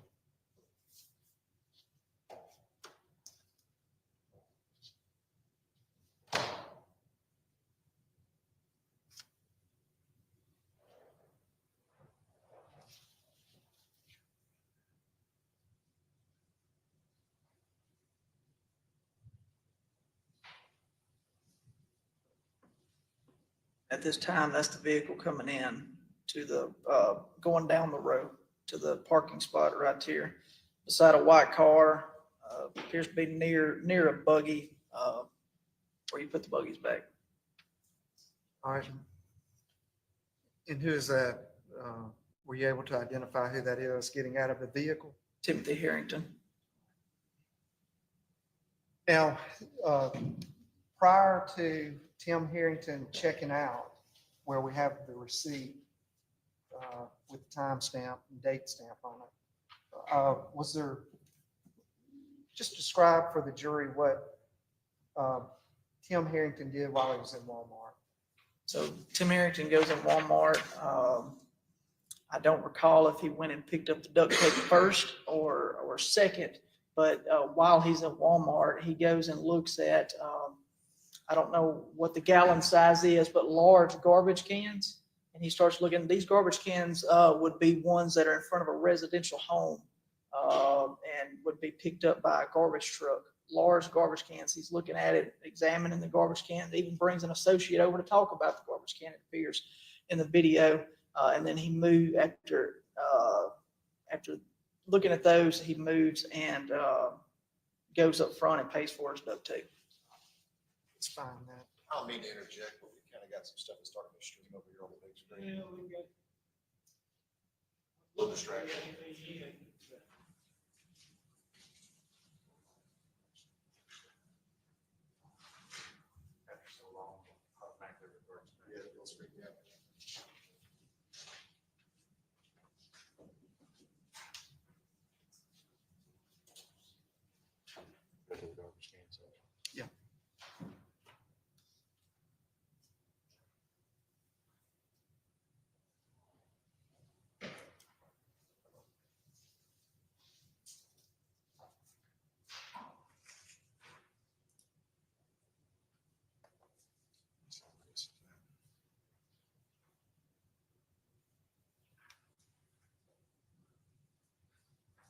this is it. Okay. Do you see that image displayed on Yes, your sir. screen? All right, and in that aisle, can you identify the location on your screen where the garbage cans are? The bottom of the video says AA Electric to TLE Corner, and you can see the garbage cans in the video right beside where it looks like there's a set of double doors. All right, and as we were playing it, an individual with a white shirt walked into frame at the top middle of the screen. Yes. Were you able to identify who that was? Yes, that's Timothy Harrington. All right.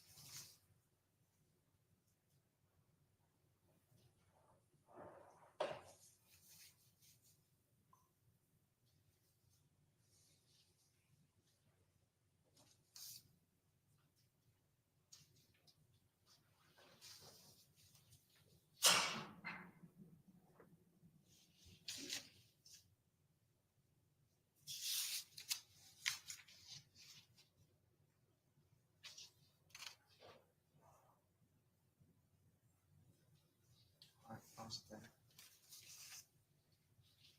All right. Let's go to here. And then after that,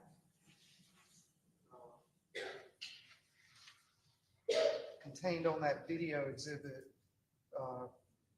one of the files on there shows Tim Harrington checking out with the Yes, sir. duct tape, correct? Yes, sir. I'm sorry. I have this marked for ID.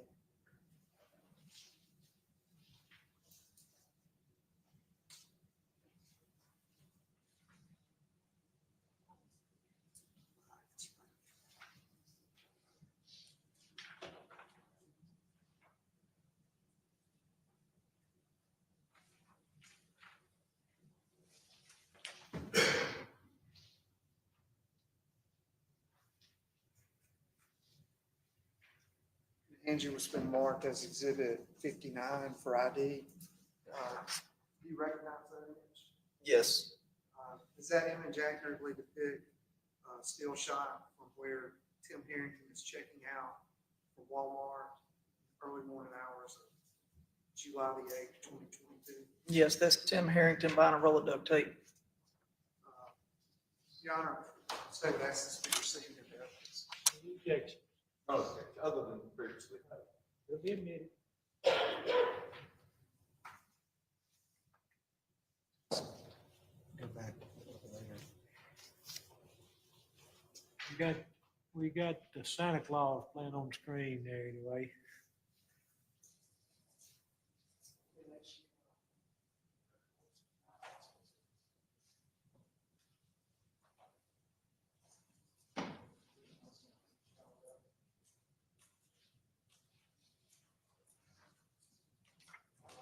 If y'all bear with me, I'm gonna come back that way, because I can hear.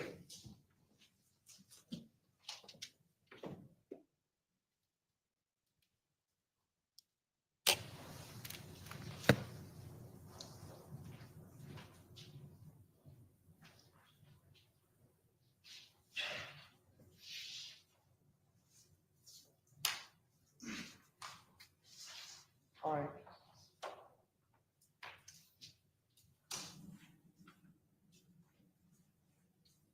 Back it up in seconds. I believe at this spot in the interview with Tim Harrington at CID, going back to. Is that exhibit 56?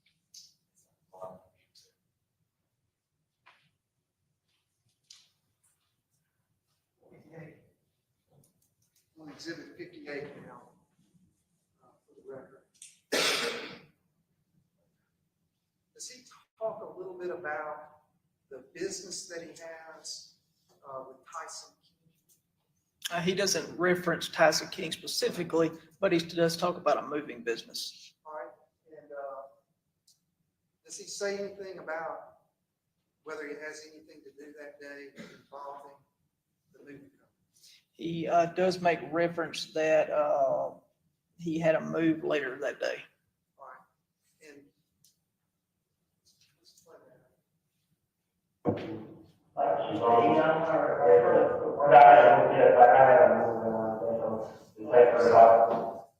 Now, were you able to later, as part of your investigation, find out anything about the accuracy of that statement? Yes, we were able to talk to Tyson King, and Tyson King kept a notes, calendar notes of their the jobs that they did, and July 8th was not listed as having a job that day. All right. Did he ever indicate in the interview what kind of tape he normally uses in the moving company business? He references the tape. I'm trying to recall. I think he refers to it as clear tape, but it could have been something I said to him as well. Okay. So to be fair, he didn't say duct tape. I think he was specifically asked about duct tape, and I don't think he says one way or the other. I don't. Now,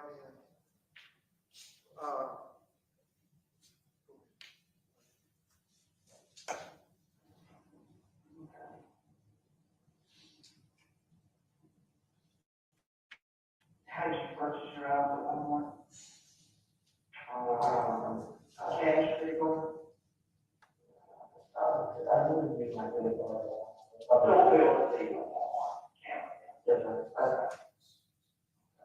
People, duct tape or tape that you don't have duct tape? Yeah, we use like the big clear tape you wrap around it? Yeah, we have it. I can't get it. It's like so that you wrap around my. You know what happened?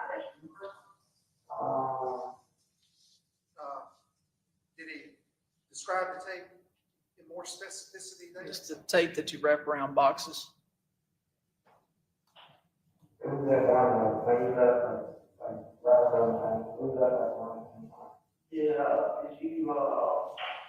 you drive your car over Walmart? Yeah, I You're still talking about Walmart. You saw the video portion where he's examining the garbage can.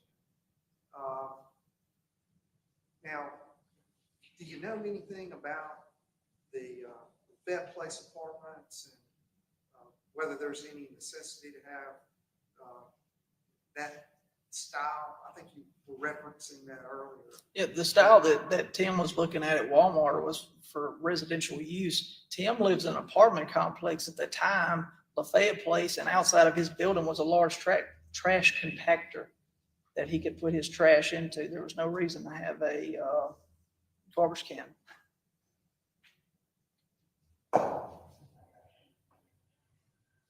Did you go anywhere else that one? Did you do a job somewhere early that night? Did you go anywhere else? No, not early. Not early. So after Jay Lee left, the only place you went to was Walmart? Yeah, Mark.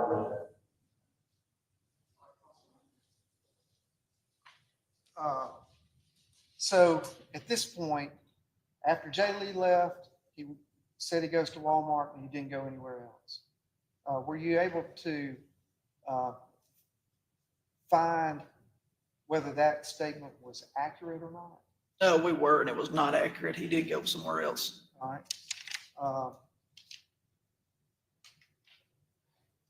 Your Honor.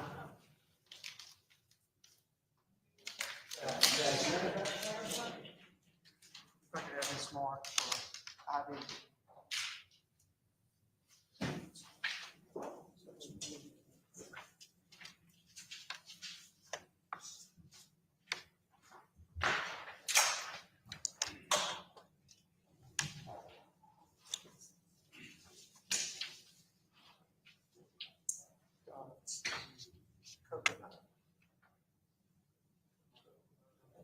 station.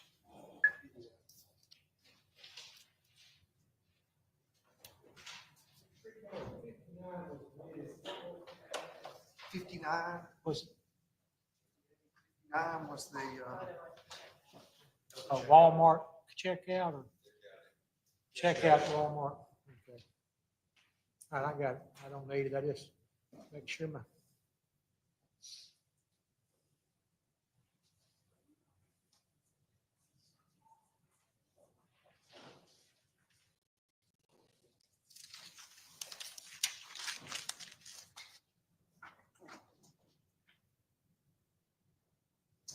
all right.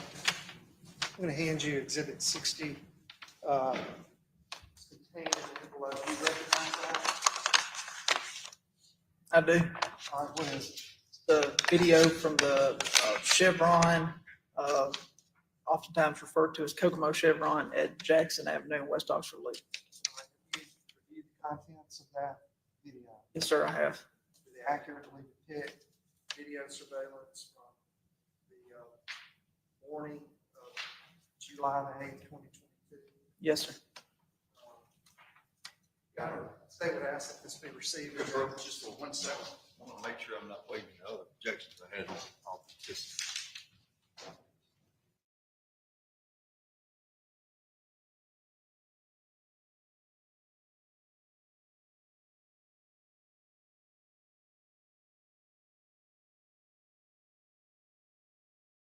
All right, friend. I saw Kia join the chat a little late. She like, what's piling up? What's happening? Well, Kia, girl, a whole lot didn't happen today. Okay, we didn't went through the surveillance video of the truck from the neighbors. They own a box truck company. I guess the moving company, and they have a box truck. Okay, and we didn't watch the surveillance videos of from the neighbors where TH, the defendant, was seen with a wheelbarrow and a shovel getting in his box truck. His partner got up there and If testified. you don't mind, how did you obtain this video? Where did you obtain the video? We obtained this video from Kokomo Chevron, which is at the intersection of Jackson Avenue and West Oxford Loop, located in Lafayette County. And what time frame were you looking for? We were looking from 6:49 a.m. until. And now, at that time, you had Tim Harrington's car coming into Walmart. Yes. Were you looking at that location to see whether that car went by? Leading questions. Rephrase your question. So you were looking for a time frame. Were you looking for a specific car? Absolutely. We knew Tim Harrington was buying duct tape in Walmart, so we wanted to know once he left Walmart, which way he went. Did he go back towards Lafayette Place down Jackson Avenue to the east, or did he go to the west? So that was very important for us to distinguish because we wanted to know where to go next. You went down to that station and looked at that time frame, looking for that vehicle. We were looking for Tim Harrington's white Ford Escape. All right. And were you able to verify that the time of that surveillance was accurate? Yes, sir, we were. Your Honor, at this time, the state would ask that it be received into evidence. Same objection. I'm gonna find the suspicion indicative of liability to allow this in without authenticating witness. 60 will be admitted.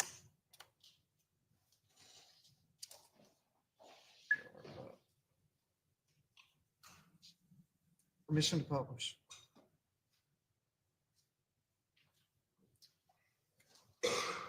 May I publish? Yes, yes.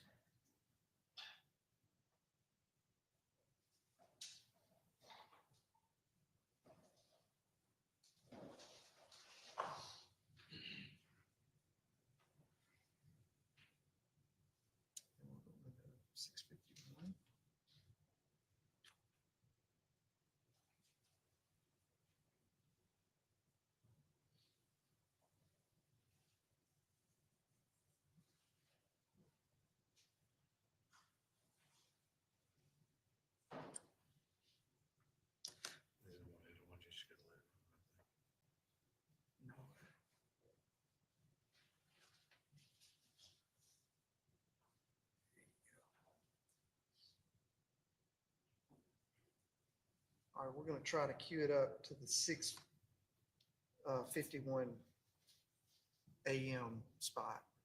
You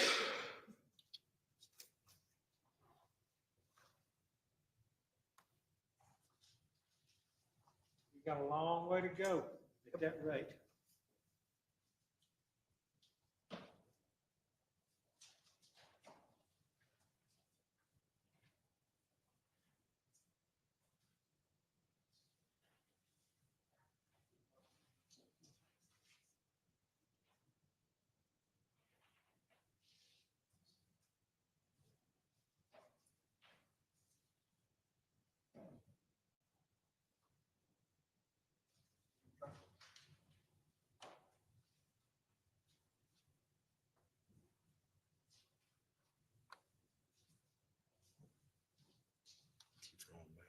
Yeah, it's-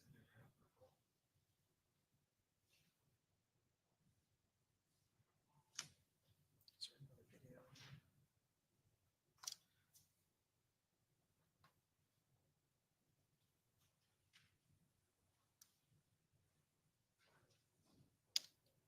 What's the other time? 6:57. See, it's already passed at that time.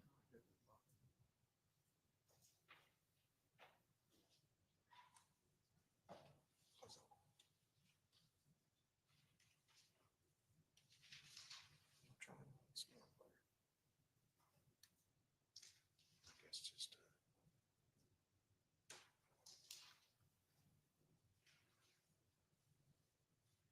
deadline associated with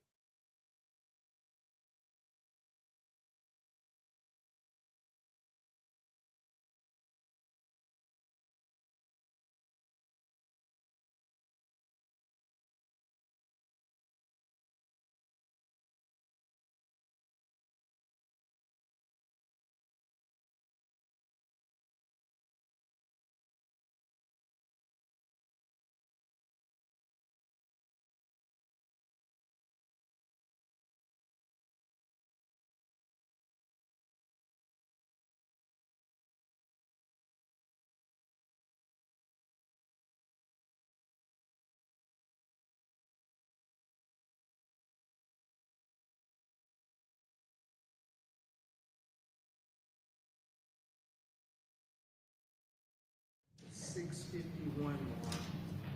See the white vehicle that Kim here. Yes, we ever see the white Ford Escape go by. You'll be contained on that video. Yes, At the 6:51 mark. yes. All right, and then after that, were you able to identify another vehicle associated with Kim Harrington?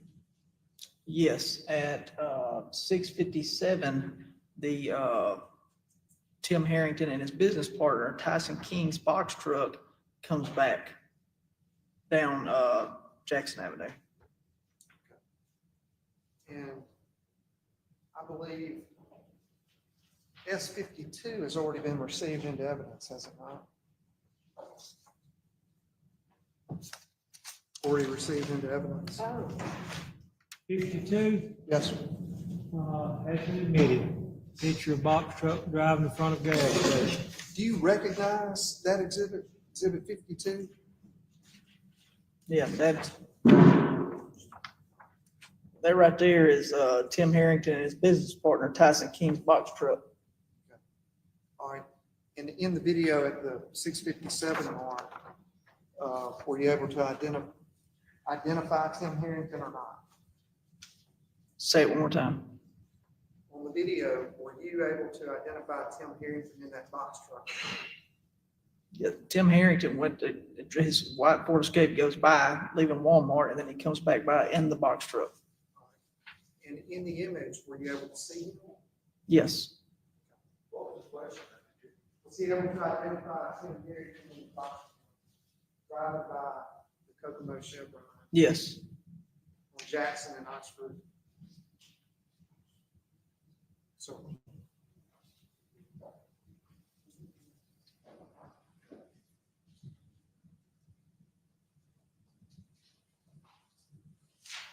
All right, we're at the 6:49 mark on the video. being projected on your screen.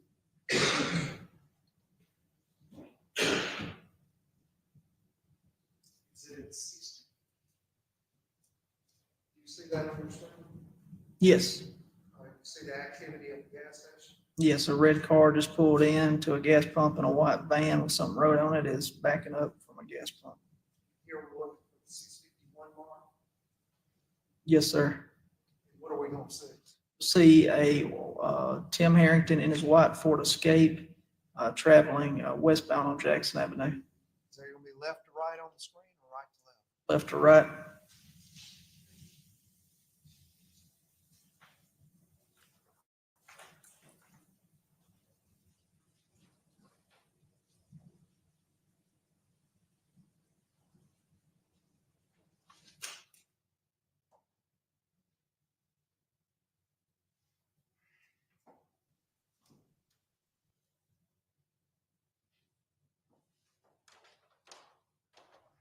We're at 651.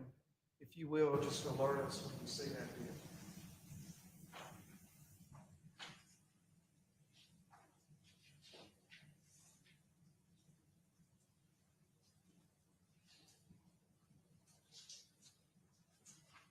There it goes right there, passing West Oxford Loop and the gas station.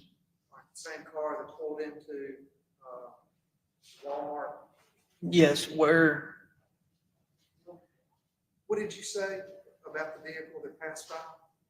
Speak up if you don't. oh, the vehicle's passing by the gas station right now. It's in between, if you're looking at the image, the way it's paused on the video right now, it's in between pump 2 and pump 4. Is that the same vehicle that minutes earlier pulled into the Walmart parking lot? Yes, and left Walmart parking lot driven by Timothy Harrington. All right. Now, as this plays forward, if you go to 67 mark.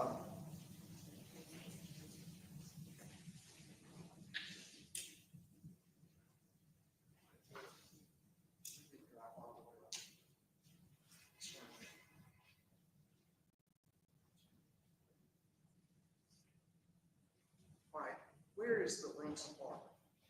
The Lynx Apartments, you continue driving west on Jackson Avenue, and then you hit an off ramp, and the off ramp's going to put you on what's known as two different US 278 or Highway 6, as often referred to, and you're going to go west toward Batesville. So you're going to pass a gas station in between two gas stations. There's crystals there.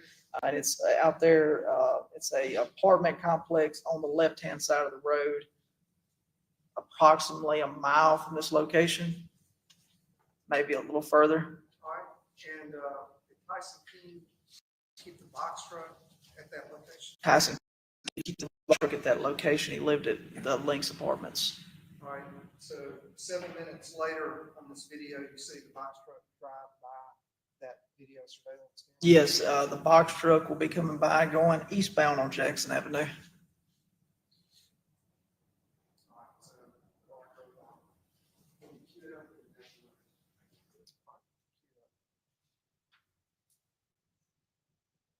Now, if Tim Harrington drove to pick up that box truck at the Lynx and got in the truck and drove back by, without any kind of delays in between, would the time frame when we see this car there headed that way, that direction, be consistent with him driving back in the box truck?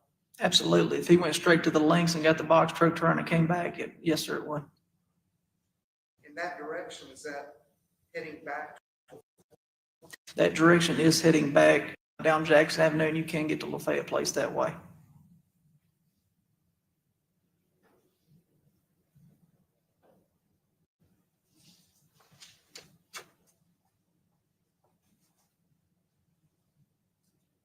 All right, and from the screen that you're looking at, is the box truck going to be coming from right to left? Right to left, yes.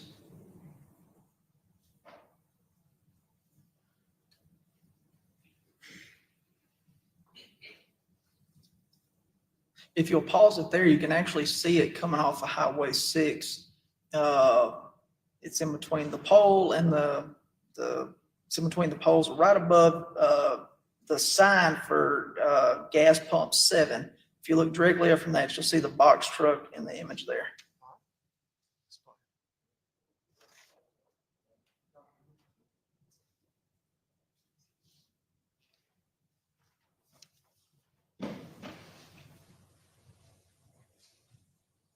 The box truck then makes a left-hand turn, traveling eastbound on Jackson Avenue, and it'll be coming in front of Kokomo Chevron at this time.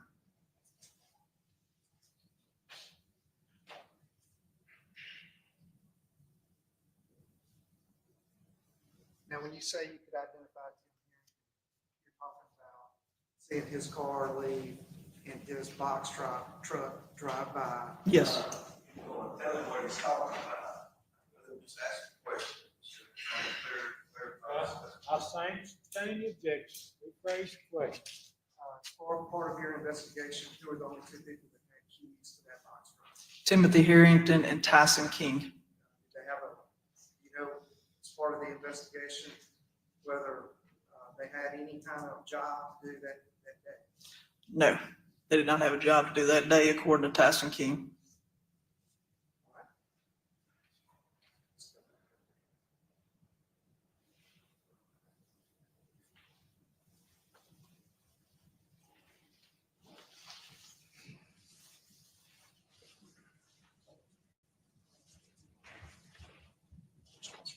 Thank you.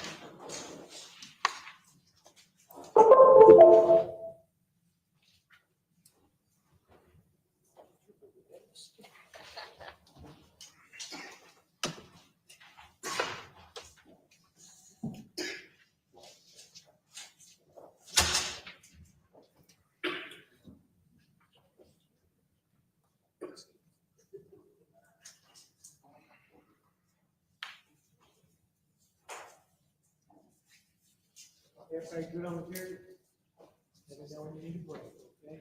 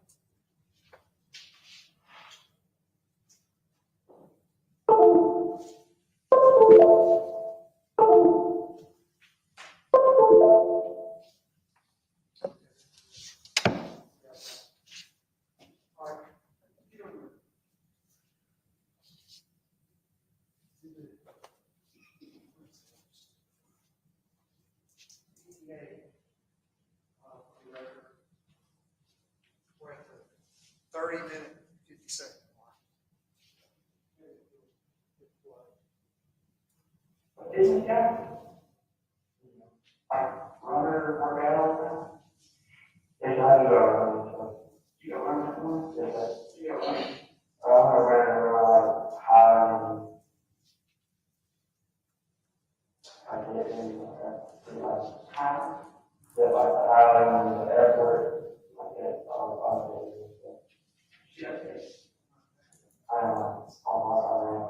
You ran over there? How did you know what route you take? I took like runner workout. Yes, I do run. So. You want more? Yeah, I go.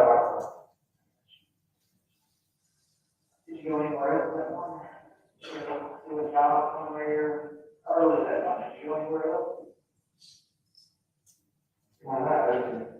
Not early. So after Jay Lee left, the only place you went to is Walmart? Yeah, Walmart. Isn't that runner workout? Yes, I do go. You go run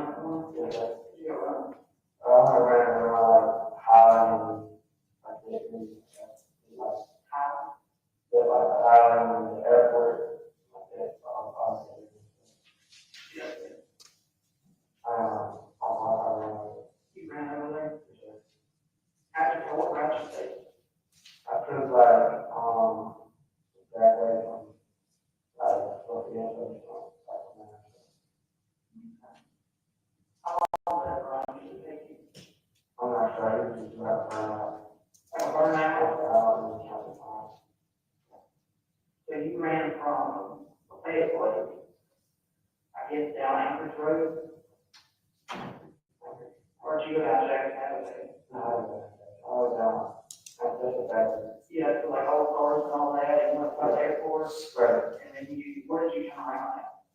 I went to college, Washington. I went to like college.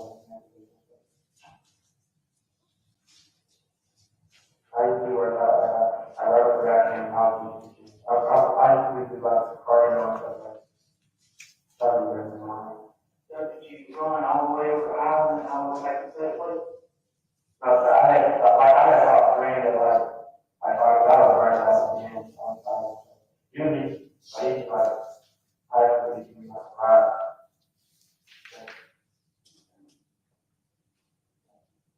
What's that? I honestly don't know, this not trying to put it, I don't even know if it was me, okay?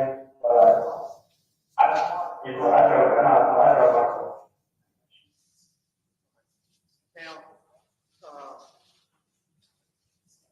you talked to him about whether he went anywhere, and he indicated that he had not. Sure. What did he say about working out that day?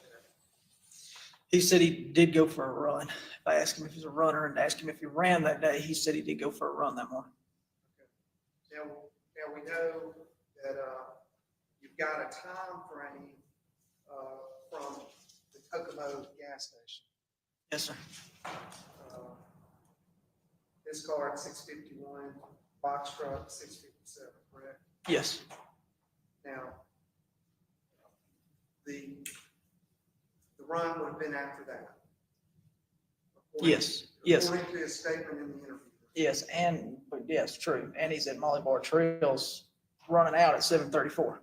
All right, so you've got video of him pulling out of Molly Bar Trail, running out of Molly Bar. Running out. At what time? 7:34 a.m. 7:34.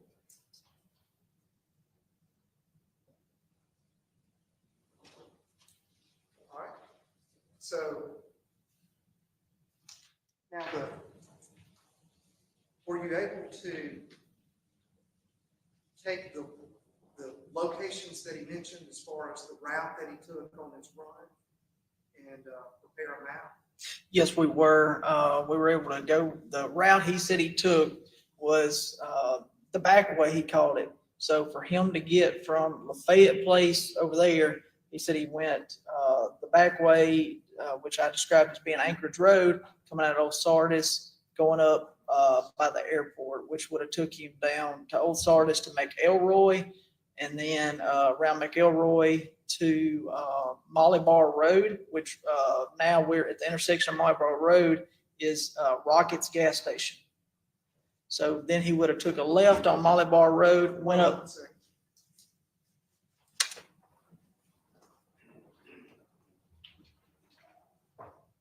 Go ahead. All right, if I could have this marked for ID. All right, you mark for ID.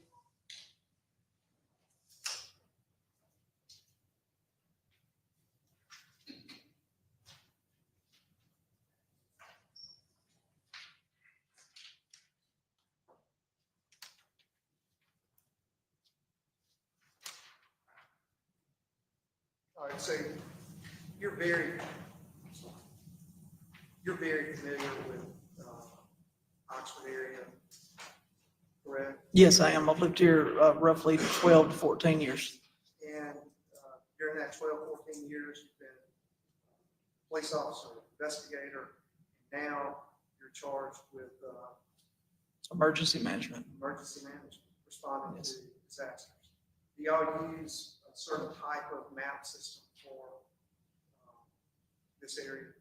So the one that I primarily use is called NearMap. I was able to obtain access to that. The city of Oxford has it, and what happens is it's a aerial imagery where we're able to view the city of Oxford. It doesn't let us go to any other jurisdictions that aren't connected with NearMap. And the aerial imagery, what happens is every January, an airplane flies over and takes digital imagery for us, and we use it for planning purposes, emergency management related things, anytime any maps or imagery is needed. All right, and I'm going to hand you what's been marked for ID as Exhibit 61. Do you recognize that as a map here?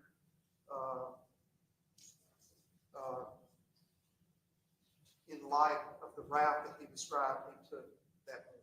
Yes, this depicts the route that Timothy Harrington told me he took that morning. All right, Your Honor, the state would ask if he received it.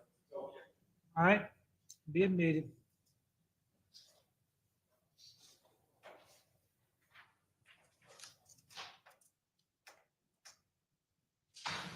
All right. So were you able to calculate how far it is from Lafayette Place Apartments, Tim Harrington's apartment, over to Highland Square, which he talked about on his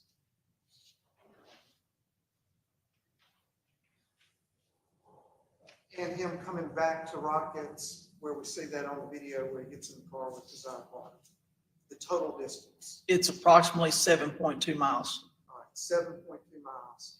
Were you able to calculate how fast you would have to run if you were going to make that route from 6:57 a.m. to 7:34 a.m.? So a couple times that are important here. You got the white Ford Escape going by Kokomo Chevron, driven by Timothy Harrington at 6:51 a.m. You got the box truck coming back by, driven by Timothy Harrington at 6:57 a.m. The approximate distance from Kokomo Chevron back to Lafayette Place on Jackson Avenue is 1.5 miles, approximately 5 minutes to get from Kokomo Chevron to Lafayette Place. That would put him back at Lafayette Place at approximately 7:02 a.m. If he got out of his vehicle and started running at that point, when he's next seen on video at Molly Bar Trails is 7:34. That is only 32 minutes. And if he's trying to make a distance of 7.2 miles when he's seen at Molly Bar Trails, he'd have to average per mile 4 minutes and 44 seconds.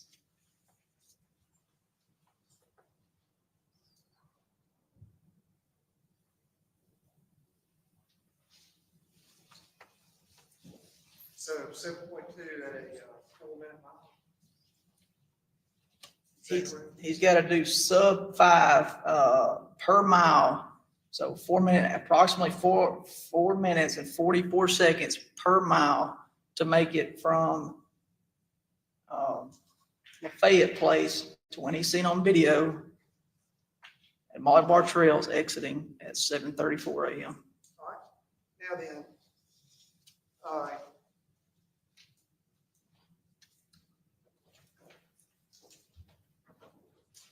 we OPD secured footage from Rockets. Yes.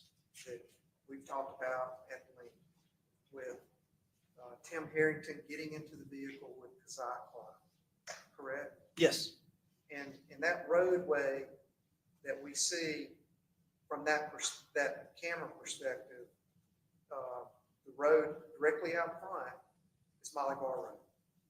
Yes. All right. Then to the side, what road is that? It's McElroy. McElroy Drive. McElroy Drive. And is that the route he would have had to have taken to get to Highland Square? Yes, if you'll allow me. He's going to go down Lafayette Place and he's going to come around Anchorage Road, which then turns into Old Sardis Road. And then he's going to go all the way down Old Sardis Road till he gets to McElroy Drive, come up through here, which he refers to the airport when he's talking to us and saying he ran by the airport. That's the airport right there. He's going to then get to down to Rockets on the run he told us. And he's going to turn left on Molly Bar Road, go around a curve, go past Molly Bar Trails where he was seen running out at 7:34 and Jay Lee's car was seen coming into, go up to Highland Square, turn around and come back. And that's the route he told us. And you know he had to turn around and come back from Highland Square because you see him on video at Rockets. Yes. Getting into the car with his iCloud. Yes. Now, can you tell me about the video surveillance at Rockets, whether you can see traffic on McElroy Drive as well. Yes, so Rockets has the way the cameras are set up, you can see people coming down McElroy Drive from the side of the business down to the intersection, and then in front of Rockets on Molly Bar Road coming up to the intersection. Did Oxford Police Department investigators, including you, look for anybody that matched the description of Kim Harrington that morning jogging down McElroy Road? Yes, we looked for video well before, on the times, we looked well before 7 a.m. and I believe well before 6 a.m. to see if we see Timothy Harrington run by Rockets, and we never see Timothy Harrington run by on McElroy or Molly Bar Road. And according to him on his interview, if what he said was accurate, you would have seen him running by Rockets on McElroy Road. We would have seen him come by McElroy Drive and then take a left at that intersection and start making his way jogging up a hill or running uphill. And if he had made a 7.2 mile run at 4-minute 44-second pace and make it to Rockets to get in the car with Keziah Carter, would he have a light sweat?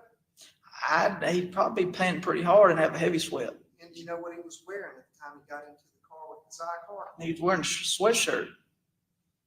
Hood up or down? Do you know? I'm sorry, I didn't hear you. Was the hood up or down? The hood was up.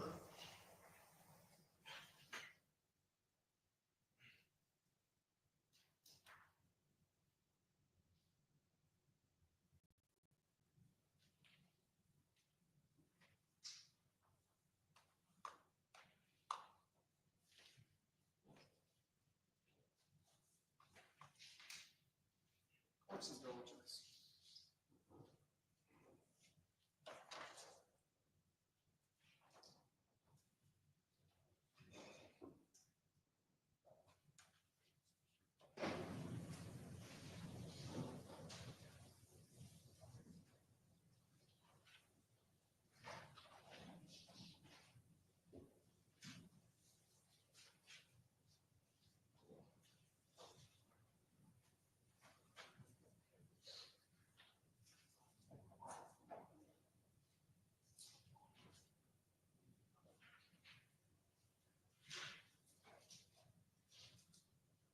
All right.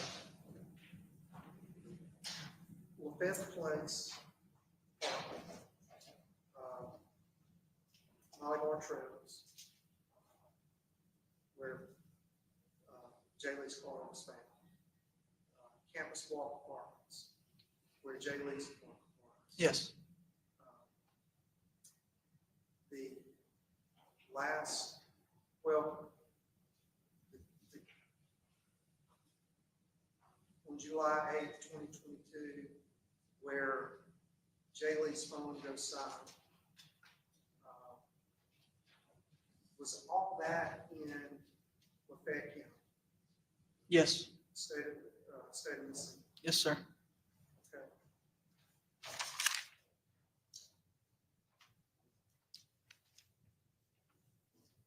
And the person that you interviewed at Tim Harris,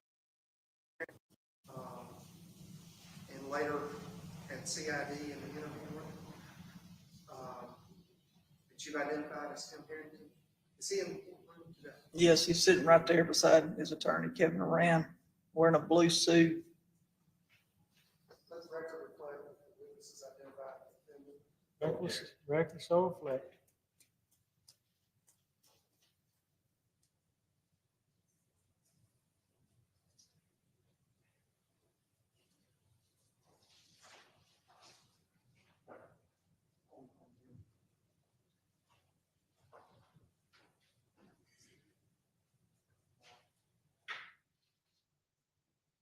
Your Honor, if I could, I'm going to not replay, but play just a little bit further on that. You know what the course instructions are anyway. I do.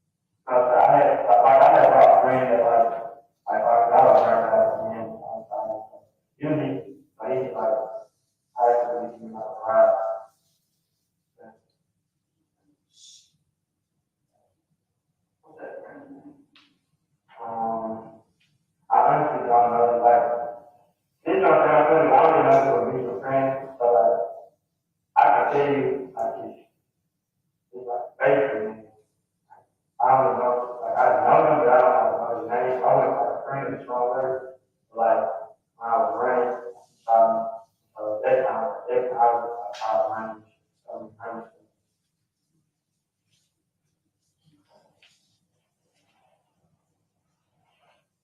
All right. So, was that significant to you? Yes, he's describing where he runs out of Molly Bar Trails, goes down to Rockets and sees Keziah Carter and flags him down. Did he identify the name of the person? No, sir. He didn't. He didn't tell you his name. Did he? No, sir. All right. Now then, can you see exhibit 20 projected on your Yes. your monitor? Yes. All right. I'm gonna just put in your hand exhibit 61. Okay.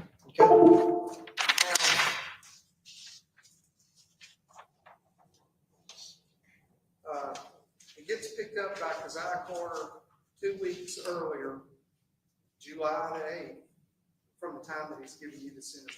Yes. Right? But he can't tell you the name of that person. No, sir. Okay. And then when he's telling you the route that he took, can you compare that to the route that is represented in S20 that was provided and admitted into court under prior testimony that tracks Jay Lee's car from Lafayette Place to Molly Bar Trails? Is anything about comparing those two significant to you about why Tim Harrington told you he made the route that he did that morning? Oh, yes. He did not want me to know. He went on Jackson Avenue. But the most significant part about this is both routes, the way Jay Lee's car goes and the way Tim Harrington described his run, both of them are passing Rockets. Only one came by the car. Tim didn't come by running.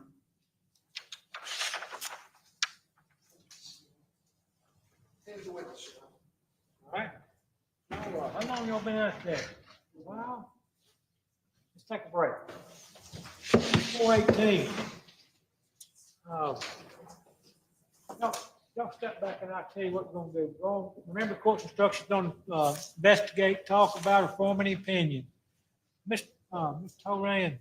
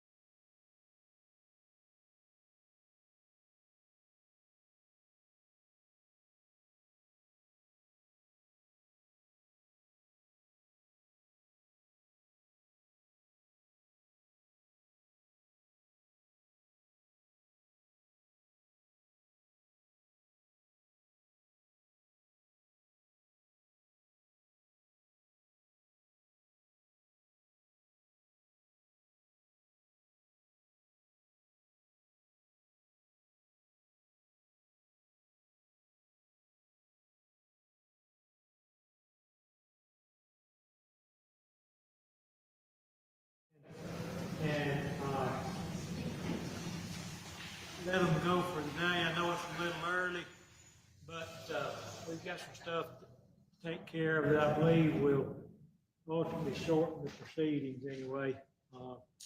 We will be back in the morning. I also want to talk to Jerry about their wishes as far as Sunday work. I'm not saying they're controlling, but they got more influence than y'all do. I'll put it that way, okay? Do I?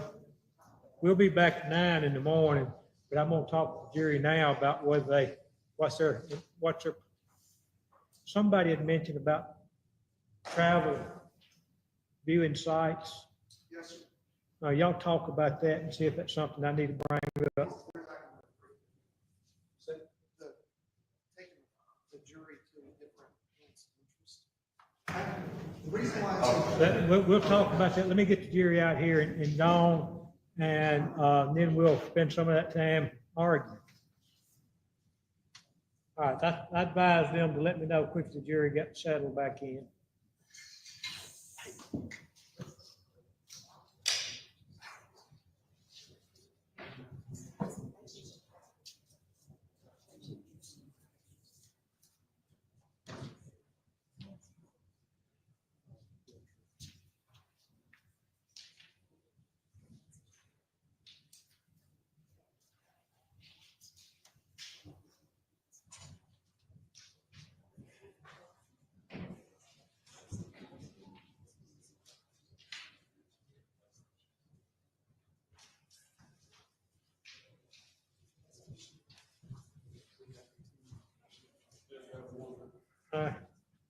Kevin, you say Renee playing Hattiesburg tomorrow? Hattiesburg tomorrow at 7 o'clock. I'll tell them to be looking for you on the sidelines, since all these folks gonna be rooting for Hattiesburg High, and if you're gonna be there rooting for Grenada anyway. But, Where Hattiesburg at? yes. What's that? 6:30 something?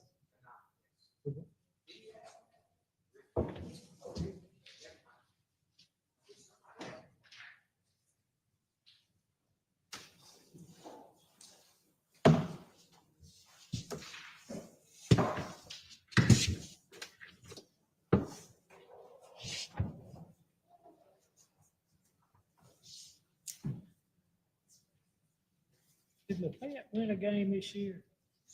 Did Lafayette High School win a football game this year? I didn't think. Had a perfect season. Yes.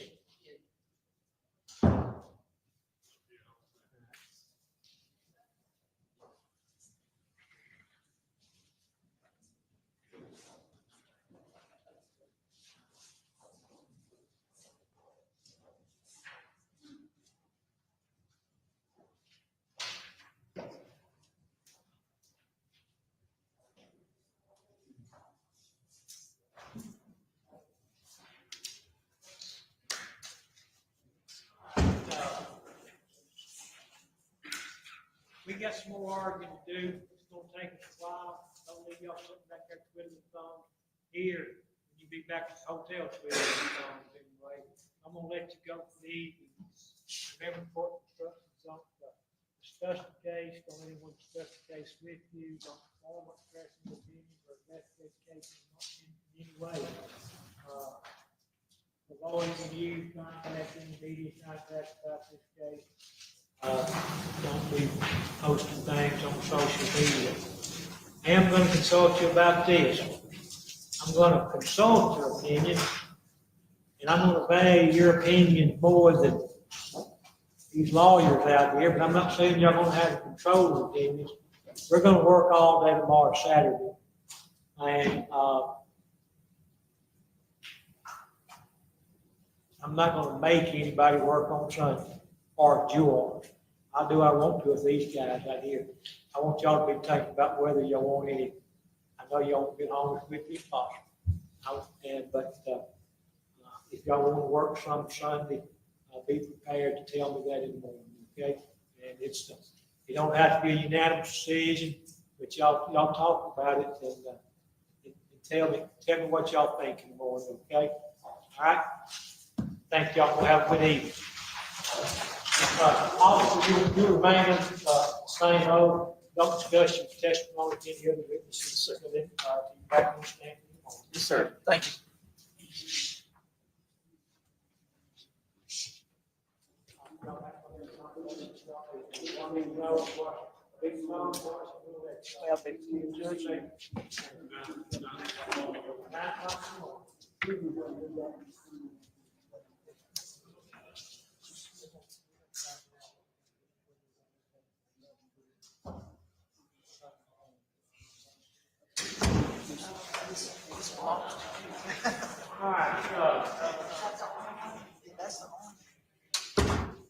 Let's come on back to order. Somebody had, the state had mentioned about wishing to go on a road trip, carry the jury on a road trip. You want it on the record, or you want to, let's go to chambers, okay? I want to rest a minute.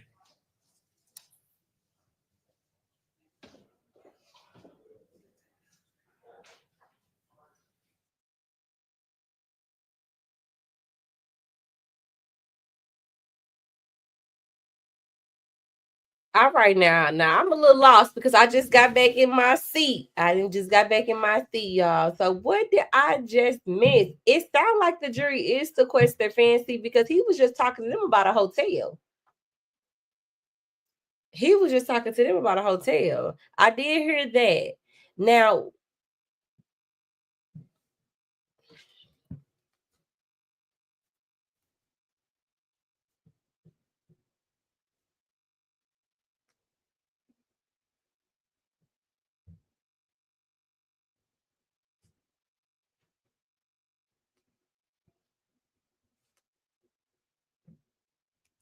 so I need y'all to help me out now, friends. Come on, friends. Where we at? I'm sorry. I'm all the way up in the comments trying to catch up. Okay.